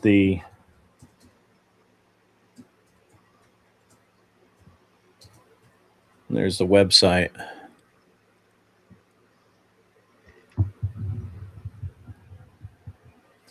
But yeah, so I tried at the Glock match. I tried my Hero 12 GoPro, and it sucks for what I'm doing. Man, get that Insta 360, dude. I'm telling you. Yeah, I'm getting the Insta 3. So should I get the 4, the 5, the 4 Air? What's the I've one? got the Insta 360S. Maybe I'm gonna go look and see exactly which one I got. It's the lightest weight one for sure. It's probably an Air then, because they're Insta 360 Go. Let's see. I've got the Insta 360 Go 3S. 3S. Okay. Yeah, they're like $300. Yeah. So the Insta 364 or Air is like $300. So it's probably just the newer. It's probably the same thing, just newer. It's let me go look. I'll look up the 360. What did you think of the video, Viking? Your video. So the difference is the difference is going to be the weight. So the X4 you're talking about is an all-in-one unit, where the camera portion will disconnect from the viewfinder portion on the Go, and so you're next to nothing weight when you clip it on. That's what I want. Yeah.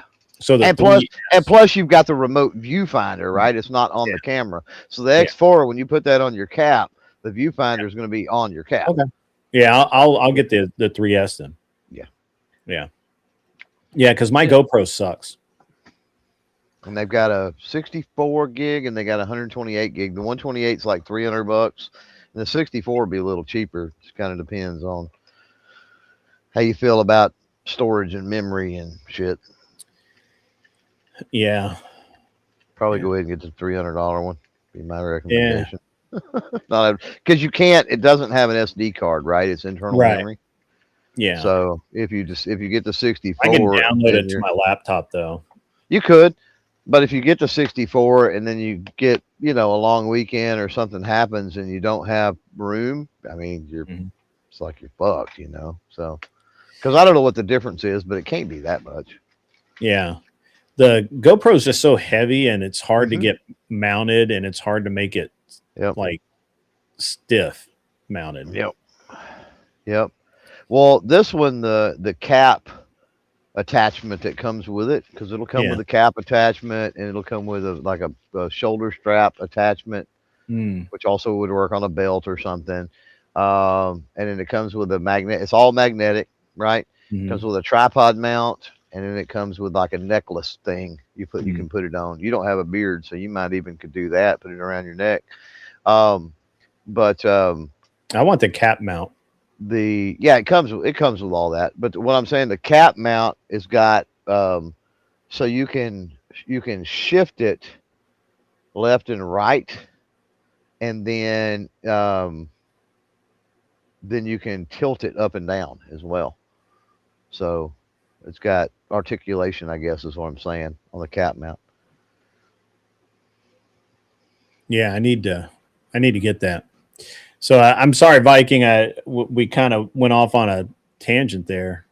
Jason Gunprattle got it. Yeah. No, it's all good. I'm not experienced with those particular pieces of tech, so I know like a little bit about them. And my recommendation with stuff like that, whenever you're trying to make considerations, is just try to find some YouTube videos that actually makes those comparisons and can articulate some of those details. It's awesome. Most people I know right now. Oh, I'm sorry. Go ahead. Well, I was just going to say, addressing the question, because I think that's what you were getting at there.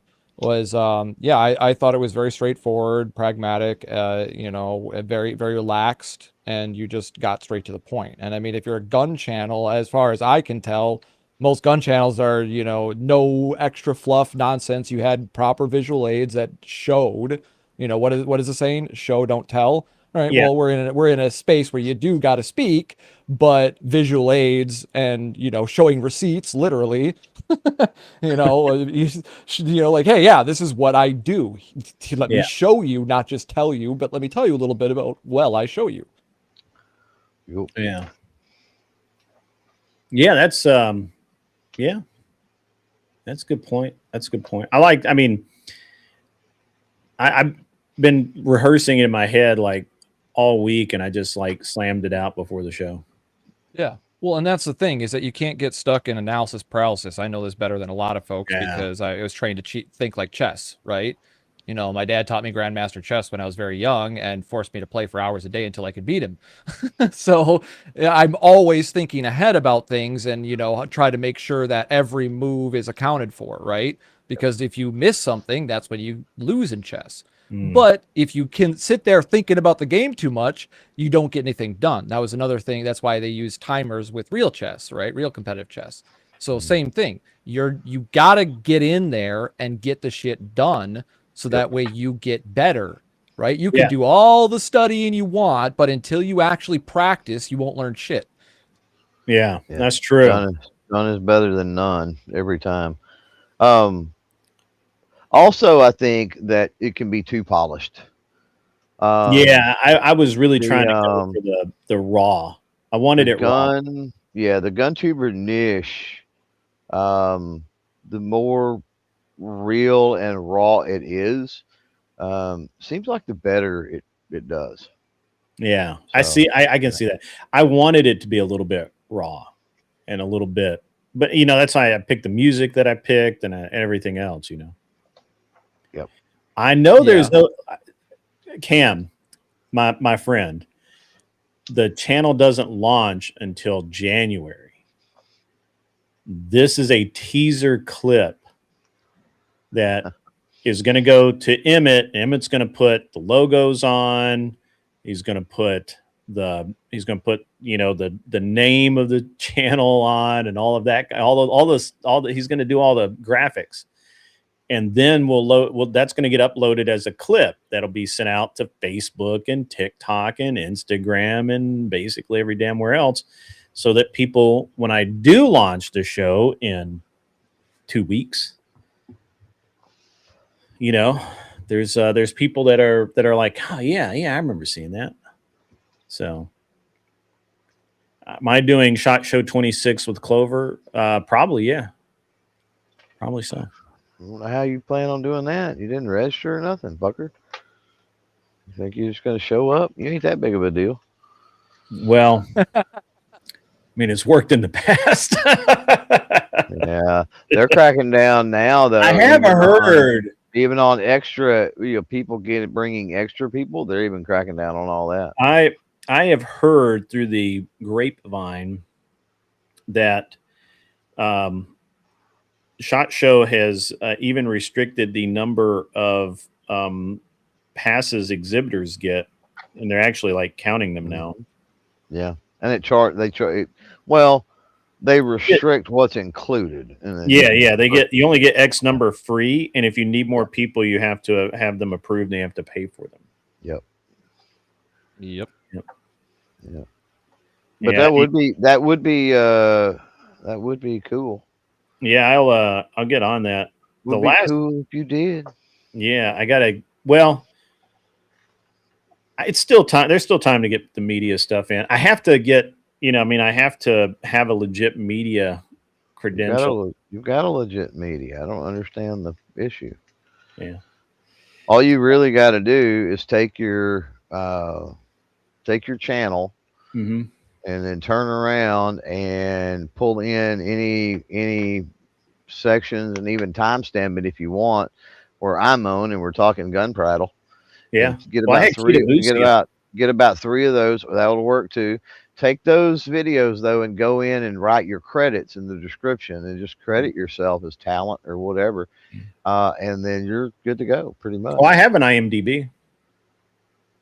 Well, I mean, there you go. But I mean, that's great. But I mean, I'm just telling you from experience, it helps if the videos that you submit at least the first time. I mean, once you get approved your first time, it's just subsequent years is just formality of filling out the thing or updating the profile, I should say.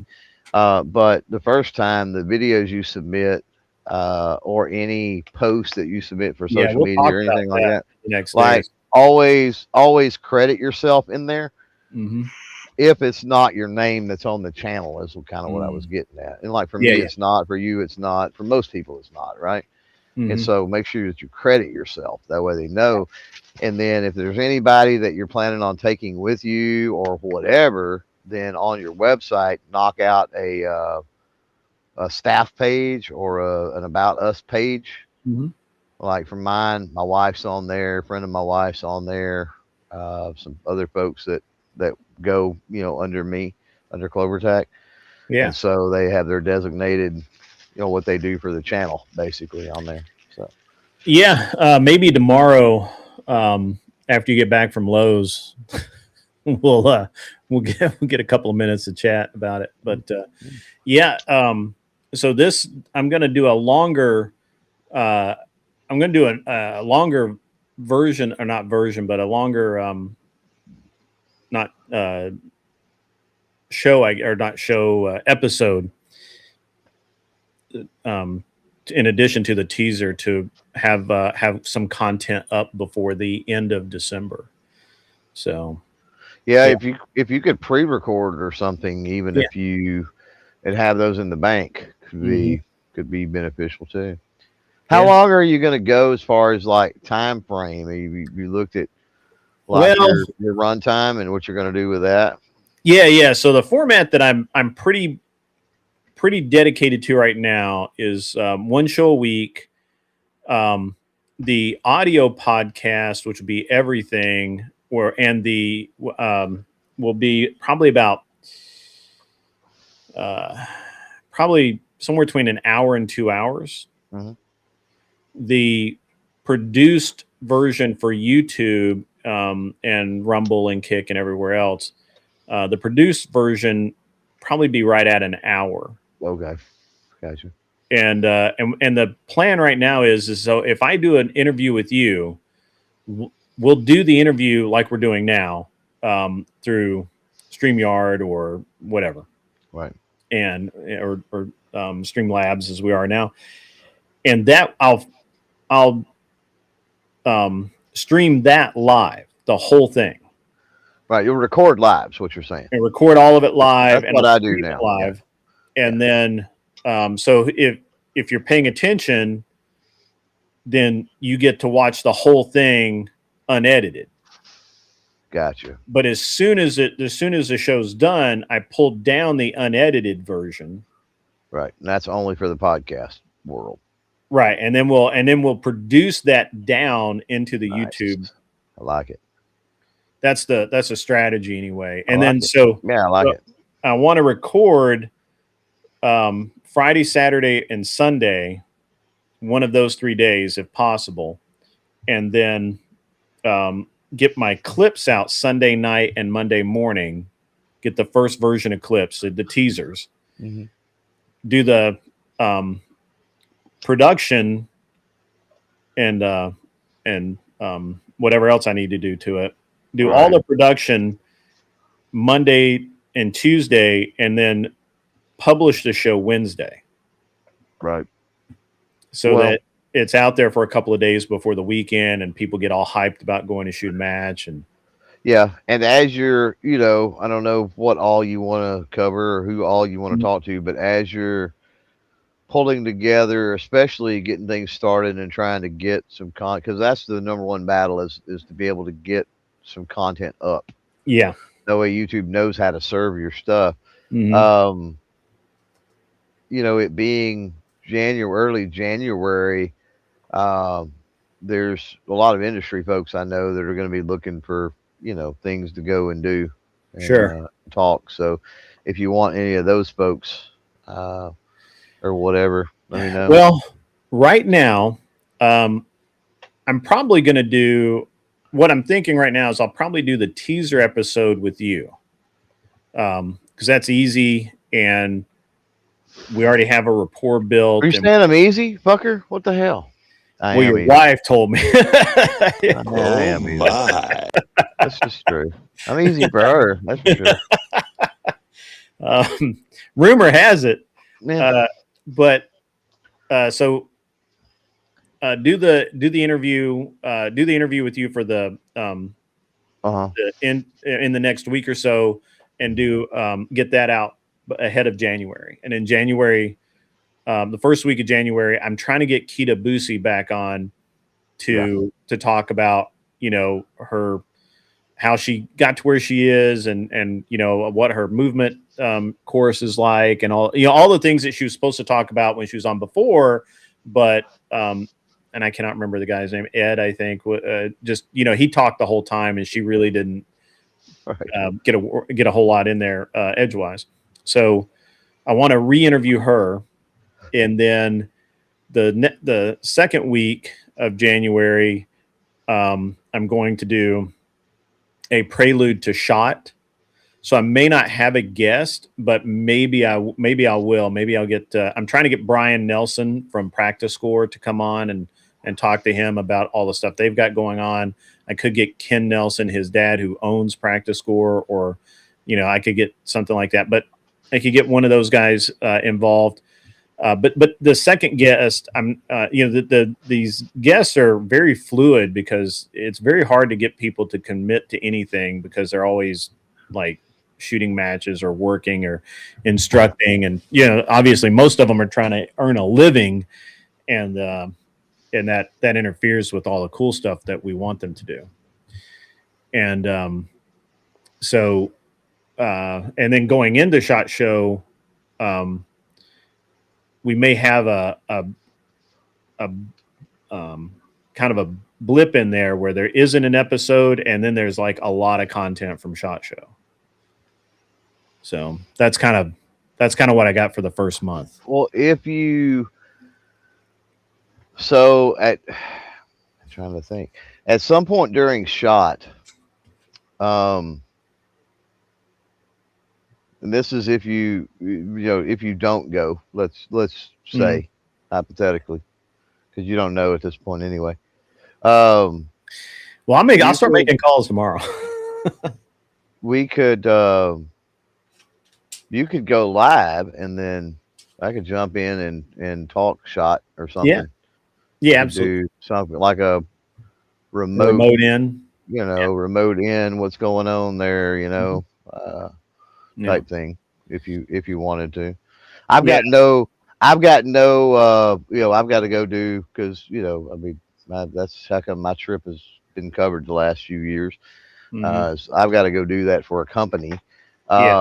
And so, like, I don't even want to fucking do it on my channel, but I wouldn't mind calling into, you know what I mean, somebody else's. And so if you wanted to do something like that, that's hypothetically, the door's open. Yeah. No, I think that's really cool. And then I'm going to try and do, all right, so I'm going to do the after SHOT Show. I'll do a month, like I'll have a monthly match in January, USPSA or Glock store or something. Well, I'll have some kind of match, some kind of competition, and we'll talk, and I'll do an episode about how I get ready for it, all of that kind of thing. And then I'm going to do, so going into February, when there are basically no matches at all to go do, except for indoor matches, probably every week it'll be a guest.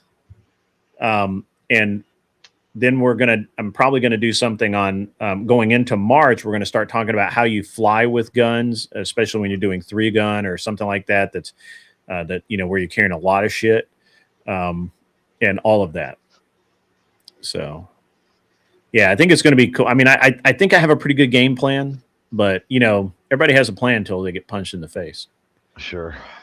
The one thing that I really want to do, that I'm trying to figure out how to make happen, is I'd really like to do face-to-face interviews once a month here in Nashville, or outside of Nashville. So I can either, you know, maybe if the show makes enough money, we'll pay for airline tickets to and from, and then just fly in and then fly back out and just do the interview. I don't know.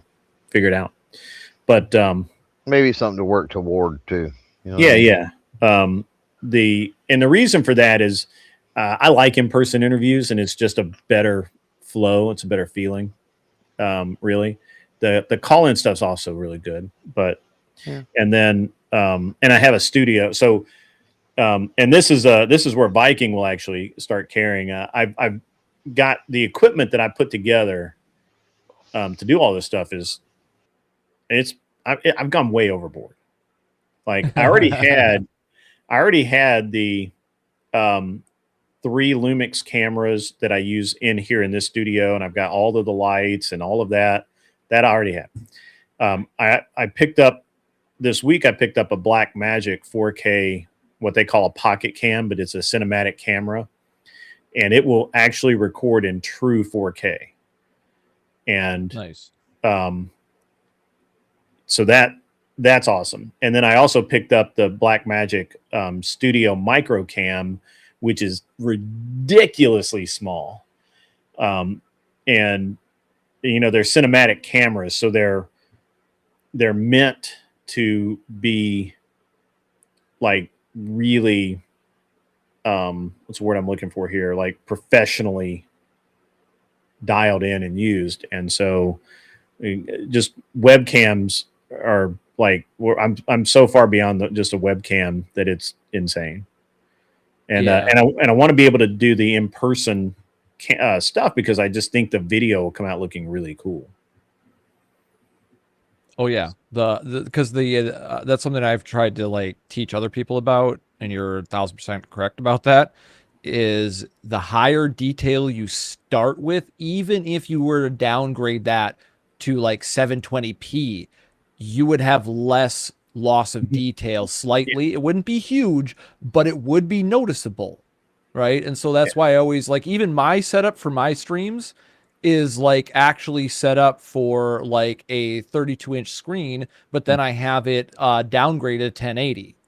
Yeah. So I am able to, even on a basic broadcast at 1080p, 30 frames per second, I still have a clearer broadcast than most streamers. Yeah, so that's actually let me get to this. Let me talk to Cam here a second. We'll get back to the camera. Keys to flying with arms is the Pelican cases have the special lock where the only way for the TSA to get their key out is actually lock the latch. No. TSA, by law, can never have the keys to a gun case. Never. They will tell you that they can, but they're lying. Mm-hmm. You fly with guns with if you're smart, a keyed lock with a key attached to something in your backpack or something that you carry with you at all times and never go anywhere without. And it's very important because a lot of people think that you're supposed to have a TSA approved lock, but in every airline regulation that you will read, it says non-TSA lock. Yep. So, but yeah, that's actually wrong, Uncle. There's a trick to flying with guns where you don't lose anything and everything goes smooth. And I know them all. I fly with guns a lot, and like a lot of guns, not less 1 or 2, but like, you know, many. And I never have any problem. But getting back to the camera stuff, so the reason I went to Blackmagic is they record true 4K, and then you can downgrade it. When I'm live streaming to, even though these cameras will get pretty close to 4K and they'll do 30 frames a second, the Blackmagics will do up to 120 frames a second. And the but YouTube can't.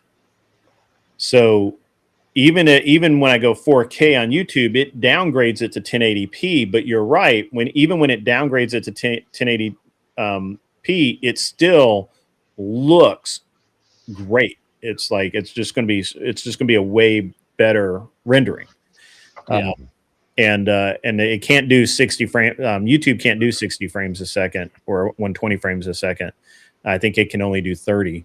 So again, yes, you have way more data than YouTube can use, but that's okay. Yep. But yeah, I fly with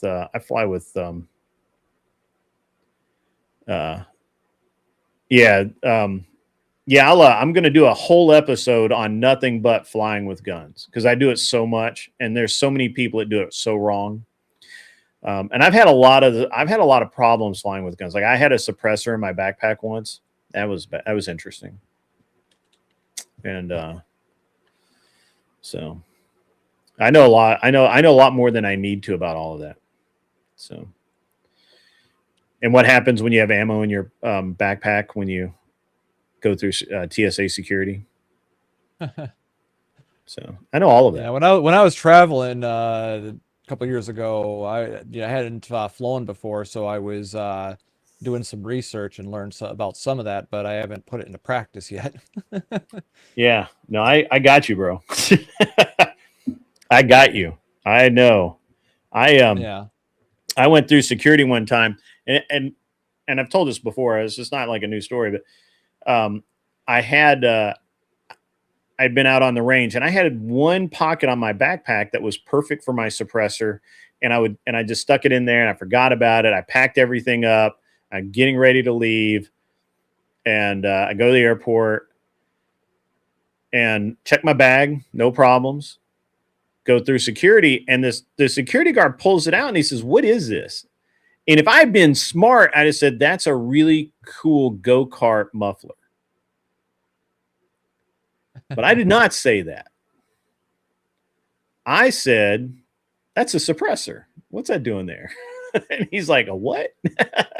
And so that all of a sudden that required a lot of paperwork. Then they could not. So by law, the TSA couldn't hold my suppressor. I couldn't release it to them. Only an ATF agent or a sworn law officer who would then turn it over to an ATF agent could relieve me of I couldn't give the TSA guy the suppressor. He's like, "Well, it's going to have to stay here with me." And I'm like, "I'm sorry. That's not how this is going to work. It can't. There's laws involved here. I'm not going to, I don't mind paying a fine. I am not going to federal pound me in the ass prison because you don't know the rules." Yeah. Right. And what number one rule when you own suppressors, the very first rule that you become very intimately familiar with is you can release that thing to no one. Yep. No one. Nobody for it. Yeah, you are that thing cannot leave your possession ever. Law enforcement law enforcement. Correct me if I'm wrong, but isn't it basically under the law? It's like a classified up there as like a automatic rifle. Yeah, it's the same as a machine gun. Same thing. So basically, if and you are the legal owner, and you are not allowed by law to give that to anybody under any circumstances, unless there is a lawful transaction that that the government oversees. Because it becomes an illegal transfer. In the eyes that's of what I was looking for. Yep. Yeah, any non-law enforcement officer, it would have to be somebody that has an SOT. Yeah, and so and it would have to be entered in on their book. An NFA dealer, right? Yeah, and so even a regular law enforcement officer. So I piss off a lot of cops because I've had cops come over and they're like, "Hey, can we see your paperwork for your suppressor?" And I'm like, "Fuck no, you can't. You can't ask me anything about this suppressor." "Well, yeah, we're law enforcement. We're cops. Of course we can." "No, sir, you cannot. The only law enforcement officers that can ask me anything about this is the ATF or designated federal agent." Well, they can ask you, but they can ask, but you're not obligated to. Not obligated to give it to them. Yeah, right. Right. And I tell everyone I've ever told everyone, I'm like, "Nope, no, sir. You may not see any of my paperwork." And they get really pissed. And then they call the ATF, and the ATF's like, "Yeah, why are you looking at it? Why do you care? What are you doing?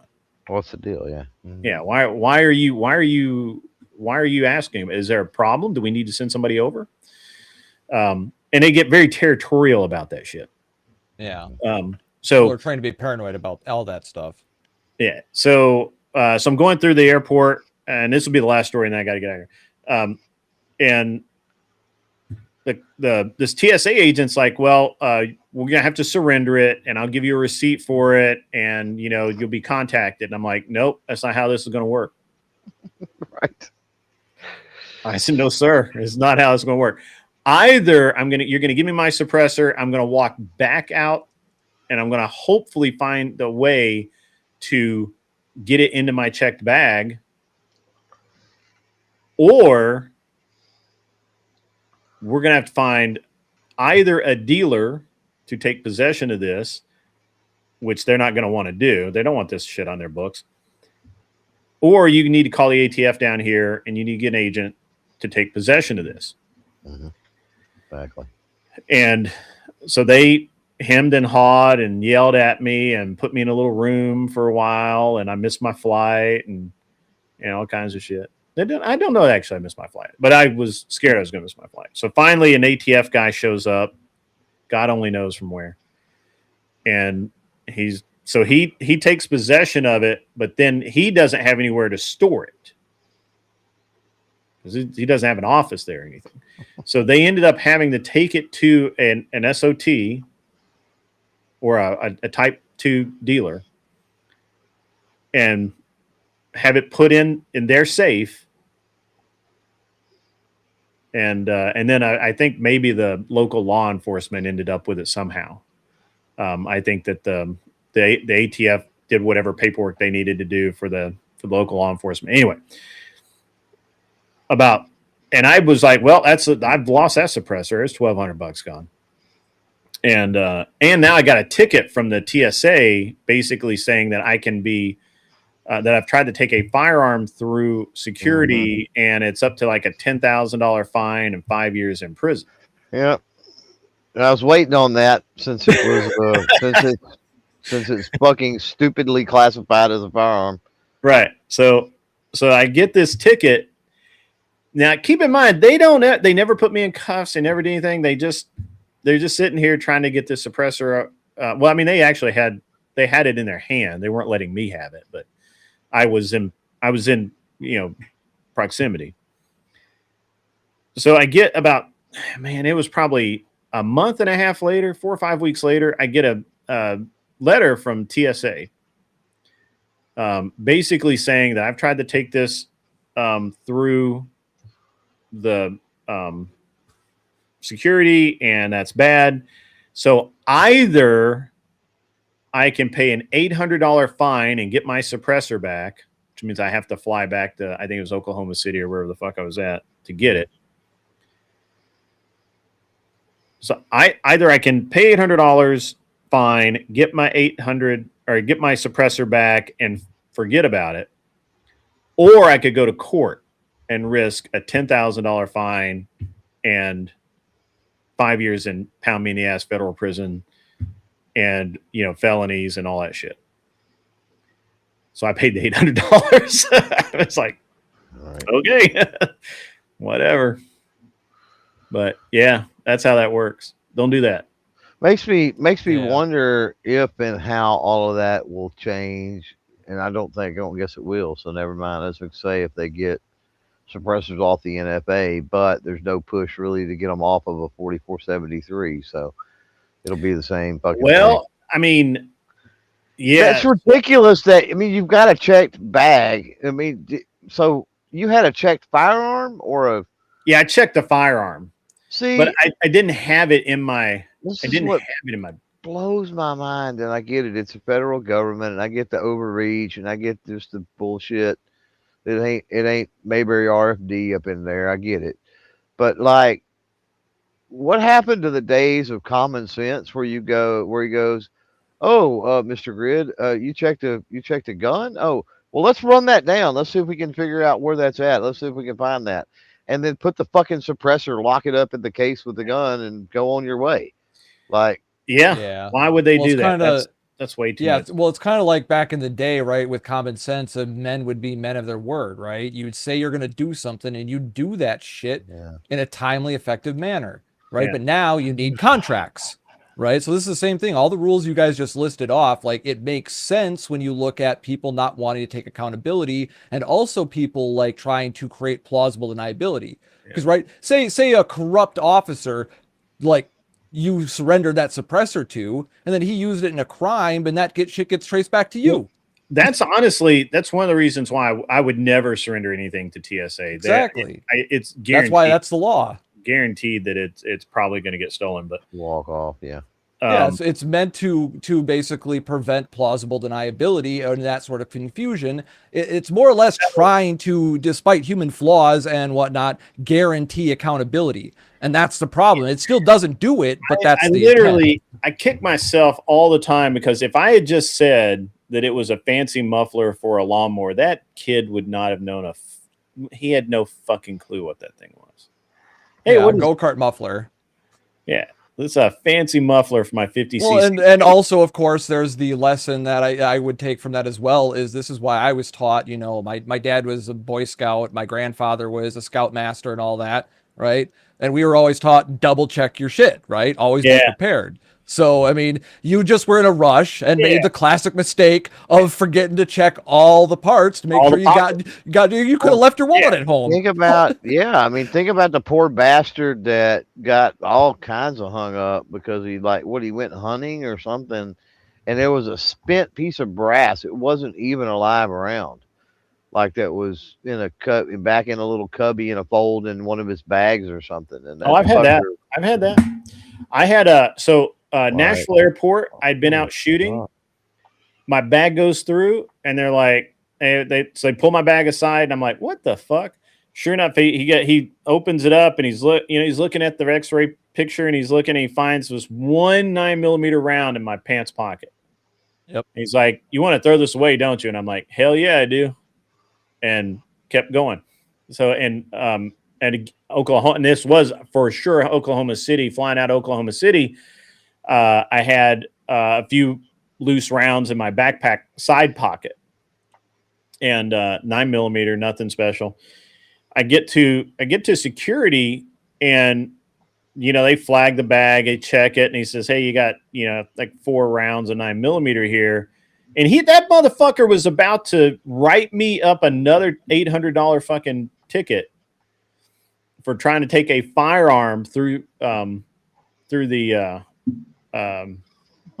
security. And the supervisor came over and he's like, "No, for that we just throw it away. Just ask him if he wants to throw it away." And I said, "Yeah." And then like, "Yeah, just throw it in the trash." And but that fucker was about to fuck me over hardcore, man. And so, but and this we'll wrap up right here, but in just a minute. But so I was flying from Colorado back to Nashville a couple of years ago. Went out there went skiing and stuff, and I had 2 knives with me, and 2 automatic knives. Pretty nice. One of them's pretty nice, it's a pretty expensive knife. And so I had them in my shoe or something when in the hotel or whatever, and they were in my checked bag in my shoe. And so my wife and my son did some bag, swapping stuff around. And I told my son, I'm like, "Hey, make sure you take the pocket knives out of the shoe and put them in the bottom of the bag that we're checking." Yep, got it, Dad. No problem. So we are 50 feet from security. And I'm like, "Hey, just humor me and let's just check and see I just want to check and see if the knives are in the shoe." Sure enough, they're in the shoe. Now, I know that at one point in time there were mailboxes in the Denver airport, and I was just going to go mail it to myself. But they'd done all this new construction and stuff, so I find one of the airport helpers there, and I'm like, "Hey, where's the mailbox? Where's the post office? There used to be a post office in the airport." And he's like, "Oh yeah, that's they moved it. It's like a half a mile down the road." And I'm like, "Fuck, there's no way I'm going to get there and back." And he's like, "Well, I'll mail it for you." And I'm like, "Huh." So I handed this guy about $800 worth of knives and my address and told him I would cover whatever the shipping was. And he's like, yep, I'll take care of it. And I wrote those fuckers off right then. Went out and bought 2 brand new ones. And sure enough, about a week and a half later, my knife showed up with a nice note. Said, hey, really great talking to you in the airport. Here's your knives. Nice. I sent the guy. He didn't want a felony, probably. I sent that dude $50. I was like, nice. I was like, I don't know how much shipping was, but you've earned every bit of this $50. So nice. But yeah, and it was that. But I'm paranoid now about going through airports with anything. I've had so many issues. But guys, I got to get out of here. I don't know if anybody's even still awake to send you to or anything. I feel like that. What's his name? Rob Knorr is doing like a 24-hour gig. So I'm going to send you guys over there. I'm going to bed. You guys have a good night. And we'll see you here in a few hours for the day shift. All right. See you guys. Have a I'm good getting one. out of here. Bye. Night, guys.